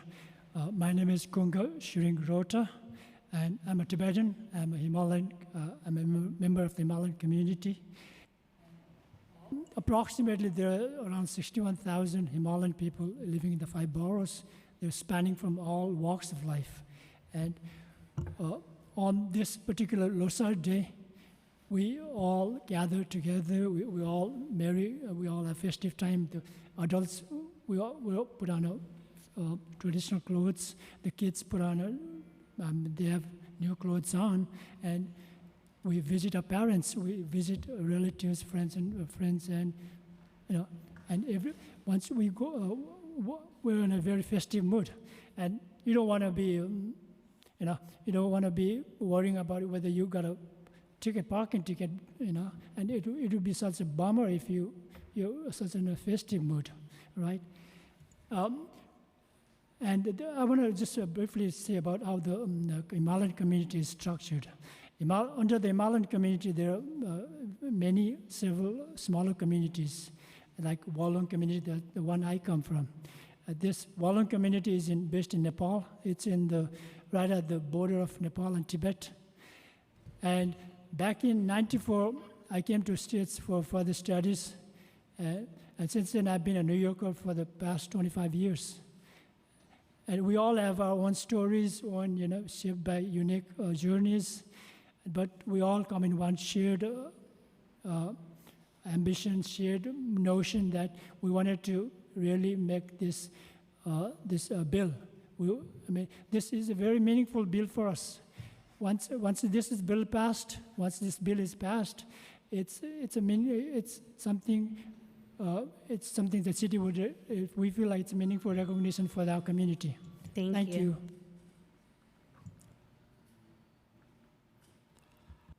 Hello, my name is Malan Gassama. I'm a member of NYTWA. I'm here in support of the Uber and Lyft deactivation bill. I think Madam Chairman can probably remember me. I just want to start by saying that as of right now, I feel like I am a slave in my own car because Uber and Lyft are the prosecutor, the judge, and the jury in any case that is brought to them by any customer. So I'm scared of anybody that come in my car because any customer can turn out to be my life killer. So I think as I was saying, Madam Chairman might remember, I was physically and verbally assaulted in my car, pepper sprayed, and I had all the evidences that I provided to Uber.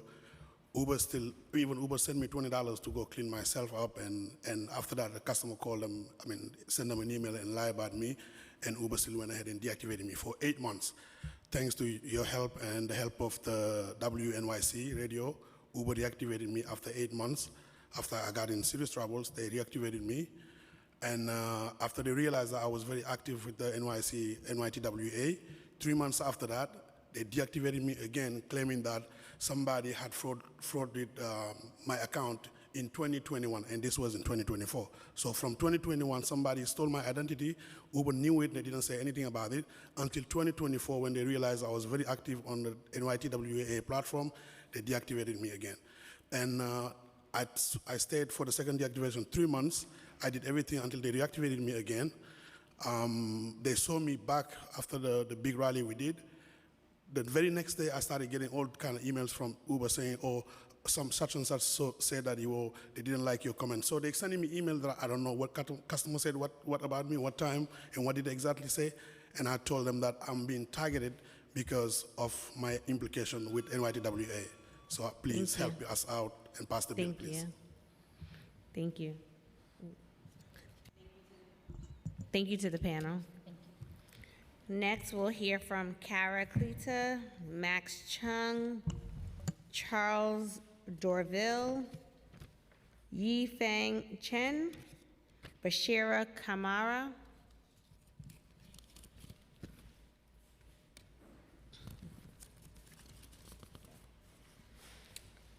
Alpha Barry, Latif Ajala, Saif Azza, Saful Hoke, Paul Sun,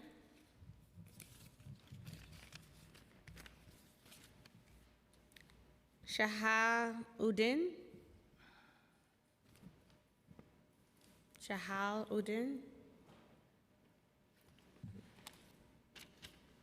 Anthony Ibozo,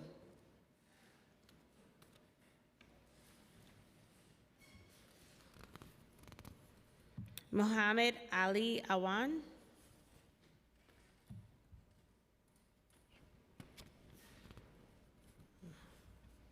Adnan Baba,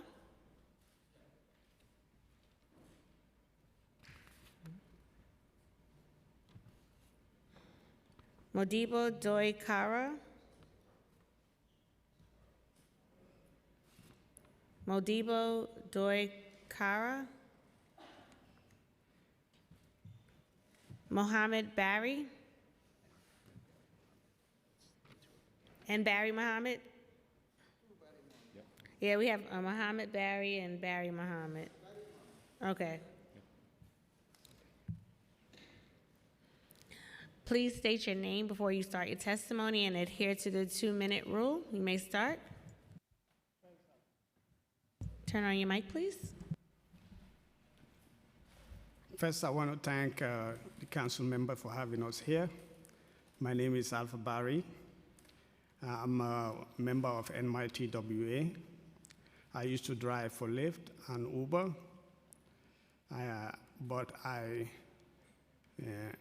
and now I only drive for Lyft. because Uber deactivated my account. I've been a TLC driver for over 20 years. What I'm going through right now is a disgrace.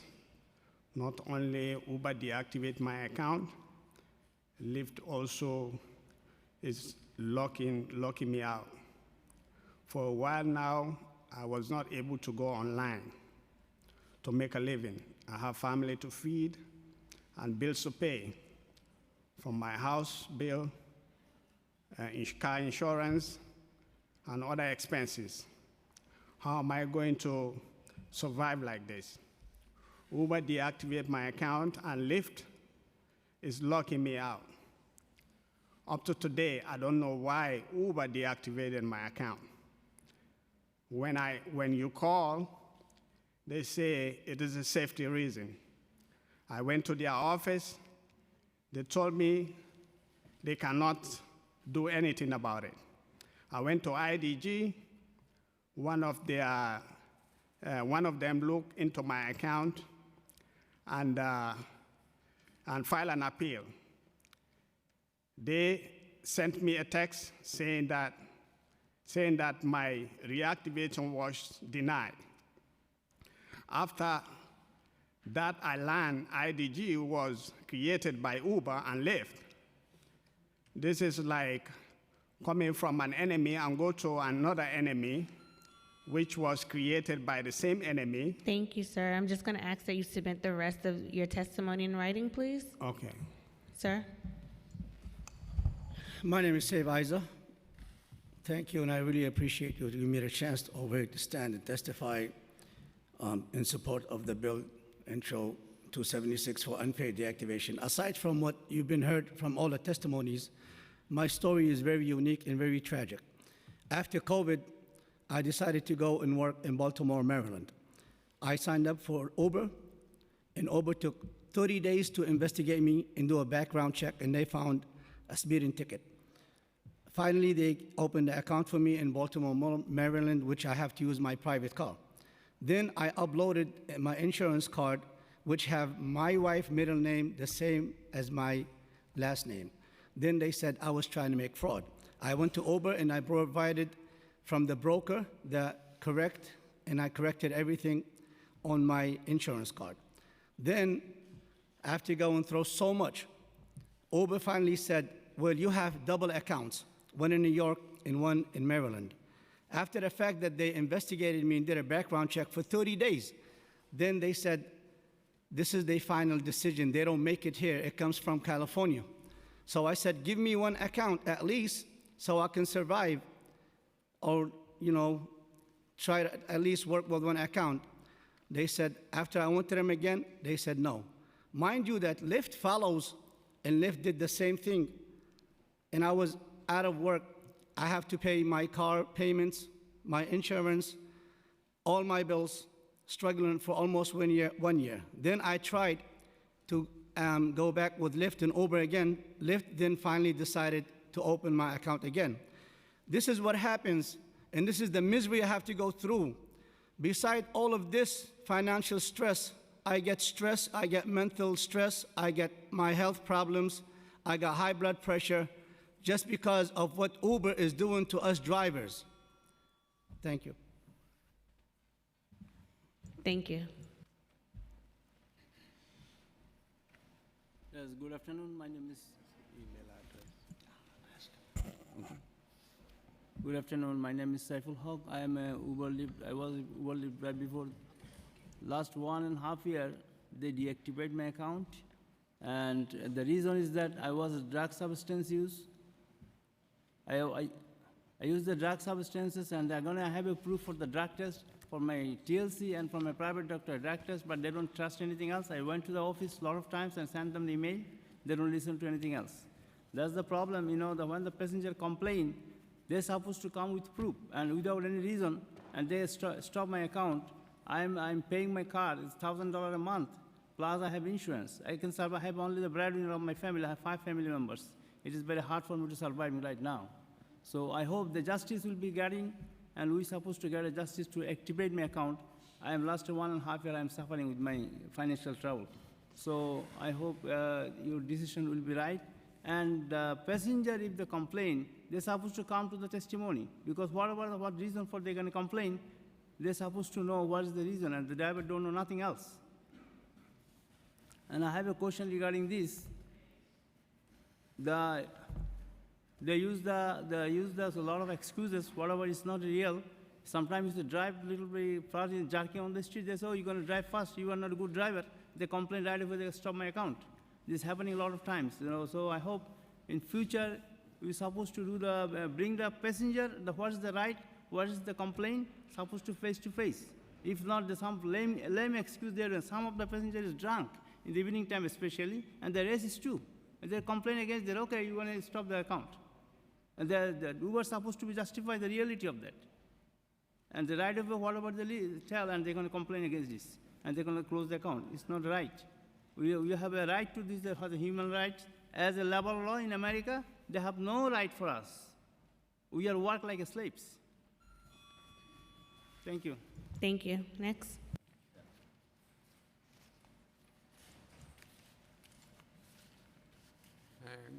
Good evening, ma'am. My name is Adnan Baba. So when I start work with Uber, Is your mic on? If so, move it closer to you, please. when I start work with Uber, I was pretty new this app system. I was not aware that Uber policy that if customer complaint about driver, Uber return his money. Unfortunately, within first week, I got 2 back-to-back complaints in which one customer stated that I hit another car. I mean, I got accident. When Uber contacted with me, I showed them all around picture of my car, mean it was false allegation. But I do not know Uber policy. After viewing, they still put me on risk and later deactivated my account. Since then, I'm working with Lyft. I done almost 15 plus rides, not a single safety complaint about me. You can see my app. I'm done. Thank you so much.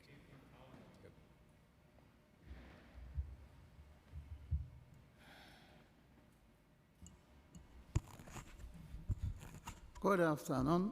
My name is Mohammed Bari Mohammed, that's it. So I was working for Uber for 5 years. I have been deactivated 3 times. The first time when I went to their office, they told me someone drove my car.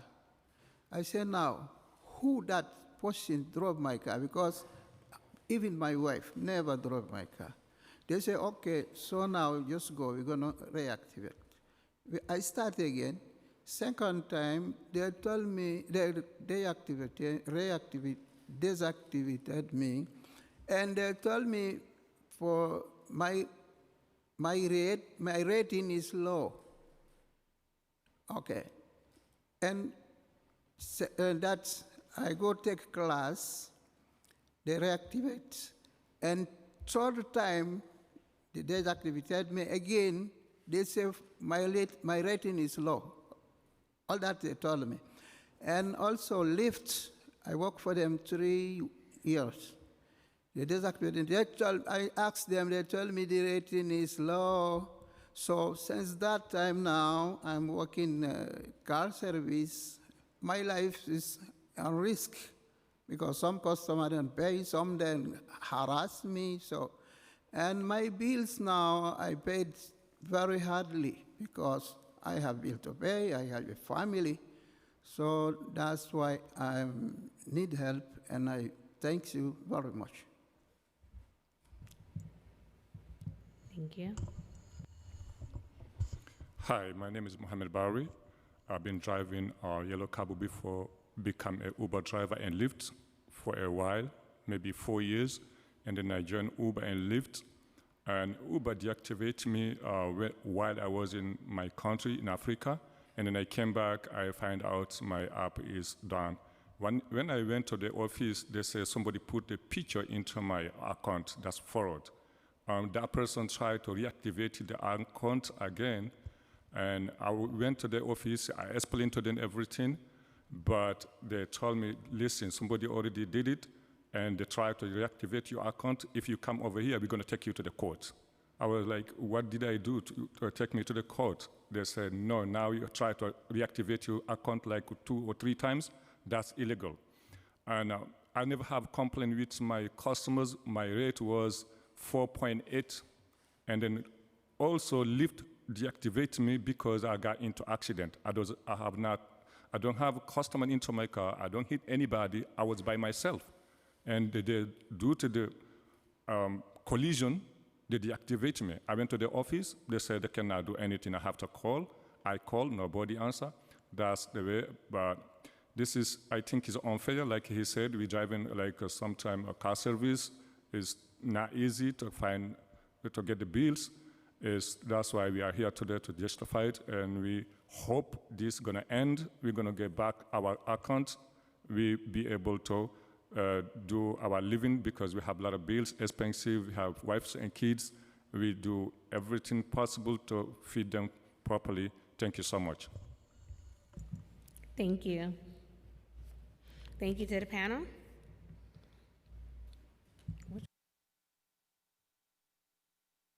Okay. Next panel, Norbu Shozung, Urjan Serpa, Tashi Chopel, Sering Diki, Tenzin Sering, Dolma Yang Zam, Raul Rivera. Again, please say your name before starting your testimony, and please adhere to the 2-minute rule.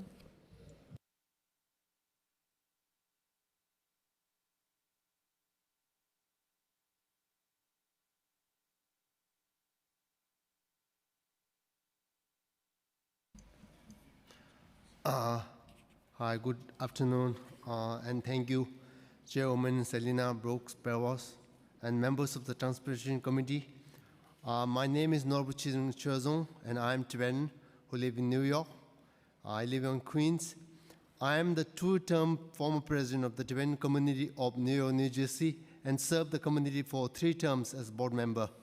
I'm here to testify in support of the introduction 100 from Council Member Julie Wong to make Losar or the Tibetan New Year a holiday for alternate side parking. This bill is important to me for the following reason. New York is home to over 6,000 Buddhists from Tibet, Nepal, India, Bhutan, and other countries.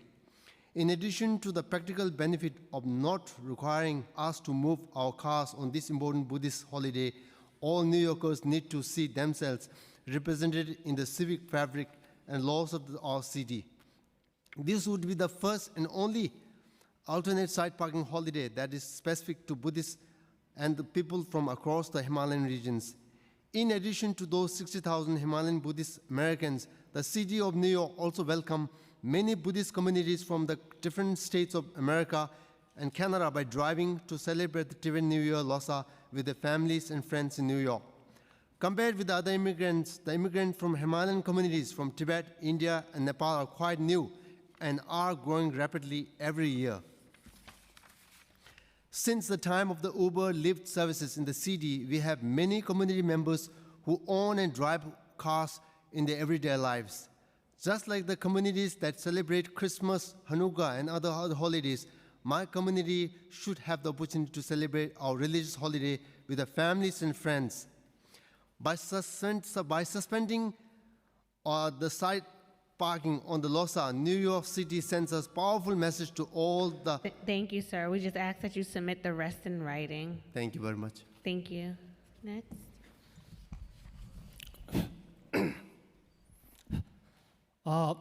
Good afternoon, and thank you, Chairwoman Brooks Powers and Council Members Shaker and everyone.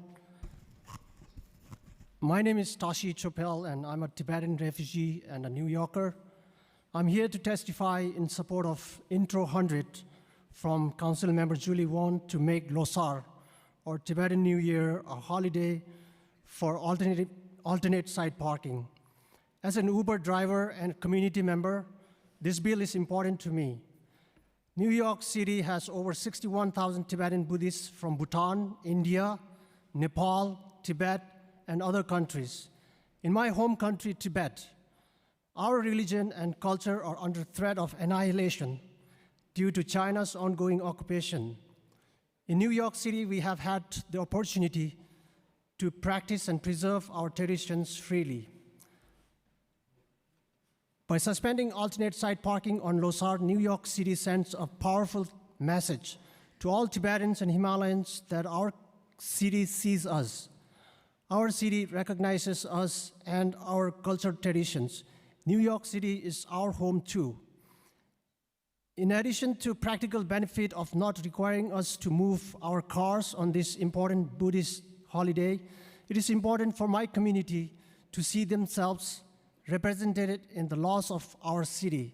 Just like communities who celebrate Christmas, Diwali, and other holidays, my community should have the opportunity to celebrate Losar with our families and not having to worry about getting a parking violation.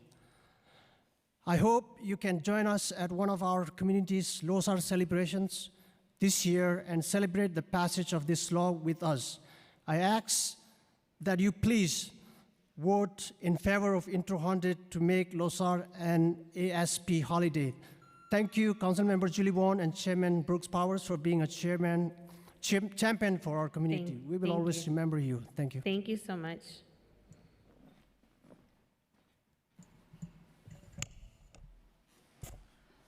Good afternoon, Chairwoman Brooks Powers and members of the Transportation Committee and our very own Council Member Krishna. And my name is Sering Digi. I am the Tibetan New Yorker. I came from Tibet and I live in Queens, New York. I am a business owner and I'm also the Executive Director of New York Tibetan Service Center, a nonprofit organization that looks after the social needs of Himalayan communities in New Yorkers. And I'm here to testify to support the introduction of 100 from Council Member Julie Won to make the Losar, or Tibetan Lunar New Year, a holiday for alternate side parking. This bill is important to me because the Losar is the most important festival of the year in the Tibetan diaspora. And here in New York City, the Tibetan Himalayan community celebrates the first day of New Year with the family, enjoying festive meals, dressing in the best traditional clothing, making offerings, drinking homemade rice wine, and playing games at home. It is considered a bad luck for people to have to worry about anything on the first day of our new year. Losar is the happiest day of the year for all of our community members, and imagine having to interrupt the precious moments like that with your children and elders, to have to sit in your car and wait for the DSNY to clean the streets. New York is home to over 60,000 Tibetan Buddhisms from Himalayan regions. And in addition to the practical benefit of not requiring us to move our cars on this important Buddhist holiday, it is important for all New Yorkers to see themselves represented in the civic fabric of the laws of our city. By suspending the ASP on Losar, New York City sends a powerful message to all Himalayan New Yorkers that our city sees us, and we will feel the belongingness to the city. Thank you. Thank you so much. Good afternoon, Chairwoman Brooks Powers and members of the Council. My name is Tenzin Sering, and I'm a Tibetan American, originally from India and living in Elmhurst, Queens for over 15 years. I am also the Program Director of the New York Tibetan Service Center, a nonprofit organization providing adult social services and a city-funded program for after-school kids. Today, I am here to testify and reason my support of Intro 100 for Council Member Julie Won to make Losar, Tibetan Lunar New Year, a holiday for alternate side parking. This bill is important to me because it is the only cultural and religious holiday that I personally celebrate that keeps me connected to my roots and gives meaning to my Tibetan heritage, which I'm sure many others here and in our community can relate to. Losar is our single most important cultural, religious, and tradition that is followed through generations, regardless of the religious sect, country, or the part of the world we live in. As you've been hearing, New York is home to over 60,000 Tibetan Buddhists from different Himalayan countries. On an important day with our own religious customs, parking should be the last thing we should worry about. What is important to know is that our family members sometimes have no choice but to neglect or abandon important customs and traditions due to those minute stresses. Just like other communities who celebrate their holiday, the Himalayan community, my community, should have the opportunity to celebrate one of our main holidays with our family with ease as we have the right to, and like others have mentioned before, not have to worry about parking spaces, tickets, fines, meter issues, etc. If this law passes, again, it would be the first and only alternate site parking holiday that is specific to Tibetan Buddhists and people from across the Himalayan region. By suspending alternate site parking on Losar, it tells the Himalayan New Yorkers that our city sees us, acknowledges us, and our traditions. Because in the end, New York City is our city too. Thank you. Thank you. Hello, I am Dawa Yangzi Sherpa. Jashile, namaste, and good afternoon to everyone here. Thank you, Chairwoman Brooks Powers and members of the Transportation Committee. I am a Sherpa Nepali woman, and I live in Sunnyside, Queens. I'm the board member and the spokesperson for the United Sherpa Association, Inc., more commonly known as Sherpa Kiduk. I also serve as an advisor to the Network of Sherpa Students and Professionals, NSSP, an organization dedicated to strengthening the Sherpa youth and professional network. We also dedicated to Sherpa cultural preservation and building intergenerational relationship between Sherpa elders and youth. Today, I'm here to testify in support of Introduction 100 from Council Member Julie Won to make Losar or Tibetan, Sherpa, and many Himalayan ethnicities New Year holiday for alternate site parking. Before we dive into the testimony, I'd like to share that Losar is a Tibetan word that translates to New Year. Lo means year and Sar means new, a festival celebrated by Buddhist communities around the world. This bill is important to me and my Sherpa community because more than 80% of the families that I know of own a car in New York City, as majority of them work as independent contractors under Uber or Lyft. So I will support Intro 276 to end unfair Uber and Lyft deactivation as well. I do not own a car, but I have had my share of stories on how many Sherpa people and people from my community have had to leave their seats during family get-togethers or community celebrations to keep up with alternate side parking rules. By suspending ASP on Losar, New York City sends a powerful message to all Himalayan New Yorkers that New York City sees us all. Our city recognizes us and our cultural traditions, that New York City is also our city. I hope you can join us at one of our community's Losar celebrations. Thank you. Thank you. Perfect timing. Good afternoon. My name is Raul Rivera. I'm a TLC driver and a TLC driver advocate. I'm the founder of NYC Drivers Unite. I have over 23,000 trips with Uber and Lyft. We do support the commuter vans. We want to see them on the road. I support Leroy Morrison and his efforts to get them on the road. We want lower insurance. I just spoke with the commissioner before he left. Excuse me, I have trouble with my voice today. I spoke with the commissioner today before he left, David Doe, and there is a solution. We support the bill. I think anything that helps the drivers from being deactivated is excellent, but there's something bigger. You heard the expression, go hard or go home. There is something bigger. We spoke to the commissioner, and just for the record, my Uber account is not deactivated. I have over 11,000 trips with Uber, and I personally asked the commissioner to revoke Uber's license, deactivate Uber from New York City. That's what we asked for. We want Uber removed. They're exploiting people of color. They're exploiting worker rights and many other things that they're doing. We also ask, and we want this message to get to Apple. Apple can do something. Apple could step in and remove Uber from the App Store. That'll work. Remove Uber from the App Store. And finally, we want this message to get to our new president that's gonna come in 40 days, Donald J. Trump. We ask you, Mr. Trump, to stop the abuse of Uber. Remove Uber from New York City. We know you care about the New York taxi driver.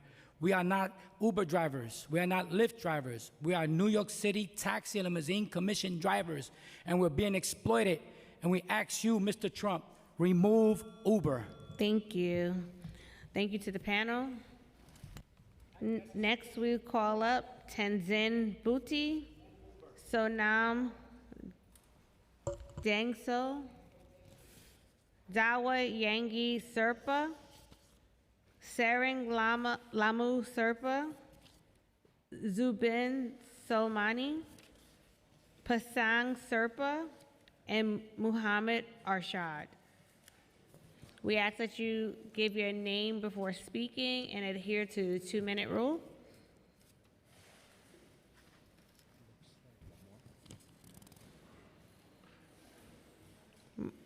Marlene Cruz.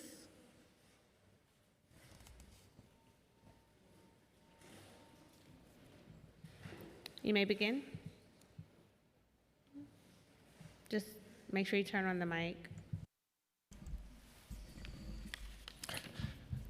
Good afternoon, Chairman Brooke Powers and member of Transportation Committee. And also, good afternoon, Council Member of Jackson Heights, Mr. Sekhar. My name is Sonam Sangpo. I'm a Tibetan New Yorker from Lomantang, Nepal, now residing in Woodside, New York.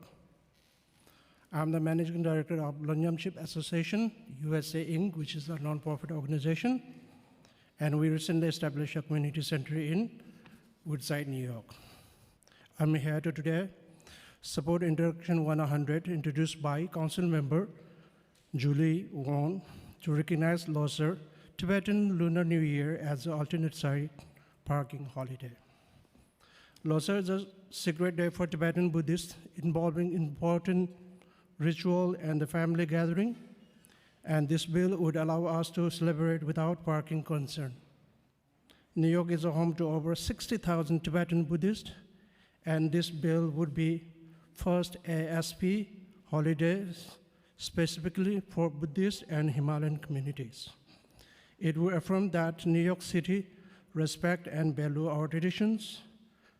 I warmly invite you join us one of our Losar celebration next year and celebrate the passage of this important legislation with our community. I urge you to vote in favor of Intro 100. Thank you. Thank you.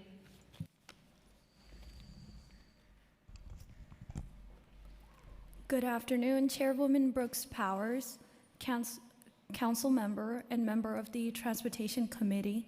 My name is Tenzin Bhuti, and I am a Tibetan New Yorker living in Queens. I'm here to support Intro 100 proposed by Council Member Julie Wong, which designates Losar, the Tibetan New Year, as a holiday for alternate side parking, ASP, regulations. This bill is crucial for my community, allowing us to celebrate this significant cultural and religious event without the stress of parking restrictions. By lifting ASP regulations on Losar, families like mine can fully participate in this meaningful Buddhist festival, free from the worry of parking tickets. Just as other communities celebrate Christmas and Hanukkah and Eid, we deserve the same opportunity to honor our traditions. Recognizing Losar promotes inclusivity and respect, fostering a sense of belonging for many Tibetan and Himalayan region communities. I urge you to vote in favor of Intro 100 so we can celebrate our heritage without barriers. Thank you for your time, and we hope you will join us in our Losar celebration to witness the spirit of our community firsthand. Thank you.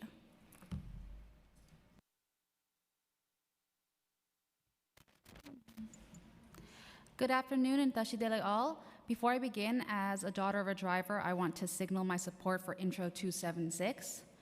My name is Chiring Sherpa, and I'm a born and raised New Yorker and part of over 60,000 Himalayans in New York City who celebrate Losar. I urge City Council to follow Chairwoman Brooks Powers and Councilmember Julie Wan's example and support Intro 100, which would designate the Losar Festival as an alternate side parking holiday, ensuring religious equality alongside Hanukkah, Christmas, and Eid. Growing up, I went to New York City public schools, Anderson Elementary and Middle, and Stuyvesant High School. There, I learned about various cultural holidays alongside my friends, which enriched us all.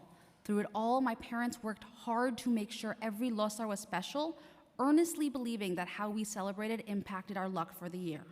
They prepared for weeks to give us the finest clothes, foods, and so they could avoid spending money on Losar, as that's inauspicious. Spending money on Losar means a whole year of financial losses. Yet, they still had to feed the meter because a parking ticket would be inauspicious as well. It's frustrating that despite their efforts, city regulations force us into a lose-lose situation every year.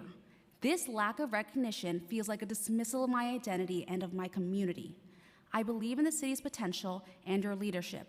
This committee has recognized all other cultural holidays, setting a precedence for inclusivity. I hope you continue that tradition. Please support Intro 100. Recognizing Losar would allow us to celebrate freely, affirming that our traditions matter, that we matter. Thank you for your time, and Tashidele. Good afternoon. My name is Zubin Soleimani. I'm a staff attorney with the New York Taxi Workers Alliance, also testifying in support of Intro 276, which our members and my colleagues have already testified so eloquently on.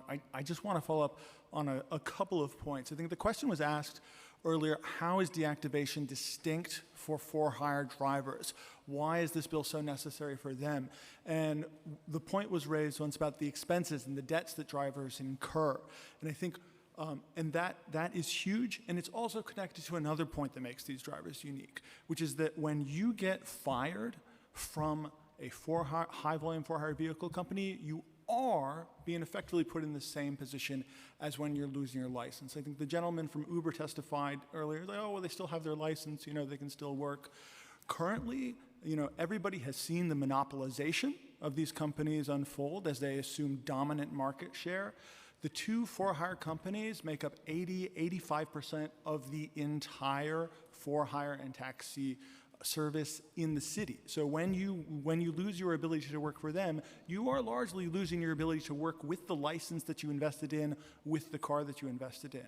And in that 85%, the two companies, they do notify each other. And sometimes drivers will be deactivated from one company solely on the referral of a deactivation from the other company.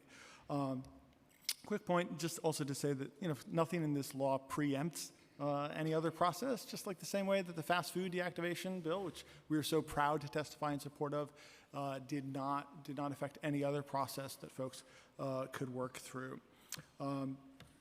So I'm sorry that the folks from IDG weren't able to stay and explain their position. I would have liked to have heard it. I will note that the last time when they did offer testimony to city government, they did testify to the chair of the TLC at the time that the process was not working. If you could, sir, if you could submit the rest of your testimony in writing, thank you. Thank Next. you, Chair.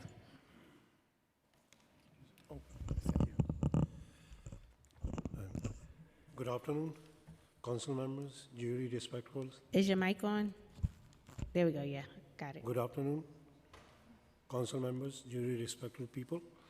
That I joined like Uber in 2017. I was not aware about the laws of Uber at that time. Within 2 months, they deactivate me. And after that, I joined Lyft, and I have like more than 17,000 rides and 5-star rating. And I'm still waiting for the Uber to activate me, but nothing is going on. I'm just replying them emails and on the phone. Then I went to the IDG. They did not do anything. Then I talked to my friends from the New York Taxi Worker Alliance. They are trying to help me out, but they are saying that this bill is for 6 years, and your case is like more than 7 years. And I don't know, but I have too much bills, things. If I work with a Lyft make us lock out and we can't pay the bills, and we are driving rental cars that are paying $400 a week, approximately.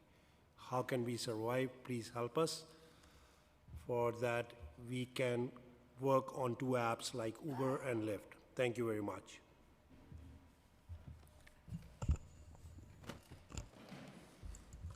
Hi, my name is Marlene Cruz. I'm a mother of 2 that I had to support myself. I work for Uber and Lyft since 2017.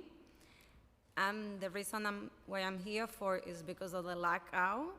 It's not fair for us to go out to work and go around the city for over an hour, and the app are off. We had to be moving around to see if it's open at one time, you know. Sometimes we just had to go home. Sometimes we make like $80 or $100 and we had to go back home. How can we pay the bills?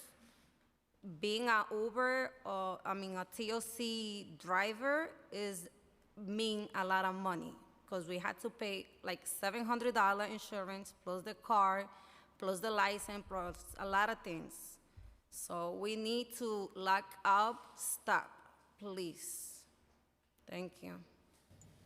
Thank you. Councilmember Krishnan has a quick follow-up question. Quick indeed. Thank you all for your testimony. Zubin, I just had a question for you.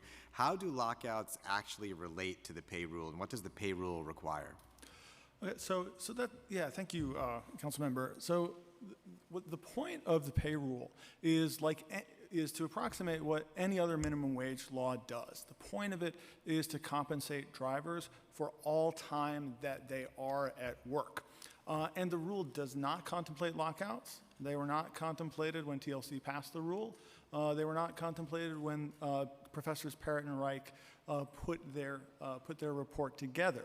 The language of the rule says that you should be paid for all drivers, that utilization accounts for all time that drivers make themselves available to receive dispatches. It doesn't say that they're only paid for time logged on. So you take an example of a driver who works they live in the Bronx, they go to Manhattan, they pick somebody up, they take them to the Eastern Queens, and they're locked out when they do the drop-off. They're still available at that point. They are trying to work, but they've been locked out for another hour or 2 or so. At that point, they are still available to receive dispatches. That time should be counted under the text of the rule, but it's not. So when Uber fails to provide the data that shows that time in which, under the rule's plain language, they are available to work, they are subverting the purpose of the rule. And I know the gentleman from Uber had testified earlier that the initial report by Professors Parrott and Reich contemplated that companies could use lockouts, and that's just not true. I was actually speaking to Professor Parrott about this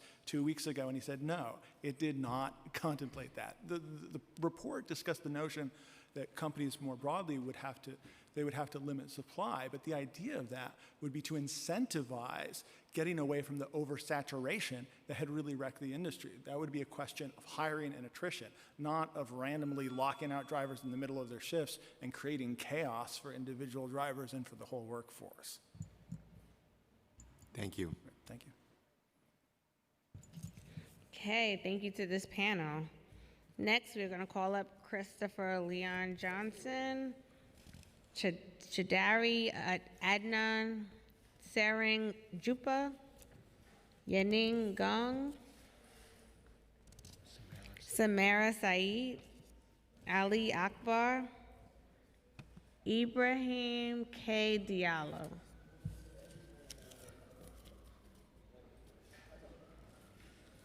And we ask that you state your name prior to starting your testimony and to adhere to the 2-minute rule. You can start whenever you're ready. All right. Good afternoon, Chair Brooks Powers. My name is Christopher Leon Johnson on the record, and I'm here to support both sides of the spectrum of IDG and TWA. I said this morning before the press conference about congestion pricing, I'm against CP. I'm a no congestion pricing 2024. That these guys, IDG and TWA, need to stop beefing because you guys are all cab drivers. You guys are all Lyft drivers and Uber drivers, and I think all you guys can agree that, look, there's a problem with Uber and Lyft, that they deactivate you guys and deactivate you guys and deactivate you guys because of unwarranted reasons, and because they don't care. The apps don't give a crap because they know that for how many people banging on the gate, if they deactivate these 4 guys, these 3 men and this 1 female right here, there's thousands of other people banging at the gate, so they don't care if they deactivate for some BS. So they need to stop beeping. And the thing is that IEG need to be transparent, and TW need to be transparent about State Senator Jessica Ramos, and she's a big issue with this because Ramos is the state senator, and her husband, former husband. I know. Wait, I'm making this clear. Keep it on the legislation, please. Yeah, I know. I am sticking legislation that he's the chair, he's the lead for IDG. So of course there's going to be real disconnect with elected officials, and I'm not saying that you, Sabina, but she's the chair for labor in the state senate, and I know a lot of you guys want to get bills passed in the state senate, so you don't want to shake the apple cart with Jessica Ramos, and so she's going to block IEG's movement. So that need to be set clear. And these guys, I think that the members, the rank and file members, need to stick together because you all in the same crap together. And there should be no more suicides outside City Hall. So let me make this clear. I'm done. I respect you, Sabina, so I'm going to cut it right here at 3 seconds. So thank you. Thank you so much. Thank you. Thank you. Thank you. I'm leaving. I got to go. No, you're not taking no hands, right, Shekar? You're not asking no questions, right? All right, I'm out of here. I got to go. You. Sir. Good afternoon. My name is Chaudhry Adnan, and my Uber account is deactivated. I've worked with Uber like 10, 14 years. I have 11,000 ride with Uber. So my rating is 4.97. So I just upload my document. They say they expired at wrongly we upload 2 times, and they deactivate my account. So they go to the Uber account like office 2-3 times, but they don't do nothing on that. So is my visitor today to help me with reactivate my account, please? So thank you for your time. Thank you.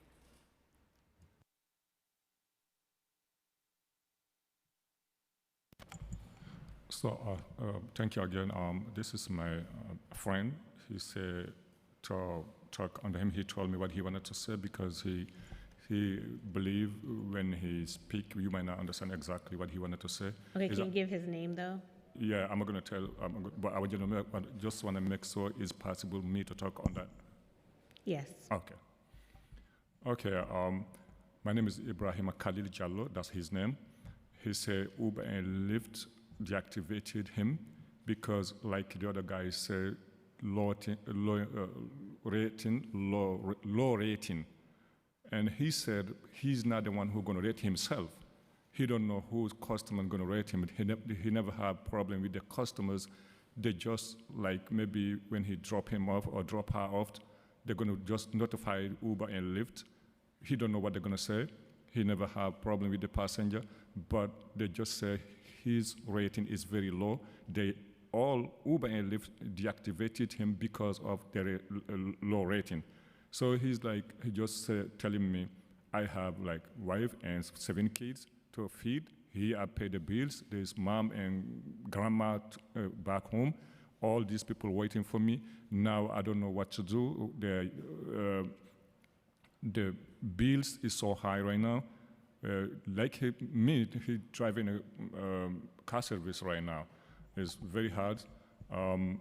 He just he's just proud to be here in front of you, and then you can hear him. You might be able to help us to get our account back to be able to work for the city, because we are here helping people going around. Be happy about that. So we just appreciate you. That's all he want me to say. Thank you. Thank you. Ma'am.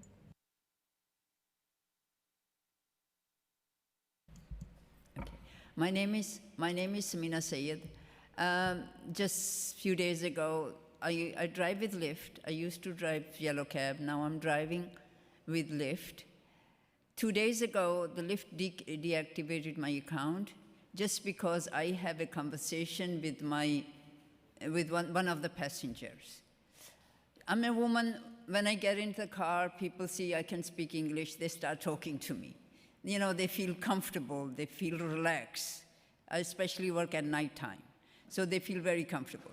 So I make them comfortable. So I was talking to just general information, worldly information with one of these customers. She was misunderstood, whatever I said, and they deactivated my account.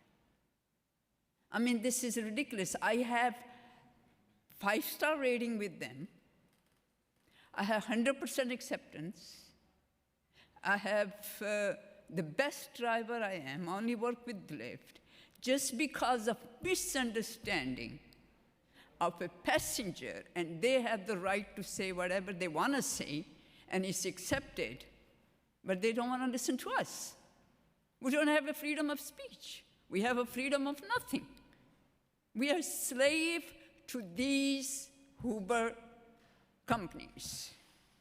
We are slave to them. We have to clean their shit.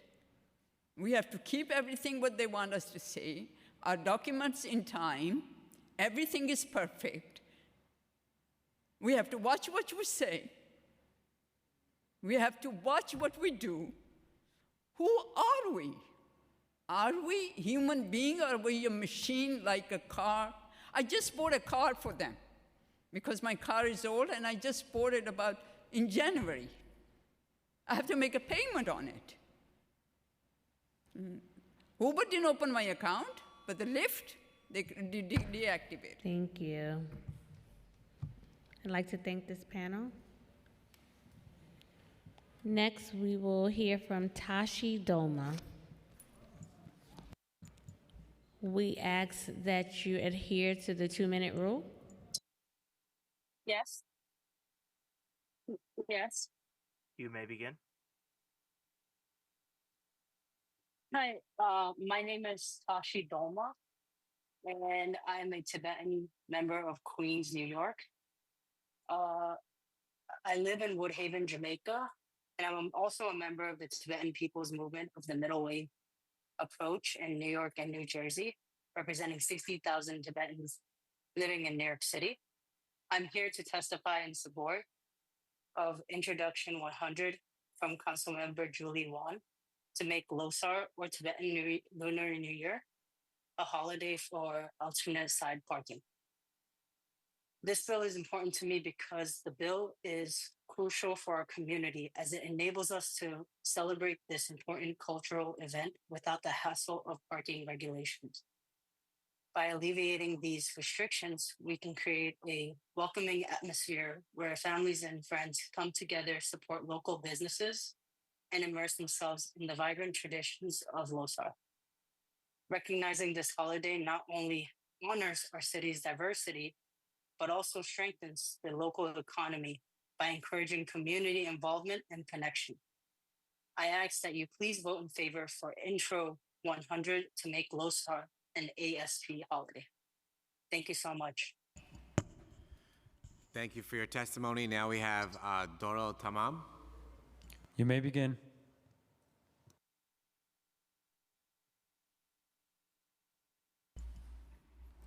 Hello, can you hear me? Yes. Thank you for the opportunity to address Intro 277. My name is Durrell Tamam, and I'm the head of mobile operations at Curb Mobility, where I oversee our e-hail services. We do not support Intro 277 and feel to keep taxis competitive.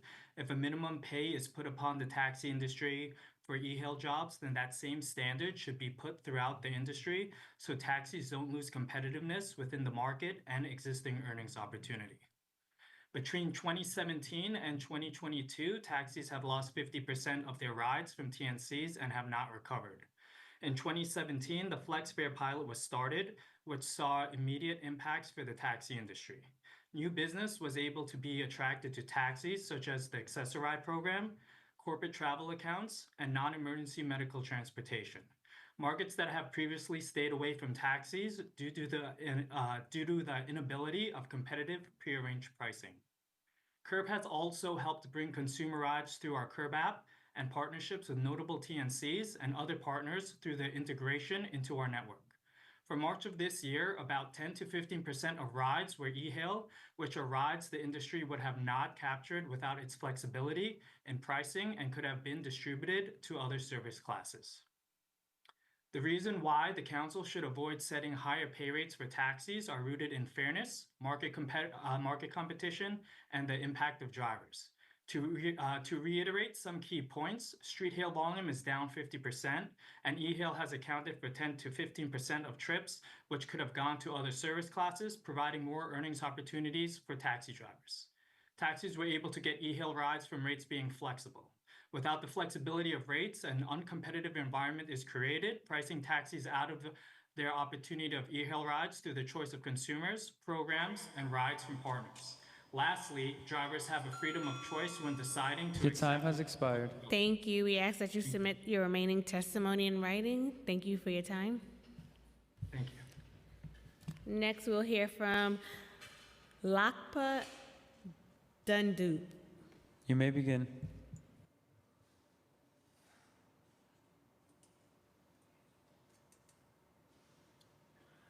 Believe they left the Zoom.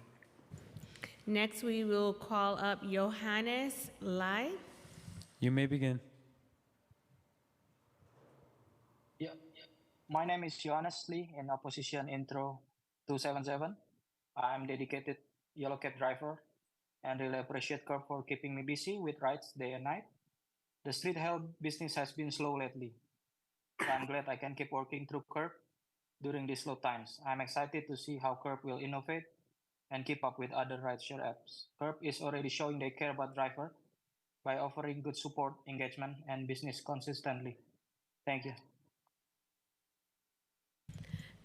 Next, we'll hear from Akwet Afandalo. You Hello may everyone, begin. my name is Akwete Afandalo in opposition of Intro 277. As a veteran taxi driver with over 20 years of experience, I strongly support Curb and its positive impact on our industry. The introduction of e-hail offers through Curb has significantly improved our earnings opportunity by reducing dead hail miles and eliminating the need to search for street hails. The ability to accept or decline e-hail offers is valuable, giving us the flexibility to manage our time effectively. During challenging times, Curb fare have been a lifeline for drivers like myself, providing adequate income when traditional business was scarce. Curb pricing is fair and transparent, with all necessary information such as pickup times, ETAs, fares, and addresses clearly displayed. This transparency enhances trust and ensures a smooth experience for both drivers and passengers. From my experience, I can confidently say that Curb is highly beneficial for the taxi industry. New Yorkers benefit from having Curb as a reliable e-hail option, ensuring better service through trained and acknowledged taxi drivers. Thank you. Thank you. Next, we'll hear from MD Karim. You may begin. Good afternoon. Good afternoon. My name is MD Karim in opposition of Intro 277. As a veteran NYC taxi driver since 2014, I have experienced significant business growth since Curb introduced e-hail offers. Curb has been positive force for the industry, allowing me to earn over $400 per week through their e-hail platform alone. Providing passengers with the option to book e-hail taxi rides has been invaluable especially in light of competition from Uber and Lyft. Car fare are competitive and provide additional earning opportunities alongside traditional street hails. Offering NYC passenger the choice between Uber, Lyft, and Curb has been beneficial for both drivers and riders alike. Thank you. Thank you. Next, we'll hear from Ugyen Pima. You may begin.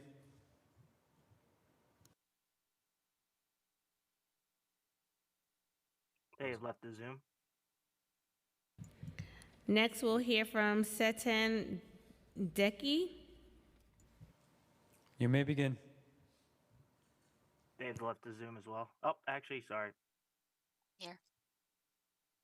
Good afternoon, and thank you, Chairwoman Brooks Powers and members of the Transportation Committee.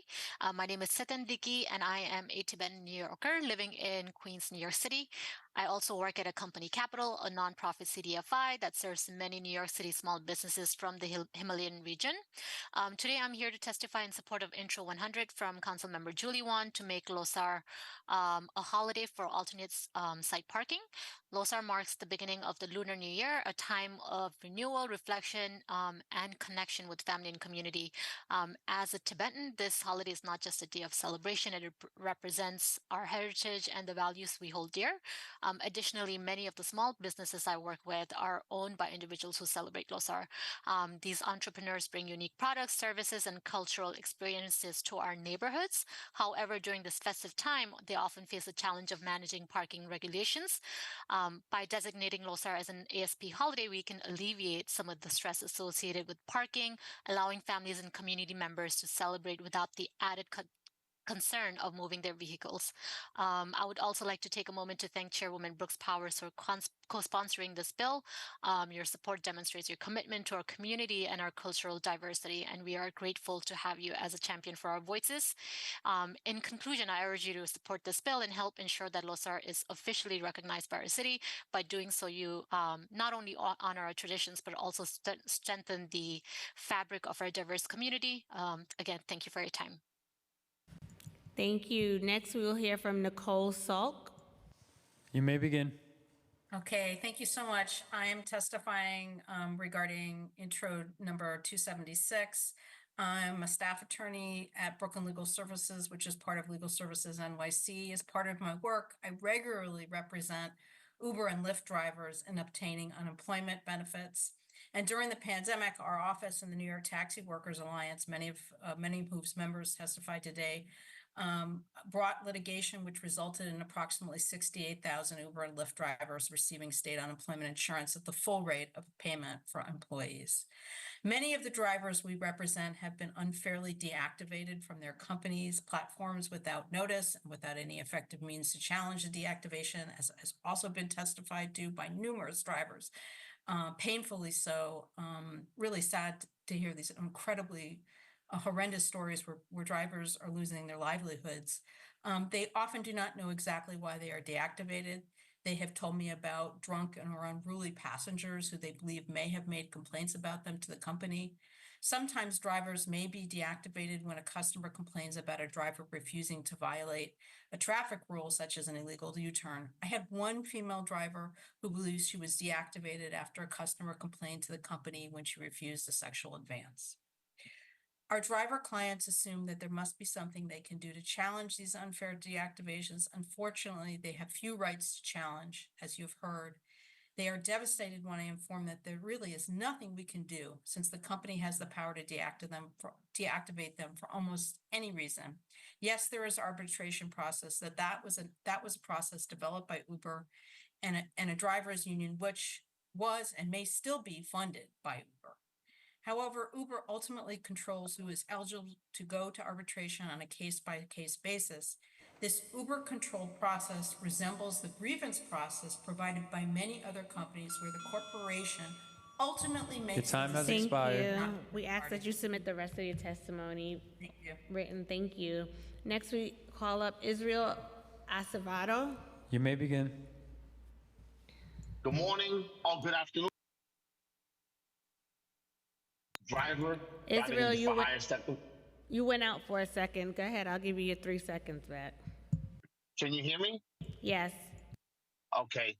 I've been driving in the for hire sector for 9 years and 4 months. And even though I have never been deactivated, I support Intro 276 because it provides a transparent process for drivers such as myself. In our current state, we are all one ride away from deactivation. From the wealthiest to the poorest, riders lie on drivers all the time to reap certain perks and benefits from the companies. After 6 years of being on the Uber platform, in February of this year, my account was blocked for 48 hours, preventing me from earning because a rider accused me of being under the influence. I don't drink alcohol or use drugs, and thank God I have an interior dash cam to prove that. I encourage all drivers to get a dual dash cam.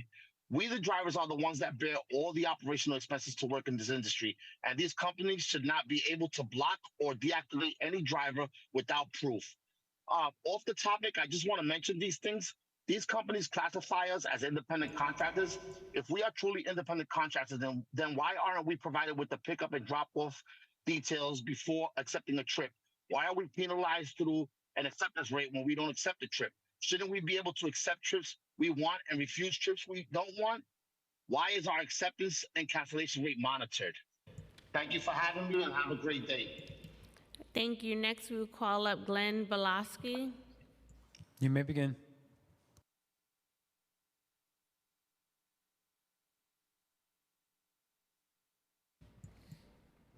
Glenn Belowski. You are unmuted, Glenn.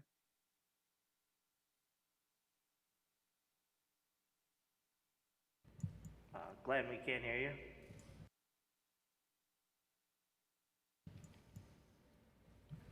you. We'll come back to Glenn. We have in the room Muhammad.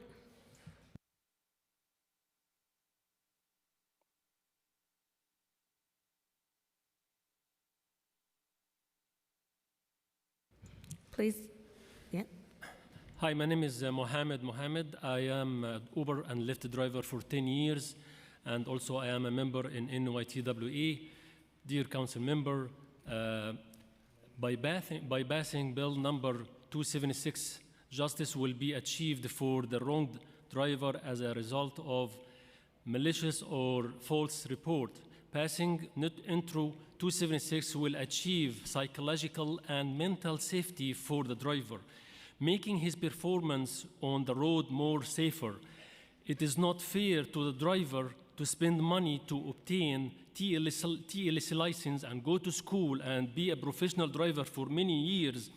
And when he thinks to have a TLC cars for more than 50 or 60,000 and make the payment on 5 years and Uber accept to affiliate it, then Uber deactivated him without notification by a false report from one of those passengers.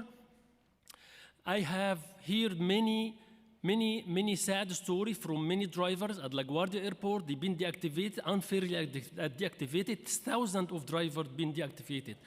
I came today to explain the importance of Bill 276 for the driver.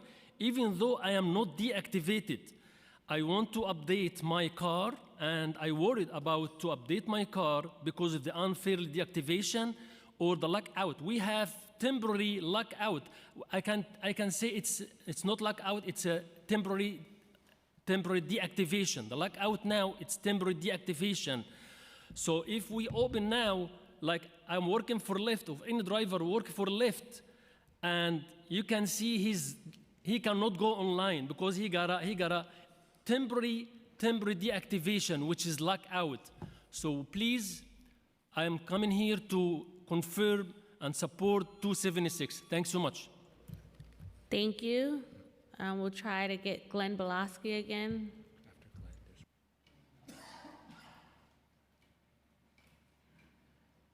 Glenn, you're muted, unmuted.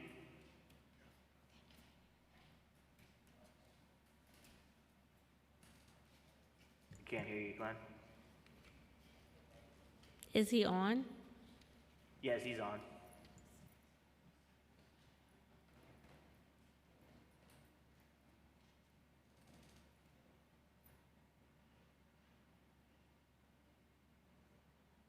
Glenn, you're unmuted.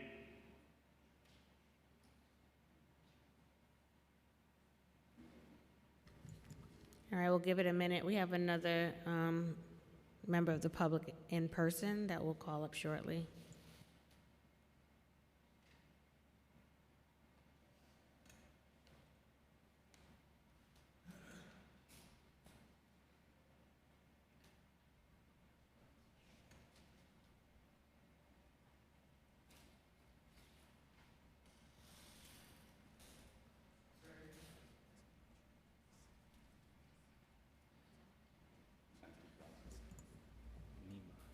We are now calling up Nima Sanj Serpa.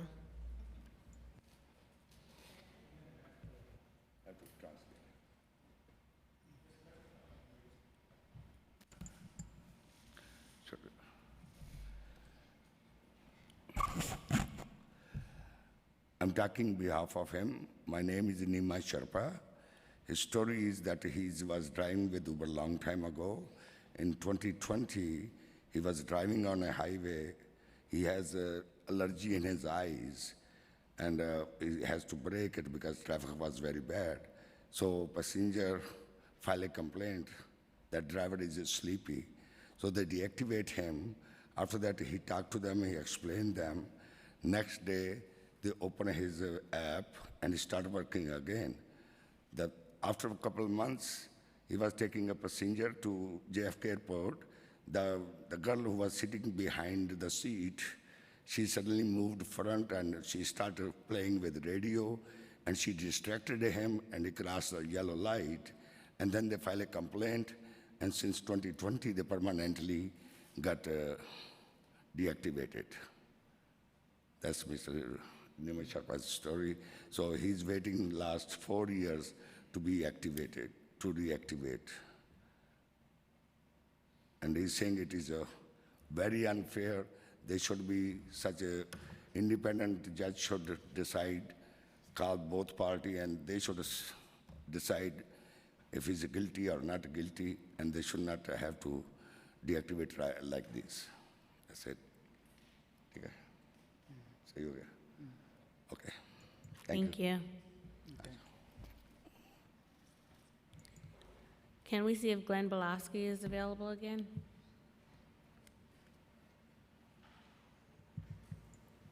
Glenn, if you're on, you may begin. Glenn, we can't hear you. If we have inadvertently missed anyone that has registered to testify today and has yet to have been called, please use the Zoom hand function if you were testifying remotely, and you will be called in order that your hand has been raised. If you are testifying in person, please come to the dais. Glenn, you're unmuted. Unfortunately, we can't hear you. If there's technical difficulties with Glenn, we ask that you submit your testimony in writing for the record.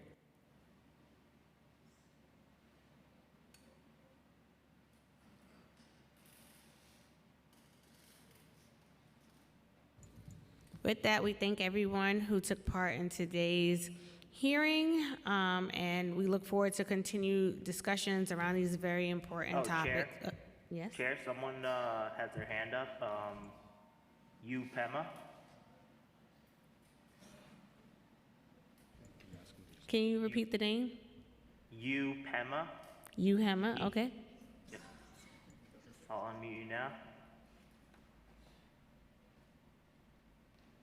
Hello. Hello, you're unmuted. Okay. Hi, good morning, good afternoon. Thank you, Chairman Brooke Power and member of the Transportation. My name is Ugyen Pema, and I'm a Tibetan New Yorker. I live in New York more than 26 years, and I live in Jackson Heights, Queens. I'm a taxi owner driver, drive more than 20 years, and I'm here to support the introduction for Council Member Julie Wong to make Losar to be Losar or Tibetan New Year holiday for alternate sites suspended. So I would like to thank Julie Wong. And then Tibetan New Year is actually very important for not only Tibetan, Bhutanese and Sherpas from Nepal, and then also part of the India, Ladakh and all this. We have a lot of people in New York City. So we like to celebrate with the families, and especially first day we go to monastery or temple to do the prayers, and just like other communities who celebrate Eid, Christmas, or other holidays. So we want not to worry about getting a parking ticket or move the car to other side. So we would have a peace of mind. So I would like to, very appreciate that if you pass this bill. And another thing is, I'm a taxi driver, so I have the city and TLC. I want to request that in New York City, there's a lot of corruption with the doormen and the drivers. Some of the drivers, they made a group apps, so they're going to have a connection with a lot of doormen, especially in the Manhattan hotels, Midtown hotels. So to get a job, to airport job like LaGuardia, we have to pay $6 to doormen, $10, $12 to JFK, and then Your time has expired. $20. Thank you. Thank you. We ask if you like, you can submit written testimony for the remainder of your statement. Again, if we have inadvertently missed anyone that has been registered to testify today and has yet to have been called, please use the Zoom hand function if you are testifying remotely, and you will be called in the order that your hand has been raised. If you are testifying in person, please come to the dais.